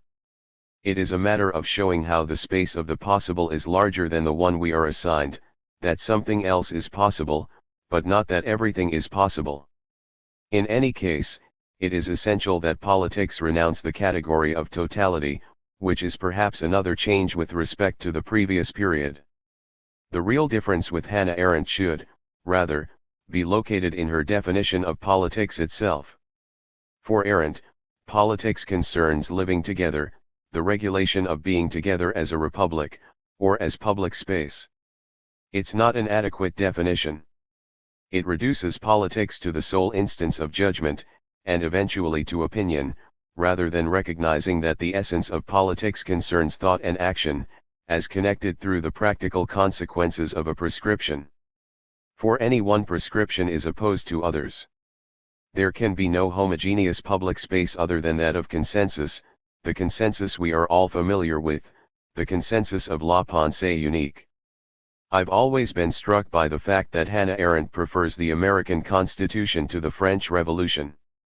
I don't say this out of chauvinism, but because I think these are two important historical images.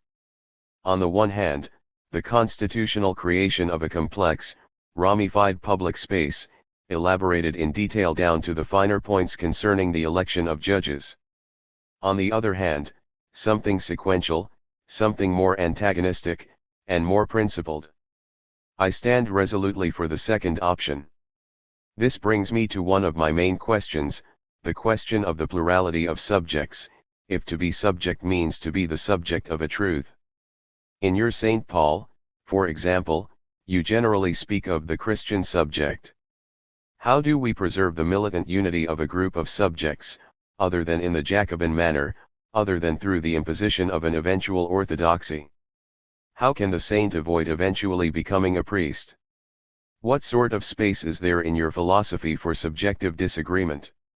Let's not forget that I conceive of a truth not as a pre-given transcendent norm, in the name of which we are supposed to act, but as a production. At a certain moment, the set of actors of a generic procedure, of a truth procedure, are clearly ignorant, unknowing, of what it is. This is an essential point. So nobody is in a position to say that since he knows the truth, he is the one who will decree how it is to be known, since the truth itself depends on its own production. The only thing we have to question are the conditions of this production. I'm convinced that in politics, for example, it is very largely deliberative. There is no reason why it should be Jacobin or terrorist. The Jacobin terror had its roots not in internal disagreement, but in the situation of crisis, the war, and the counter-revolution. As a general rule, every generic procedure is in reality a process that can perfectly well be deliberative, as long as we understand that it invents its rule of deliberation at the same time as it invents itself. And it is no more constrained by a pre-established norm that follows from the rule of deliberation. You have only to look at how the rule of deliberation in different organizations, in different political sequences, and in different political modes, is entirely variable. For example, to take only one story, and only a couple of sequences in this story, it is entirely different under Lenin and under Stalin. Under Lenin, there were some absolutely dramatic disagreements. On a question as essential as that of whether or not to launch the insurrection, Lenin was in radical opposition to Zinoviev, Kamina, and many others. In the end, a protocol of decision-making was found that didn't involve the extermination of opposing views. Under Stalin, by contrast, such extermination practically becomes the rule.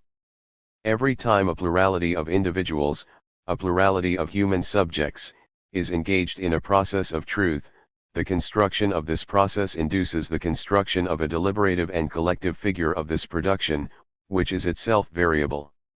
If subjects exist only in the fidelity to the truth they proclaim, how do we avoid the eventual and potentially oppressive measurement of the relative authenticity or intensity of this fidelity, the judgment of subjects as more or less close to the pure truth? That this truth is in a sense unknowable doesn't simplify the question.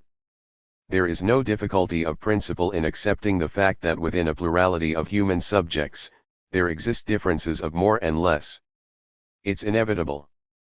The only problem is in knowing how these differences are normed, ruled, and above all, how this is related to the production of the successive stages of the sequence in question.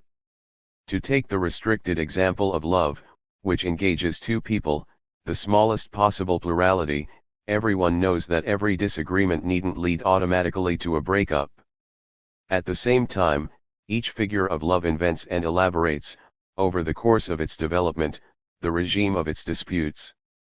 Obviously, in some cases, there are break-ups. But in others there aren't. And the way in which the productive or creative positivity of this love is articulated with the internal regulation of disagreement simply defines one of the singularities of its trajectory. The same goes for politics. The dialectic of more or less regulates a certain form of collective deliberation or collective engagement, but needn't drive things toward a binary logic. I would say, to use an algebraic metaphor, that it needn't present itself as a logic with two values. Everyone can accept the existence of intermediary nuances. Mao himself, and God knows there was a great deal of violence in the Chinese Revolution, developed a fairly complicated doctrine regarding the difference between contradictions among the people and antagonistic contradictions, and the existence in any process of left, center, and right wings. He never stopped insisting that in the movement of a process there is always a considerable plurality of nuances, and that if we don't grant some space to this plurality, we are finally driven back to the breakup of the process, more than anything else.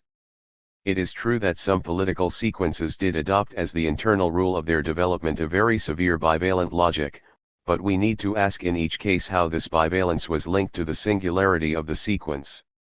It is not a general problem of truth processes. 2. I'd like to turn now to more strictly philosophical questions, beginning with Plato. Along with a few others, Guy Lardria and Christian Jamet in particular, you declare a fairly unusual fidelity to Plato. Why? What does Platonism mean, once you have renounced its transcendent aspect? I wouldn't say that there is no transcendent dimension in Plato, but it's not what interests me, it's not why I align myself with him, in slightly provocative fashion, since all the major philosophical figures of the past century, from Nietzsche through Heidegger, have been anti-Platonists. In fact, three things about Plato interest me. First, his sharp, inaugural awareness of what I call the conditions of philosophy. Philosophy is to be found in obligatory dialogue with mathematics, with art, and poetry, even if this dialogue is strained and difficult, with politics, and also with love, as demonstrated in the symposium and other dialogues. This is a long way from the idea that philosophy is a total knowledge or system.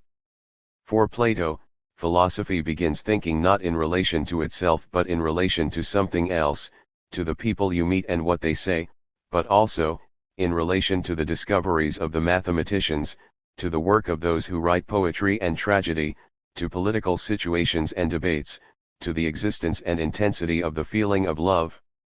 The second thing that interests me is Plato's conviction that philosophy doesn't add up to very much without the category of truth.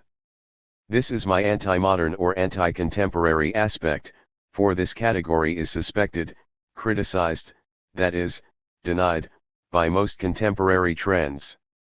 I would even say that philosophy means little without the idea that there can be eternal truths.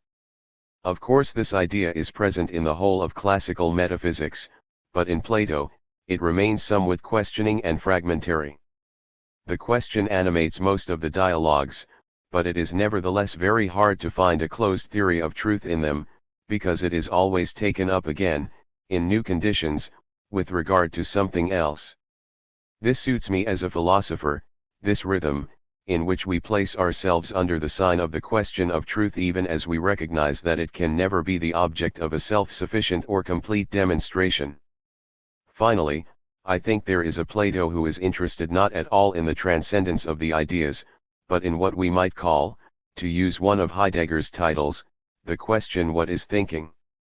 We will naturally name what is thinkable, what there is in thought, idea. But, especially in the later dialogues, the Sophist, the Parmenids, the Philebus, Plato doesn't pose the question what is thought, by any means to privilege a transcendence but, rather, to ask, what is an internal articulation between ideas, what is the movement of thought, what is its internal alterity, its impasse, and so on? For me, this is Plato. And your master Lacan? What do you retain from his teaching today? Did you attend his seminar? I've actually always kept myself at quite a distance from Lacan. I never attended his seminar, but at the same time, I was first, with Althusser, to present reports on his work at the École Normale Supérieure. I have never had any relation to the practice of psychoanalysis.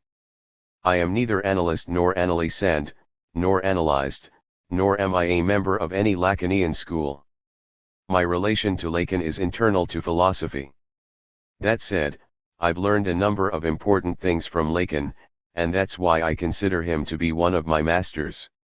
To put it briefly, what fascinated me about Lacan for a long time was his very strange effort to link the question of the subject to investigations or models of a logico-mathematical kind. This effort is totally absent from Freud.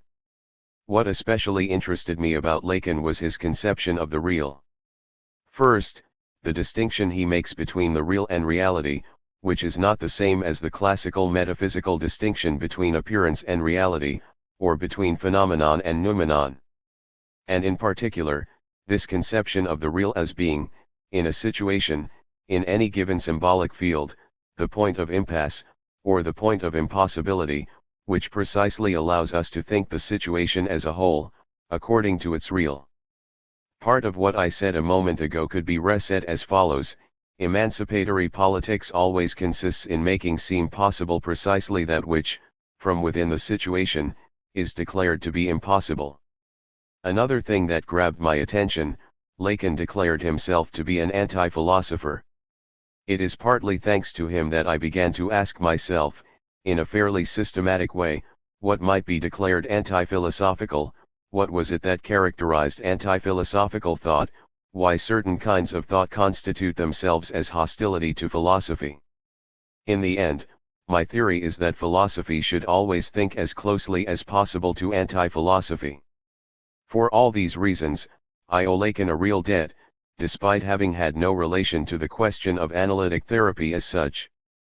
You are careful to distinguish philosophical truth from all that might claim an affinity with the ineffable, the unsayable, or the mystical. At the same time, you defend, in St. Paul and elsewhere, a striking doctrine of laicized grace, purged of any religious reference or thematics. The question is, doesn't the truly religious begin precisely where all thematics comes to an end? What can the idea of grace mean, if it doesn't connote the idea of another, properly creative power, a pure beyond? For me, every singular truth has its origin in an event. Something must happen, in order for there to be something new. Even in our personal lives, there must be an encounter, there must be something which cannot be calculated, predicted, or managed, there must be a break based only on chance. And it's to the extent that there is an essential link between the infinite development or construction of a truth, and this element of rupture that is an event, that I understand what Christian writers have called grace. That is not to say that for them the term has exactly this meaning. In effect, if every grace is a divine gift, we cannot absolutely avoid the idea of an ultimate, divine calculation, even if that calculation exceeds our understanding. That would be the difference that subsists between the properly religious understanding of grace, and what I call laicized grace. Fundamentally, what I call laicized grace describes the fact that, insofar as we are given a chance of truth, a chance of being a little bit more than living individuals, pursuing our ordinary interests, this chance is always given to us through an event. This evental giving, based absolutely on chance, and beyond any principle of the management or calculation of existence, why not call it a grace? Simply, it is a grace that requires no all-powerful, no divine transcendence. What interests me in St. Paul is the idea, very explicit in his writings, that the becoming of a truth, the becoming of a subject, depend entirely on a pure event, which is itself beyond all the predictions and calculations that our understanding is capable of. What, then, do we make, with Paul, of that second and no less fundamental event, his personal confirmation, on the road to Damascus, of the truth of the first event? Is there room, in your philosophy, for this second and irreducibly private supplement?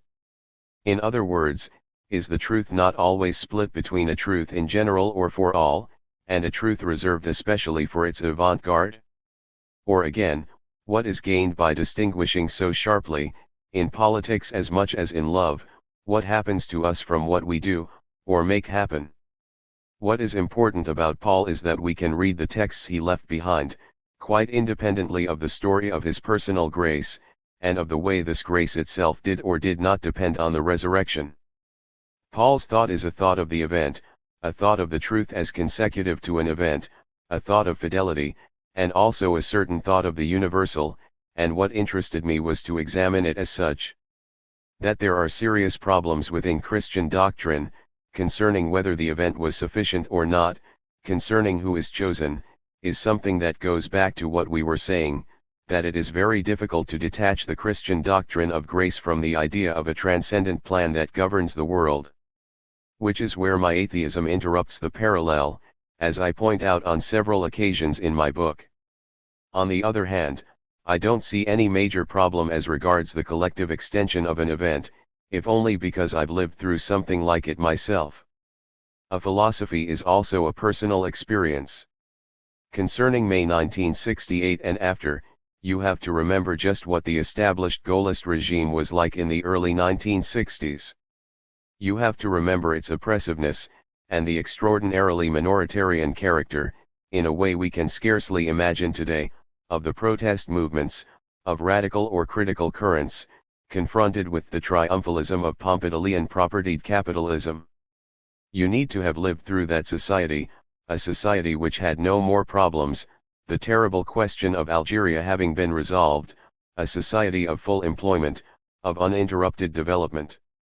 As for what then took place, yes, we were the genuine actors, but actors absolutely seized by what was happening to them, as by something extraordinary, something properly incalculable. Without a doubt, I was personally marked by this eruption. Of course, if we add up the anecdotes one by one, we can always say that at any given moment there were certain actors, certain people who provoked this or that result. But the crystallization of all these moments, their generalization, and then the way in which everyone was caught up in it, well beyond what any one person might have thought possible, that's what I call an evental dimension. None of the little processes that led to the event was equal to what actually took place. It's a matter of scale. There was an extraordinary change of scale, as there always is in every significant event. For example, between the French Revolution and the financial crisis that prompted the calling of the Estates General, there was another change of scale. Of course we can always invoke the meeting of the Estates General, the question of the representation of the different orders, the king's attempts to block all that. I've never argued that the event, when we examine it in its facticity, presents irrational characteristics. I simply think that none of the calculations internal to the situation can account for its eruption, and cannot, in particular, elucidate this kind of break in scale that happens at a certain moment, such that the actors themselves are seized by something of which they no longer know if they are its actors or its vehicle, or what it carries away. Lin Piao, someone who is rarely mentioned these days, once said, at the height of the Cultural Revolution, that the essential thing was to be, at a revolutionary conjunction, both its actor and its target. I quite like this formula.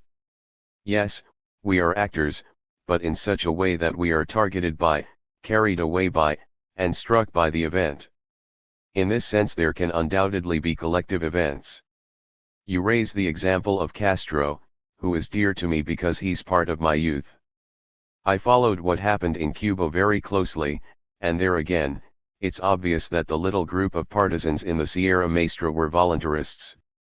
But with the collapse of Batista, the seizure of power, and that extraordinary, very slow march of Castro towards Havana, the Cuban people as a whole were seized by something which, in a certain way, was no doubt legible in its successive stages, but which marked an absolute change of scale with respect to the disembarkation of some 20 people in the hills of the Sierra Maestra. You once said that you were no longer sure if there was an event in May 1968. 11. By what criteria can we decide such things after the event, especially if the event itself persists, strictly speaking, only through its retrospective declaration? I said something a little more complicated. I said that perhaps we didn't know the name of this event, and that, consequently, it was an eventuality still suspended from its name, what Sylvain Lazarus calls an obscure eventuality. There are such eventualities, that is, eventualities such that the statements that can be detached from them, or the names used to refer to them, never manage to justify the practice of the sequence, never manage to stabilize it. For example, in the French revolutionary sequence, the name revolution was very soon a matter of consensus, as the appropriate name for what was going on. When Saint Just said, "The revolution is frozen," he pointed to something about the revolution and the name revolution, as a capacity that was truly internal to what was going on at the time. As for May 1968, we've drifted this way and that, perhaps because it is an event belonging to precisely that time when we were passing from the old conception of politics to something else, so that, as a result, the name revolution wasn't the right name. There have been all sorts of proposals. I'm very struck by the fact that today everyone says the events of May 1968, but if we say that the event has event as its name, it means that we haven't yet found its name. I expect that I will probably stick with this appreciation of May 1968, it is an event, part of my subjectivation was forged in it, so I will remain faithful to it, but one whose name is obscure. One of the first questions to strike me as I read L'être et l'événement was that of the general relation between your mathematical ontology and the nature of material reality in general. You treat material situations as particular sorts of mathematical sets. What relation is there between your ontology, that is, the presentation of presentation, what you call being as being, and that which is presented? If we accept that there exists a situation in which what is at stake for thought is being as being, and for me, this is simply one situation of thought, among others, then I would say that the situation is the situation defined by mathematics. Mathematics, because if we abstract all presentative predicates little by little, we are left with the multiple, pure and simple. The that which is presented can be absolutely anything. Pure presentation as such, abstracting all reference to that which is to say, then, being as pure multiplicity, can be thought only through mathematics. To the extent that we abstract the that which is presented in the diversity of situations, to consider the presentation of presentation itself, that is to say, in the end, pure multiplicity, then the real and the possible are rendered necessarily indistinct. What I call ontology is the generic form of presentation as such, considered independently of the question as to whether what is presented is real or possible. It is the reason why people have always debated the status of mathematical idealities, the status of their reality. Are they real? Do they exist somewhere? Are they merely possible? Are they linguistic products? I think we have to abandon these questions, simply because it is of the essence of ontology, as I conceive it, to be beneath the distinction of the real and the possible. What we will necessarily be left with is a science of the multiple in general, such that the question of knowing what is effectively presented in a particular situation remains suspended. A contrario, every time we examine something that is presented, from the strict point of view of its objective presentation, we will have a horizon of mathematicity, which is, in my opinion, the only thing that can be clear. In the final analysis, physics, that is to say, the theory of matter, is mathematical. It is mathematical because, as the theory of the most objectified strata of the presented as such, it necessarily catches hold of being as being through its mathematicity. The relation between what is presented, for example, matter, and the theory of being as being can be described, empirically, as the relation between physics and mathematics. But it might be described more profoundly as the relation between, on the one hand, a generic theory of the multiple in itself, that is, of a multiple indifferent to what it is the multiple of, and thus of the multiple as pure multiple of the multiple, and, on the other hand, the that which is multiply presented as such, about which ontology says nothing. It seems, however, that your most basic concept, the concept of a situation, oscillates somewhat between an essentially mathematical order and what appears to be a no less essentially eclectic order, combining heterogeneous elements of actuality. You're quite right. The category of situation, from this point of view, and this is why I'm going substantially to rework it, is a bivalent category, a category we can access in two different ways. In one sense you can take it to mean situation as effectivity, that is, as the effective realization of an ontological possibility, and so as a figure of multiplicity. This would be how it is characterized from within the ontological situation. We could then say that every situation is a multiple.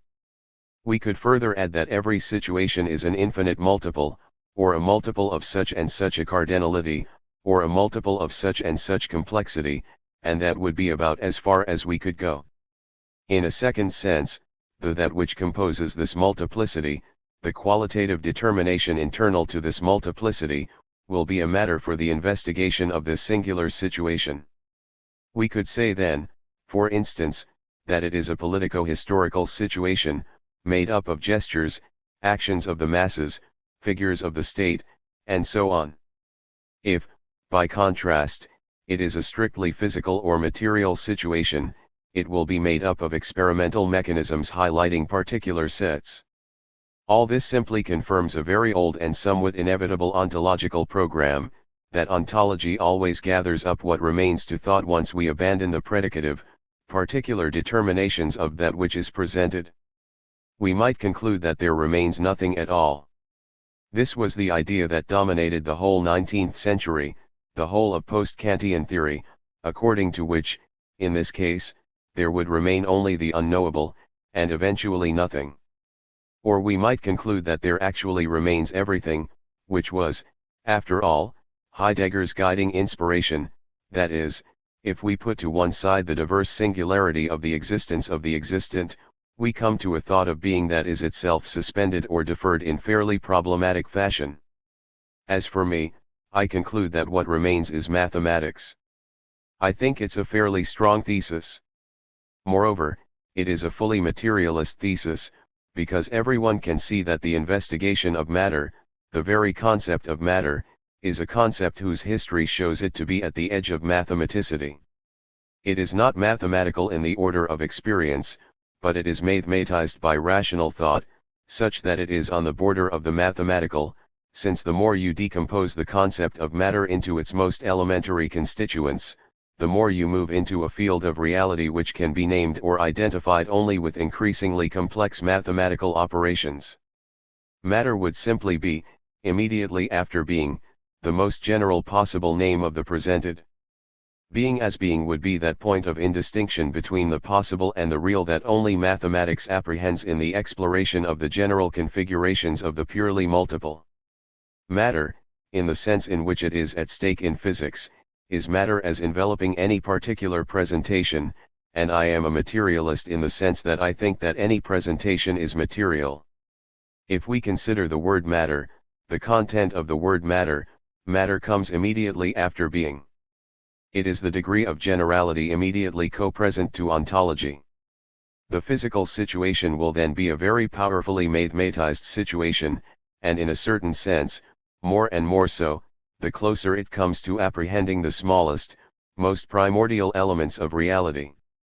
One of the consequences, or perhaps one of the conditions, of your position is to bracket the distinction which has so often inspired ontological inquiry, the distinction between the animate and inanimate, or between the living and the more than living, the distinction between the created and the creator. Does your recourse to mathematics allow you to sidestep the old problems associated with our attempt to make sense of a reality that is not of the same order as our own experience? I'm convinced of the importance of the situational field concerning the theory of living beings.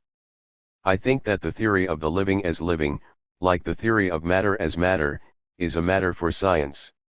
And God knows I recognize the eminent dignity and singular importance of science among the conditions of philosophy. If I haven't yet said much about the field of the living, it's not at all because I think it's unnecessary. In any case, I have always said that we have to accept the fact that human beings are animals.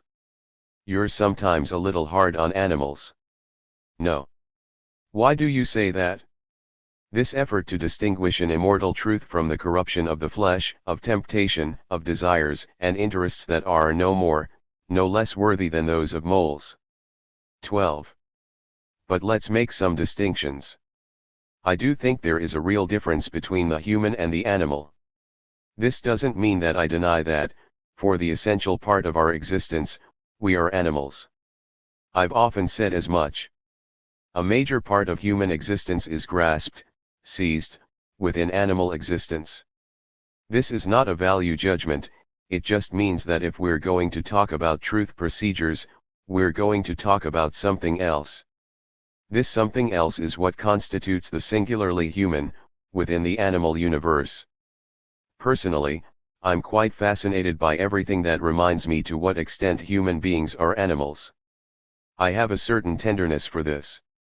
I'm by no means the kind of classical moralist for whom the animality within the human is always the object of an initial prejudice.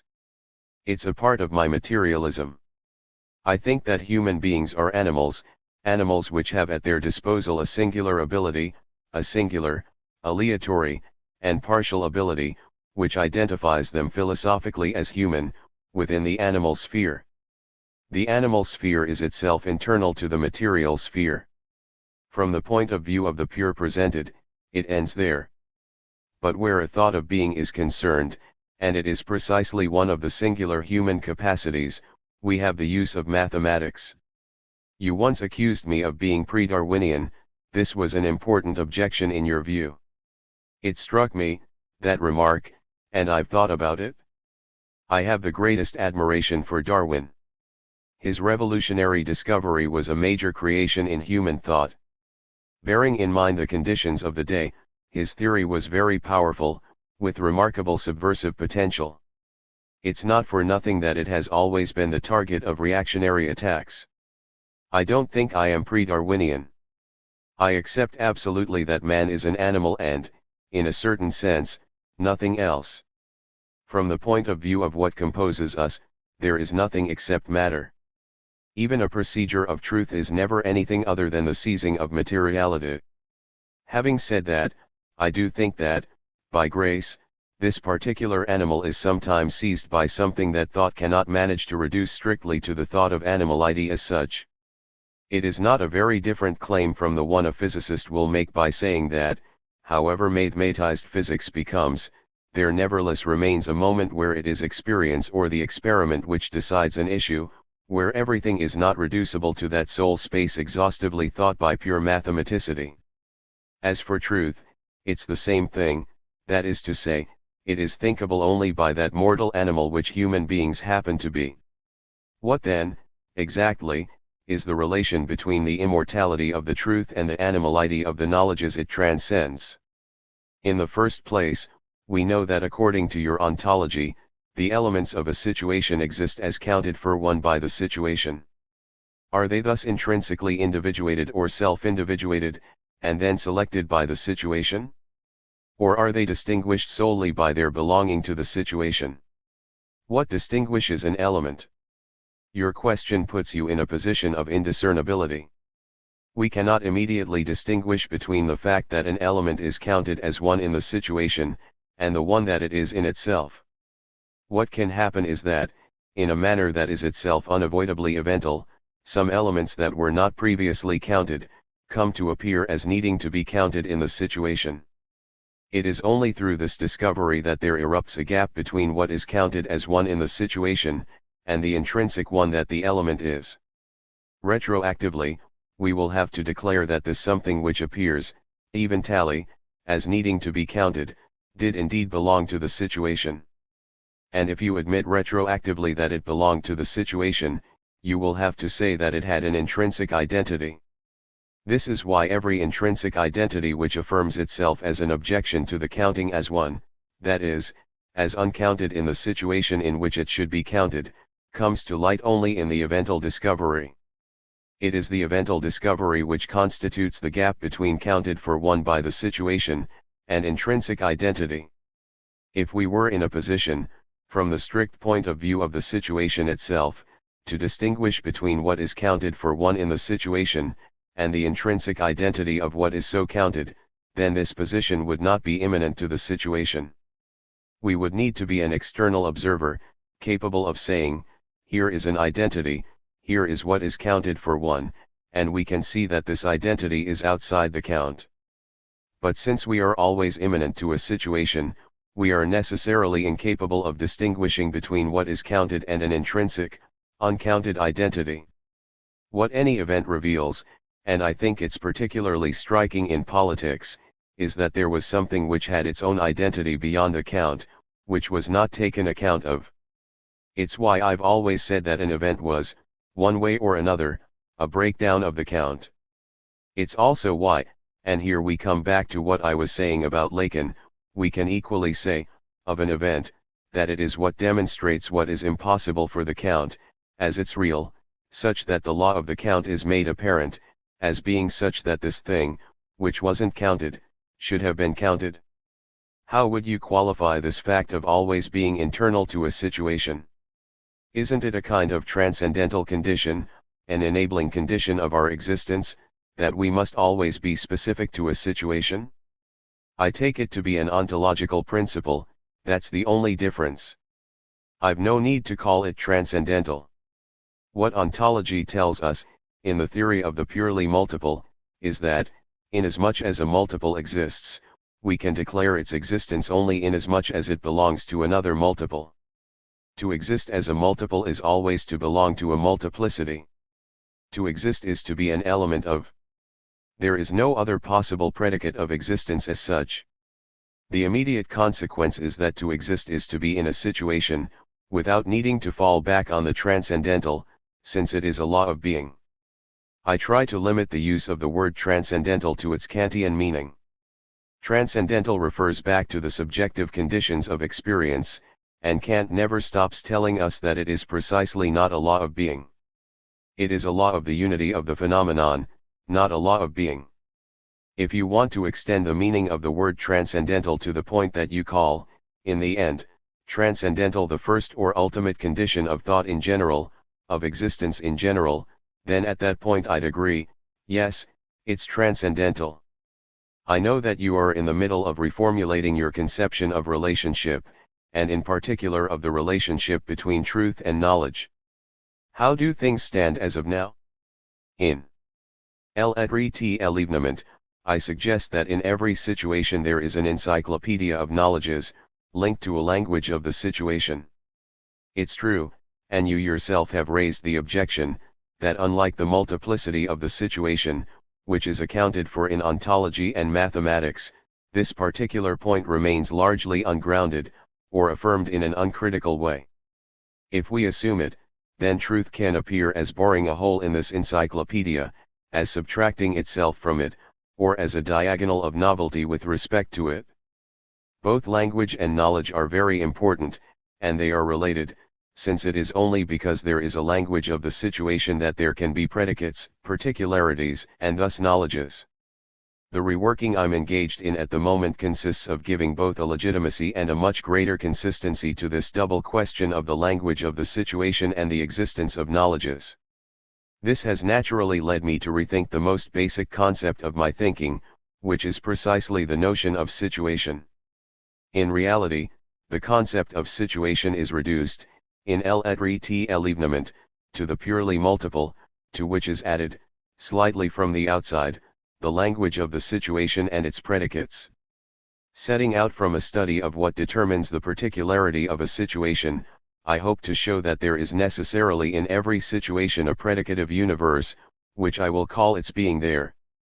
I will try to distinguish the being of the situation, which refers back to ontology, from its being there, that is, the necessity for every situation to be not simply a being but, coextensive with that being, an appearing.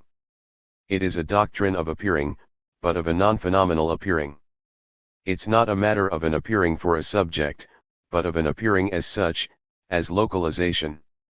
It is a localization that doesn't itself refer back to any particular space or geography but is, rather, an intrinsic localization. It is a supplementary ontological property, in addition to pure multiplicity. In other words, I'm going to tackle the problem of the distinction between a possible and an effective situation, between possible situation and real situation, since I'll go back over the fact that ontology doesn't settle this question, that it is beneath this point of distinction. Hence the effectivity of a situation, its appearing, can't be deduced from its configuration of multiplicity. There is no transitivity between the one and the other. At this point, we'll have to ask about the laws of appearing. I think we can maintain the idea that mathematics still explains some of what happens, that we aren't absolutely obliged to leave the realm of the mathematical. Simply, we'll need a slightly new form of mathematicity, one that requires a minimal theory of relation, a logic. I call logic a theory of relation as relation between elements, between parts, and so on. I will argue that being as being, that is, as beneath the relation between being and being there, is a pure multiplicity. But I will show how this pure multiplicity is always attached to, distorted by, or reworked by a universe of relations, which will define the logic peculiar to the situation, not merely its being displayed in its multiplicity, or its network of belongings. This is going to require, on the mathematical side of things, different operators, both logical and topological, and on the philosophical side, an elucidation of the relation between being and being there. I think I'll be able to draw most of the argument from the relation of order, from the elementary relation of order, order being defined simply as the first dissymmetrical relation. Of course, the didactics of the thing, the way of presenting it, is very important to me, and for as long as I haven't fully discovered it, I'm not entirely at ease. I'm going to try to solve the problem, and you can see that I've read your work, and am sensitive to what you've said, by injecting something like dissymmetry into the general edifice, without in any way renouncing it. This means that it will mean something to say that A is in relation with B, in a relation which is something other than the strict relation of equivalence or equality. I'll take up the relation of order because it is, in the end, mathematically, the most primordial, most abstract, non-symmetrical relation. My last questions concern the autonomy of truth, its status in relation to the world it exceeds or transcends. What kind of relationship is there, for example, between the truth of a scientific or an artistic discovery and the technical means of its formulation and distribution? What relation is there between an artistic, let's say musical, truth, and the system of tonality which ensures that the truths of Haydn and Schoenberg, to take examples from your Ethic, are always truths for certain listeners? I think we have to accept that between the effective or real character of any procedure of truth, and the protocol of identification, recognition, designation, or propagation of that truth, there are only individual cases, and no general relationship. We can give very simple examples. Take, for example, Arabo-Andalusian music, which has its own space of development, of creation, of historicity. For a long time it couldn't be identified as such. And then conditions were created in which it became identifiable. It's really an individual case. This touches on two problems, which I'm currently working on. First problem, does the universalizing identification of a truth have as its condition sine qua non something like philosophy? After all, I have myself defended the thesis according to which philosophy does not create truths, but plays a certain role, I didn't say the only role, in their identification and in their compatibility, their compossibility, the evaluation of their time. For me, this is still an open question. Is there always something of the order of philosophy, but how are we to recognize philosophy? In the universalizing identification of a procedure of truth, regardless of its origin or destination. This poses the question of the degree of philosophy's own universality. If we admit that philosophy has a capacity, not an exclusive capacity, but one that is proper to it, to identify something as universal, then it's obvious that philosophy has played a major role in the identification of science as such. We know that the identification of art itself, as distinct from anything else, is the achievement of philosophy. To generalize, Does the identification of procedures of truth always pass through philosophy, necessarily or unnecessarily, or is it a question of situation, of culture? It's an open question, and a fairly complicated one. The second, still more complicated problem concerns what I call the interconnected juxtaposition of truth procedures.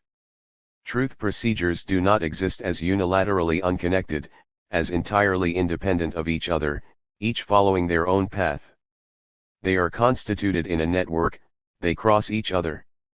Part of the problem is a matter of knowing, for example, the points of connection between scientific procedure, its successive breaks, its discoveries, and the rules of political protocol. It's a very real question. You yourself have said that there is in science something which is hidden beneath machinery or equipment that is not entirely its own, but which nevertheless largely contains it. In the same way, I've always been fascinated by the network of relations between love and art. We know very well that there is something within the development of love itself which is certainly marked, signed from within, by the novel, by the whole history of this question and the way it's been handled artistically, over successive strata. To such an extent that where the artistic situation is quite obviously different, I'm thinking of China, for example, I've often thought that love itself must be different. These are questions of interconnection, the truth procedures resonate with each other, in their connections and crossings. So far I've been very analytical in working on this question, very Cartesian. I've separated the procedures from each other, examined their type, their numericity, and so forth, but I'm perfectly aware that in a situation, in the realm of singularity, this is not exactly how things look. There are always several procedures working through entangled or interconnected situations. It's what I hope to explain, once I've deciphered and symbolized the problem, probably according to my own concept of culture. In the end, a culture, to the extent that it can be thought or identified by philosophy, is a singular interconnected configuration of truth procedures. I think there are truth procedures everywhere, and that they are always universal, that a Chinese novel, Arabic algebra, Iranian music, that all this is, in the end, universal by right. Simply, the conditions of their concrete universalization have followed a complicated history. On the other hand, I would admit that there is an element of the cultural side, which I would see in a system of interconnection, in which there is always something contingent, and also an aspect of sedimentation, of conservation, which is irreducibly particular. Here I'm speaking prospectively, slightly feeling my way forward, but I hope to be able to say how I conceive of a culture, in something other than empirical fashion. I'm perfectly aware that there are cultural universes, linguistic universes. But I'd like to be able to cross through this empirical reality in a slightly different way. Just what is culturally specific here? How do we measure the immanent universality of an artistic truth, to limit the question only to that? Can it really be anything other than, on the one hand, a kind of pure or living creativity, such that Schoenberg's truth, say, persisted or will persist as long as it continues to inspire new creations that remain faithful in some way to this inspiration? Or, on the other hand, a variant of the assertion of its own universal truth? This would limit literary truth, for instance, to the confines of what Badiou describes as the literary field, the field established by the proclamation, from Flaubert through Mallarmé, Blancot, and beyond, of an intransitive literary sovereignty, a word purified of worldly knowledge and communication. 13. Most of your poetic examples seem to conform to this idea. No doubt it's only because I am of this era. Perhaps my own taste, my own sight, my own set of interconnections, have been drawn mainly from this. But I certainly wouldn't make of it a universal maxim. I don't at all think that the affirmation of sovereignty is essential to an artistic configuration. I try to name artistic sequences not so much with proper names, nor through the regime of works of art, but through what I call configurations. In Rosen's book on Haydn, Mozart, and Beethoven, what is revealed is a configuration, which he calls the classical style. 14 Obviously, Most of my preferred poetic examples, I'm perfectly aware of it, belong to such a configuration. Paris, November 17, 1997.